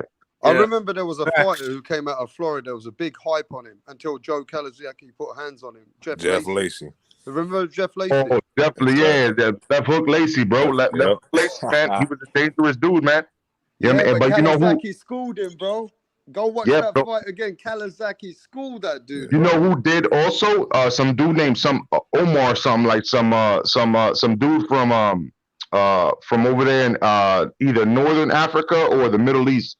I forget his name, but the dude was Muslim. You know what I'm saying? And I remember the guy. Him, Omar Sharif or something. Yeah, it was something like that, but he you had know, a fight with Roy Jones Jr. I think he might have been from Sudan or something like that because of his skin complexion and the way he carried himself, right? And just knowing Sudanese people. But dog, like that was a tough fight for Jeff Lacey, man. That was the Hey, first time. Joe Kawasaki schooled your boy in Florida and Jeff Lacey, bro. He schooled Yeah, him, my bro. boy Roy He Jones ended. Jr. schooled everybody Hey, else. listen, So what he the fuck ended you his think? career, bro. He My ended boy his Jones career, Jr. my schooled homie. everybody else. He out of Pensacola. So what you saying? My boy Roy Jones Jr. one of the best of all time. Hey, Hey, why you y'all, don't want to stand by Jeff Lacey, Major Key? Winky Wright from Florida. Exactly, man. We got so many fighters out here, man. Come on, man. Antonio Tarver. Roy Jones Jr. was from Florida, wasn't he? Tarver. Yep. I keep going. Florida got some fighters. Hey, as a matter of fact, if you want to start this conversation for real rap star, we're gonna have Trick Daddy talking about, bitch, you don't know man. No, but you know what? Major Key spin facts because since in Cuba they're not allowed to have professional boxing, right? Because the communists they all come down and fight out of Florida. Like I know Rigondeaux fights out of Florida. A lot of the other greats, Luis Ortiz, they all fight out of Florida. Exactly. So can you guys tell me in America, right? Where do the baddest motherfuckers come from, bro? Where do the baddest boxers come So, from? bro, Midwest. All over. Midwest. All over. No, all over. Let's I be said honest. Midwest. All over. But I'm saying the Midwest in particular. They got a lot Man, of world you champions. from the Midwest. That's all the only reason you saying that. Nah, I'm from California. Look, I got. That's how you know rap star is so split over here, man. Nah. You gonna have some motherfuckers talking shit on the Midwest, and I used to be, I was a fan of Crucial Conflict. So, hey, in the middle of the bar, smoking on hey. You know what I'm saying? But nah. It's funny. I don't know. Okay, like again, I know a lot about the U.S., but clearly you two know more than I do because you're Americans. But I remember one time I was video chatting. You guys ever heard of Omegle? I was on there. Yeah. You just meet random strangers, and some dude popped out. He's from the military, and I go like this. I'm like, I don't know what we were talking about, and he goes like this. He says the hardest cats in the U.S. come from Iowa because they're corn-fed motherfuckers. That's what he said to me. But I'm like, nah, man, I'm not really like buying that. But he says that they can throw hands better than anybody. And I'm like, I don't know. I don't think that's true, bro.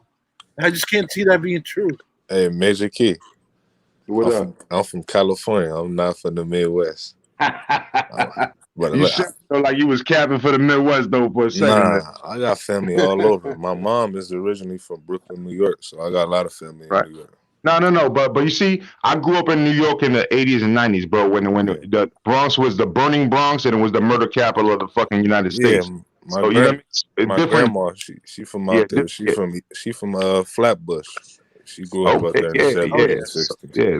So Flatbush was tough too. You know what I'm saying? And that's what I'm trying to say. So different stroke for different folks, different times. Because I know Washington D.C. was hard for a minute. Jacksonville was hard for a minute. Fucking Chicago been tough for years. I watched a documentary just once, depends, bro. Key, and I heard Philly, where Bernard Hopkins comes from, is a big fraternity for boxers. A lot of good boxers. Bernard Hopkins has come from. Yeah, and did you know before social media came out, a lot of drug dealers from the Bronx used to actually run over there to try to take over spots, and these should always be shootouts, bro. Yeah. In Philly, like straight up, a lot of people in the Bronx wanted to take over Philly. You know what I'm saying? Like literally, like they should just go over there and just fucking start selling right there, and they don't know who the fuck runs the block. They just start selling, and then somebody shows up like, "What the fuck is you doing over here? Like, what the fuck you want to do about it?" You know what I'm saying? It's just crazy shit like that. That was the way the 80s and 90s were, Yeah. But yo, I gotta admit though, Major Key, the grimiest cats from New York, from all 5 boroughs, it's got to be the Brooklyn cats. Like, those guys would rob their own mother, man. Those guys are grimy as a motherfucker. Yeah, Brooklyn cats. That's why when KRS-One was saying it, when he was talking about the bridges over, he said Brooklyn keeps on taking it because them motherfuckers used to like robbing motherfuckers, bro. Hey, where does Tank Davis come from? Baltimore. Yeah. Isn't that where Tyson came from? Nah, Mike Tyson from Brooklyn. Mike Tyson from Brownsville. Yeah, exactly. Brownsville, bro. Brownsville never ran, never will. Yo, Major Key, you just said KRS-One. I met KRS-One. I got a picture with Chris. Oh, all right. That's dope, man. Yeah, I met a lot of them, man. KRS-One, Rakim, Slick Rick, Cool G Rap, EPMD, all of them, man. All the That's 80 what's up. rappers. Yeah. You know, I had a freestyle session with Smooth B. You remember Smooth B from Nice and Smooth? Yeah, Nice and Smooth. Had a Yeah, freestyle they were at one of the concerts. Nice and Smooth were at the Brand Nubian. It was Brand Nubian and Helter Skelter. The guys. I know Helter Skelter. Yeah, of course. Rock and Rock, and all them motherfuckers. Yep. Yeah, hell yeah. And actually, the day that Sean Price passed away, what's his name? Five Dog was performing here in Detroit. And I got to meet Five Dog as well. That was the day that Sean Price passed away. Rest in peace, Price, man. That you know what I'm saying? That motherfucker right there was nice as fuck on the mic, man. Oh my God! If y'all never heard of some East Coast music, bro, listen to Sean P. Like that dude is literally like a nice ass MC, bro, and he's straight gutter. You know what I'm saying? If you like Jadakiss and Styles P and people like that, you listen to fucking Sean P. You know what I'm saying? He's dope, man. He's dope. My whole phone is filled with his music, man. My bad, man. I don't want to bore the whole panel though with this East Coast shit. You know what I'm saying? But I feel you though. I appreciate that. 100%, man. 100%. Yeah, man. I think America's just so big, bro. That's why you guys have got so many fighters and so many different styles. You know, we have forgot to speak about Texas. You know, Texas seems to have a lot of fighters coming out of Texas, bro. Yeah. Just like the subscribers said, Don Ramon. He says the most best fighters have come out of Texas. Well, tell him to click the link and prove it. Nah, I don't think Texas up there. I would say the best. No, but some good fighters have come out of Texas, right? Texas got great fighters. Yeah, man. But you know what I'm saying? Like we talk about legends, like Roy Jones. Like tell me some legends over there, bro. Click the link and come up here, Don Ramon. What about Las Vegas, where Floyd Mayweather comes from?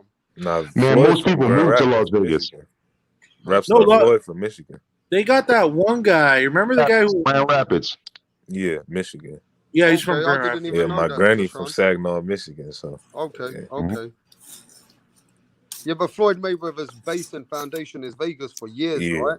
Yeah, because they gave him a Bugatti. Who would move out of fucking Las Vegas if they gave you a Bugatti?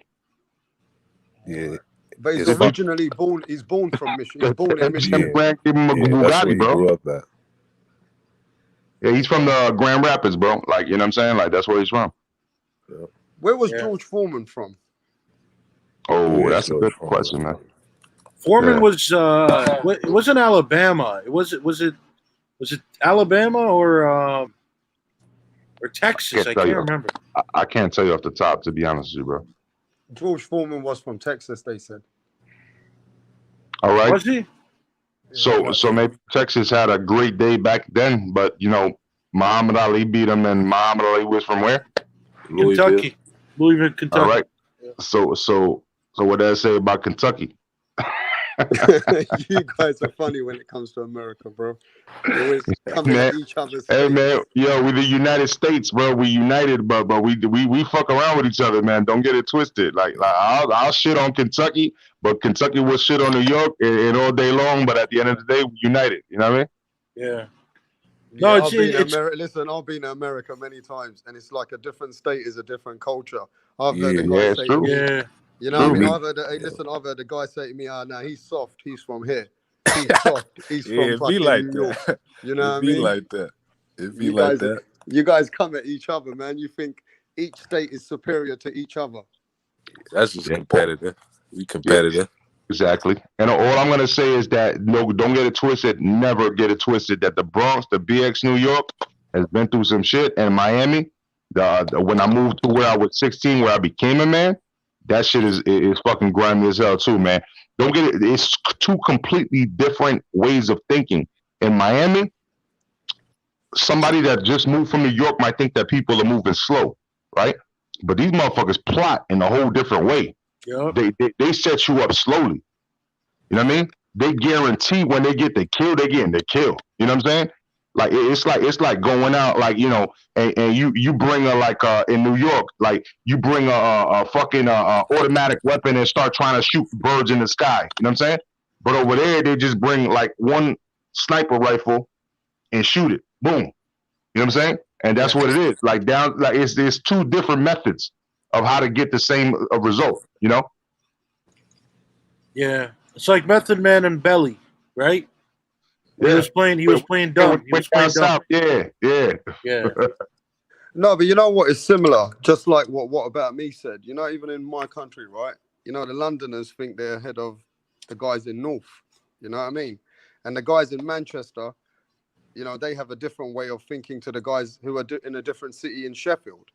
And then you got people in Liverpool who think differently to people in, you know what I mean, up north. So everybody has a different kind of a upbringing, even if we're in the same country. We have a different kind of a culture, it seems. You know what I mean? We've got different accents.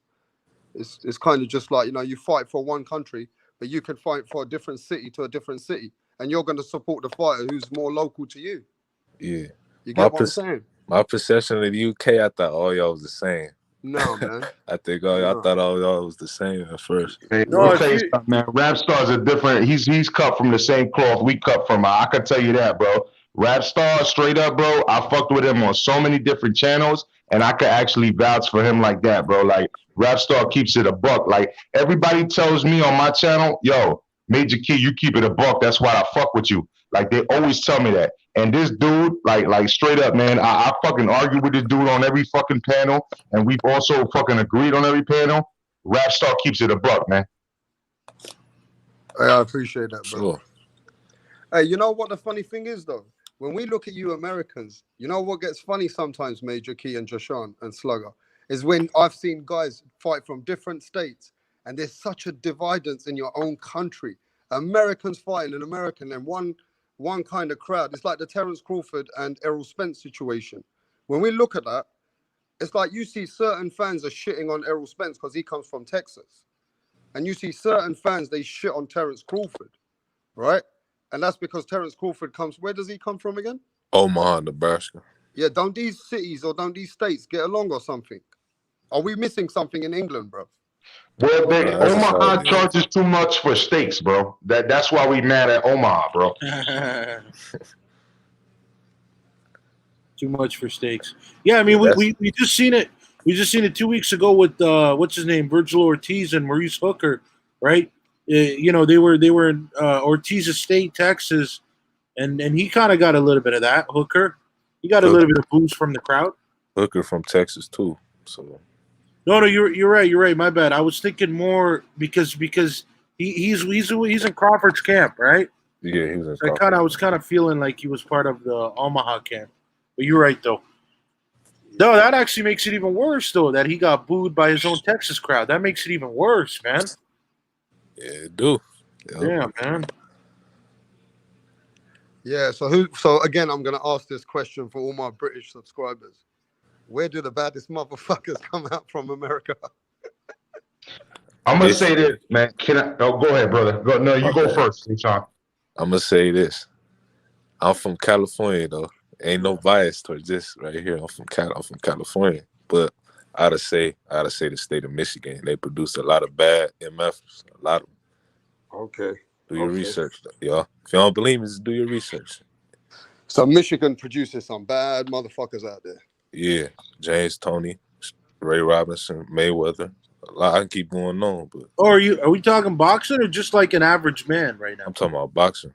Boxing, man. Boxing. I thought no. I thought you were talking about just like the average man, like an the boxing. You know, I call bad. Look, our boxers to us are bad motherfuckers, bro. I don't know. I thought you was talking about like street dudes, man. But he's right though. I gotta agree with Mr. Brown, man. Michigan's doing its thing. I don't think Major Key's gonna agree somehow. You gonna say Philly or New York, somewhere on the East Coast? Well, I mean, besides the fact that James Toney actually lives in D.C., and I know somebody that knows him out there, but you know, it's so good. It's the same way that Mayweather lives in Las Vegas, right? So we you know, he's from Grand Rapids.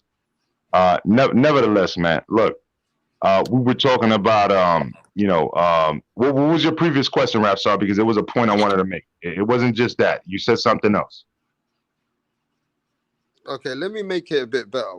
Where do the best? Oh, you don't remember your question? No, look. Where do the best fighters come out of in America? So if we're coming from outside in, where do the best fighters in America? What kind is it? North, east, west? Where is it? So what I'm gonna say, okay, so all right, perfect.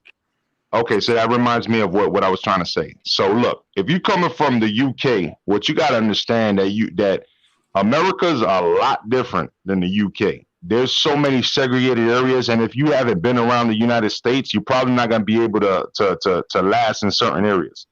You know, there's certain traps. We call traps, for real traps. Like these are traps. Like literally a trap is where it's a fucking cul-de-sac or a dead end, and you go there and everybody got that shit locked down from the beginning of the trap to the end of the trap.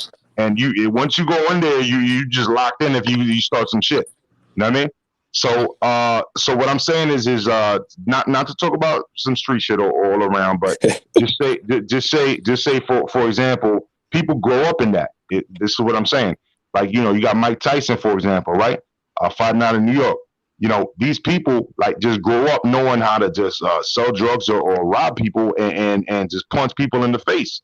You know what I'm saying? That's all they know how to do. You know what I mean? That's all they know how to do. And then you put some gloves on them and they make money off of it. You know what I'm saying? So it gets a little tricky. You know, like look at for example, I'll give you a perfect example. Lamont Peterson. He was great for a long time, but you know how he started his greatness? Just like Manny Pacquiao, they came from nothing. Just like Mike Tyson, you know what I mean? A lot of people came from nothing and built something off of it and got money. So this sport is great, right? So what I'm gonna say is that it doesn't matter what section of America. I'm not gonna say that one section is better. Of course, I'm gonna side with the people that I grew up watching. But at the end of the day, there's people that grew up doing great things all around the United States, and I can't hate on that. You know what I'm saying? It's just like me hating on somebody that grew up in the Philippines, like Manny Pacquiao, and hating on him, or hating on somebody that did something that came out of a different country. You know what I'm saying? Like for example, Lomachenko or whoever the fuck, bro. You know what I'm saying? It doesn't even matter. You know what I mean? Like if you came out of the gutter and you made yourself a positive influence to the boxing community, I got to give you credit. And that's all I got to say. You know what I mean? It's as simple as that. Yeah, I just think at the end of the day, you know, obviously America being such a big country, I didn't know that the boxing fraternity or the greatest boxers have come out of a certain kind of an area in America, or they consistently come out of different, like you got Chicago, you got Atlanta, Georgia, you've got so many fucking states, bro. They, you know what I mean? And they're huge states. Not to mention, my final answer is New York. Fuck it. Okay, so New York is where. No, I'm just fucking around. You was rich for that. Look at that, you made it easy at the end. New York. No, I'm just fucking around, man. It's all across the country, bro. It's all across the world, man. We gotta respect these boxers, man. Wasn't Mike Tyson one of the baddest men in the planet at once? That's true, and he did come out of New York, but you know, Muhammad Ali was also one of the baddest. You know what I'm saying? Where did he come out of? Like you said earlier. So where was this guy? Where was this guy Nipsey Hussle from? No, Nipsey was from LA. Yeah. That was some LA. Yeah, that's why. That's where Crenshaw is. Crenshaw. Yeah, right? That's in LA. Yeah, Crenshaw's over there, man. That's a bad neighborhood over there where he was at. But he was trying to do positive things, man. So that's fucked up what we seen happen. Yeah, and good for boxing too if he was around. You know what I mean? Because he had such a good influence. It looked like in America. Yeah, he definitely did a lot for people that was locked up and they couldn't get no jobs because they had a strike on their record or a felony. He was giving them jobs. He was doing a lot for LA and Southern California just overall. Yeah. Hey, when I was a kid, man, there's one raw rapper. I used to love this rapper when I was a little kid. Though. He was just a raw dude, bro. And there was something about Tupac I saw. Where did he come from? Well, he actually was born California. No, that's where he moved. Thought he was born in Harlem. He was born in Harlem. Exactly. His mother was a Black Panther. Finney was a Black Panther. Like he was born over there in the East Coast, but he moved over there and started making money with them, and they were like fucking up his thought process, bro, because he was already paranoid like a motherfucker off everything that happened in New York. You know what I'm saying? So, you know, that was a sad thing to happen to Tupac, man, because Tupac was raw energy all the time anyway. He was a crazy motherfucker, but the whole shit when he went with Suge Knight, bro, that's fucked up his own mentality, man. Yeah, Suge is like another Don King. He's the music guy. That's a great analogy. That's a great analogy, Slugger. I would 1000% agree with that. Yeah. Yeah, but you Go know ahead, one finish thing I what you realized? Suge Knight and Tupac, yeah, they used to look up to Mike Tyson, bro. Like when Mike Tyson used to come out the ring, these guys used to wait to hug, used to go My running man, to hug him, and the everybody night, used to bro, wait to see Tupac. Go ahead. bro, the night that Tupac died was at the end of like MGM Grand after fucking a Tyson fight, bro. Yeah. In 1997, bro, or 1996. I apologize, 1996. But it was at the end of a Tyson fight, bro. Yeah.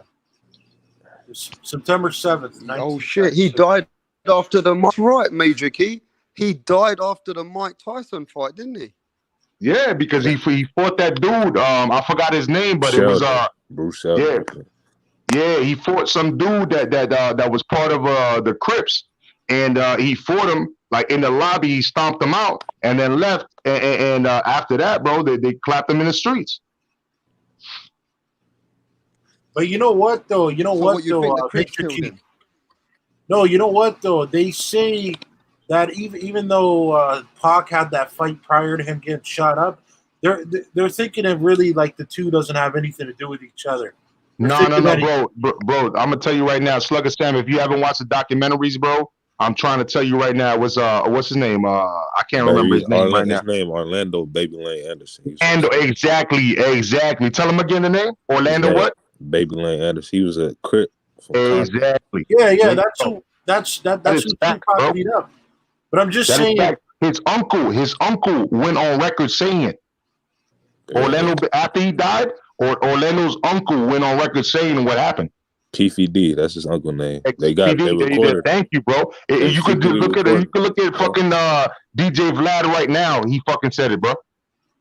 Yeah, no, that's facts. Can I just say this, Slugger Slam? Let me say this. I can't believe a huge Suge Knight is right next to Tupac, bro, and he don't die, but Tupac gets killed. That's always made me think some conspiracy theory, bro. I don't give a fuck what anyone says, bro. How the fuck is Suge Knight next to this man and he don't get capped? He's there for witness. He can see everything. They're not gonna leave him alive. His own karma came back to him though, and he's spending a lot of time in prison and lost all his money, bro. Did you guys ever think that was a bit shady? Yeah, always. No, listen. I don't know if you guys seen the one interview. I somehow can't find it anymore. But I cannot make this shit up. But Suge Knight is on national TV talking about, he's like, you know what, man? If somebody ever just does something you don't like, nowadays they're doing this thing. They put AIDS in a syringe and you just shoot a motherfucker and you give him AIDS like that. And everybody was just coming to the conclusion that that's what he did with Eazy-E. That's how Eazy died. But I'm saying he said that shit on TV. Like, I cannot make this up. It came out of his. I heard that too. I heard that. Yeah. I've seen that interview. Yeah, but you know what the funny thing is, Jashawn? When we watch some of these documentaries, there's been rappers like Snoop, even I heard Nas say, or some other guys have said it, that you know what? Suge Knight shady, bro. He had something to do with it. But what I'm saying is people were scared to come forward. So did Suge Knight really in America had that much influence? Like, is he the guy that you can't cross? Is he that guy? To certain people. Yeah, certain people. He had a hold on it because he was threatening people. Like he threatened Vanilla Ice life. Like they was doing a lot of street shit. They was doing a lot of stuff in the streets that had people shook. Hey, Jay Shaw ain't lying, bro. He telling the truth. And I'm from out here, so I know like when that Tupac stuff situation happened, when he got killed, like that broke out a whole war in Compton with gang members, and they was killing each other over that.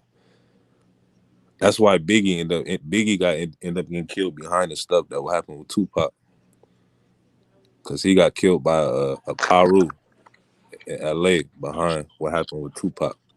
Yeah, but we used to hear, Jashawn, that Suge Knight was a real OG.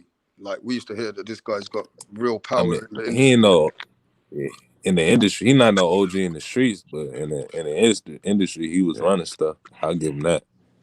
Yeah, but how Yeah, come there's people said that, you know what I mean, that they were scared they had to sign certain contracts because otherwise this is a man who'll throw you off of a fucking patio and kill you. Like I there mean, was things he that had this guy used to do that people were scared about him. Now, I've only been watching the documentaries. I've only watched what people have said. I've been reading certain things about him. And they said that he was that guy, that he had some shady motherfuckers working for him. You know what I mean? yeah he had the backing because he had his hood, like he had the whole mobs and the looters part. For you don't know, right? It's a gang in Compton. It's a Pyru gang, blood gang in Compton. He had them, so they was just going out doing savagery, threatening people, and they was scared because they ain't never seen nothing like that before. Like, a lot They of was people in scared. England are upset how Suge Knight, they say, destroyed Eazy-E.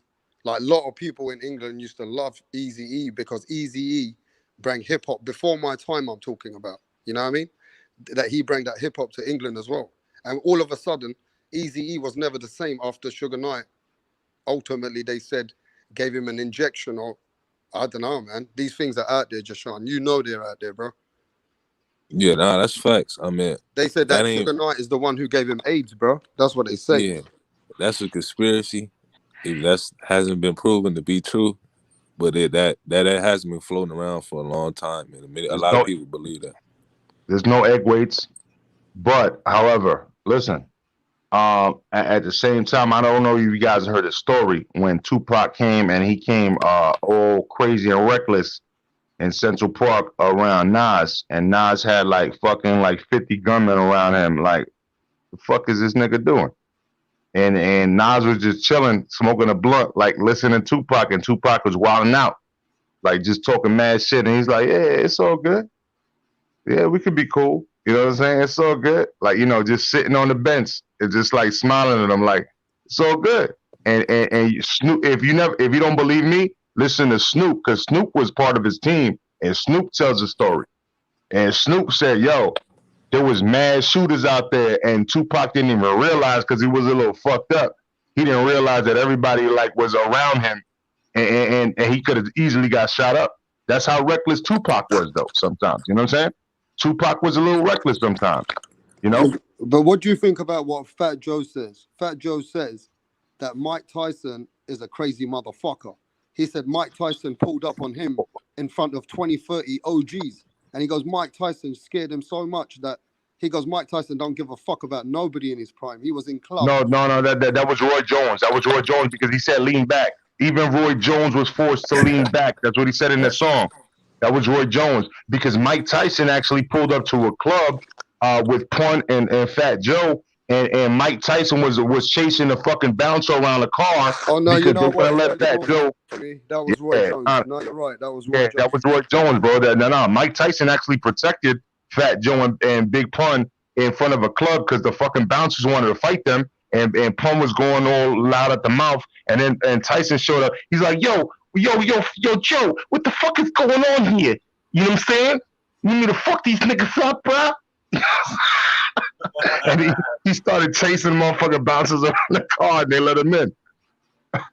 Sounds just like Mike too. Yeah. Hey, is it true that Suge Knight said that Snoop Dogg was a snitch? Is that true, bro? I don't know that part. He did. He said that that's when they had beef with each other. And you know how people like to just say stuff to say stuff. No, I love Snoop Dogg, man. Snoop Dogg are real. I mean, I love what he brought to the hip hop scene, bro, for sure. And he's still in the boxing game now as well. So, all those Snoop Dogg, bro. But you know, I think all these rappers, they love these boxers, bro. Rappers, some of these rappers have a connection with boxers. They like putting themselves, like Fat Joe likes Edgar Berlanga. He makes it be known. What do you think it is with this hip hop community and the boxers? The streets, they all come from the same place, so that's where the connection lies. Just coming from the same place. A lot of them grew up and knew each other when they was young.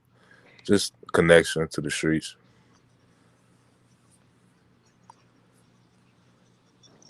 Yeah, man. I mean, we also got those rappers these days. Like you see, Errol Spence, he hangs out with what's that guy's name? Yella Beezy. Yeah, Yella You know, Beezy. that's his boy from Texas. You got some of these fighters, they're connected to the hip hop artists. You know what I mean? And yeah, like the Charlos, I think one of the Charlos likes Drake, and Drake reached out to him as well. So I think everybody has their different preference, and when they shout out each other, they have a connection. And I think the boxing and hip hop's been together for years, isn't it, Major Key? Yeah, man. You know, and there's no look, man. Fighting is part of the streets, bro. Fighting is part of the streets. You know, grew up in eras where you know what I'm saying, brothers fight, they argue, but then they still love each other. You know what I'm saying? And then when you can do that on a regular basis, especially if you grow up in little blocks where you know, these are tenements, these are big ass structures where you got fucking 13, 14 floors. You know what I'm saying? And you're surrounded by people. Sometimes you just gotta fight to earn your respect. And so you start getting accustomed to it, and then before you know it, you're so cool with it that you might as well make some money off of it. You know what I mean? And that's just reality. In some of these hoods, if you can't get money like that, you got to help your like me personally. I was able to be a smart enough dude to start working for a business and become a manager like by the time I was 17. You know what I mean? Not everybody got that same goal. You know what I'm saying? Some people don't even want that paycheck. I was just happy enough to buy my own clothes, to give my mother a little bit of money. You know what I'm saying? But some people don't even have that much. You know what I'm saying? And so they need that bag. They need that bag, and they want to fight. You know what I'm saying? And that's what they're good at. You know? So let them do it. You know what I'm saying? Let them do it. You know? I'm not mad at that. Yeah, facts. I mean, at the end of the day, it goes hand in hand anyway. Like Jashan said, they come from some people, they support their own fighters. They come from the same city and state. And if you come from that state, you're going to, you know what I mean, have a connection with the fighter from your state. That's what it looks like to me. Facts. Yeah. Hey, listen, this has been a great stream, bro. Man, no fuck. What the fuck you doing, bro? Your time is 9:10 in the morning. That means it's a new day, bro. You trying to end this shit right now? Hey, man, listen, I got to end this soon, man. It's been a great one. And I just want to know, what's what's your predictions for this weekend, guys? Carl Frampton, Jamel Herring. Who you got, HG?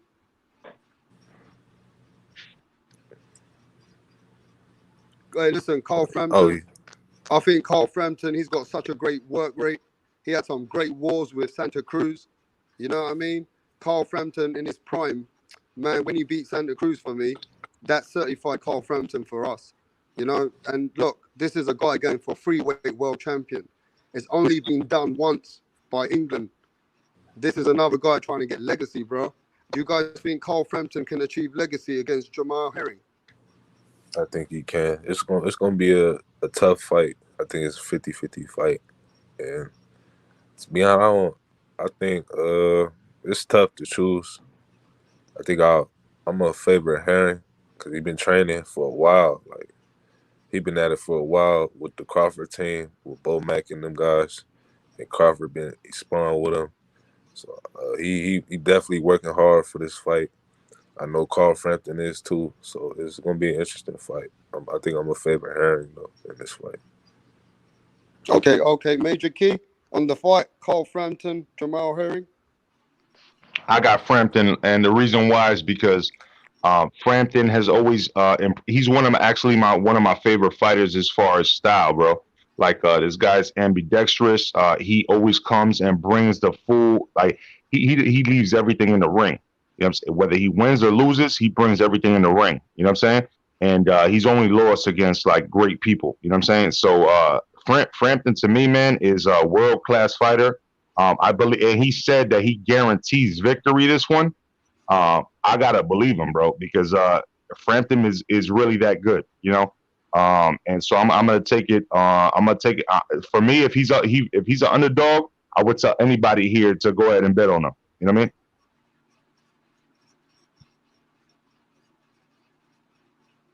Yo, Slugger Sam, come on, man, cook. I got I'd say Frampton. It's gonna be a very close fight, so I got Frampton split decision. That's what I'd say.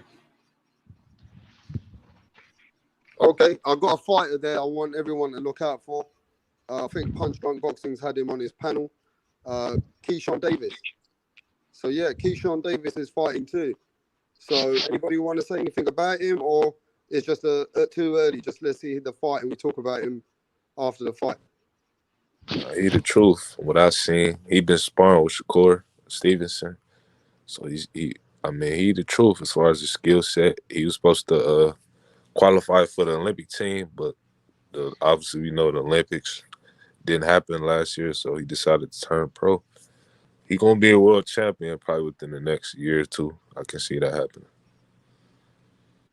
Hey, facts, man. Hey, I'm gonna shut down the building.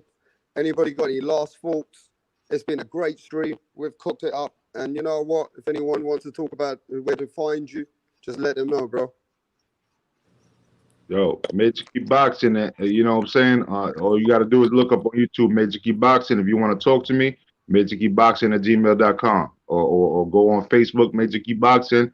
Go on YouTube or fucking Instagram, Twitter. It doesn't matter.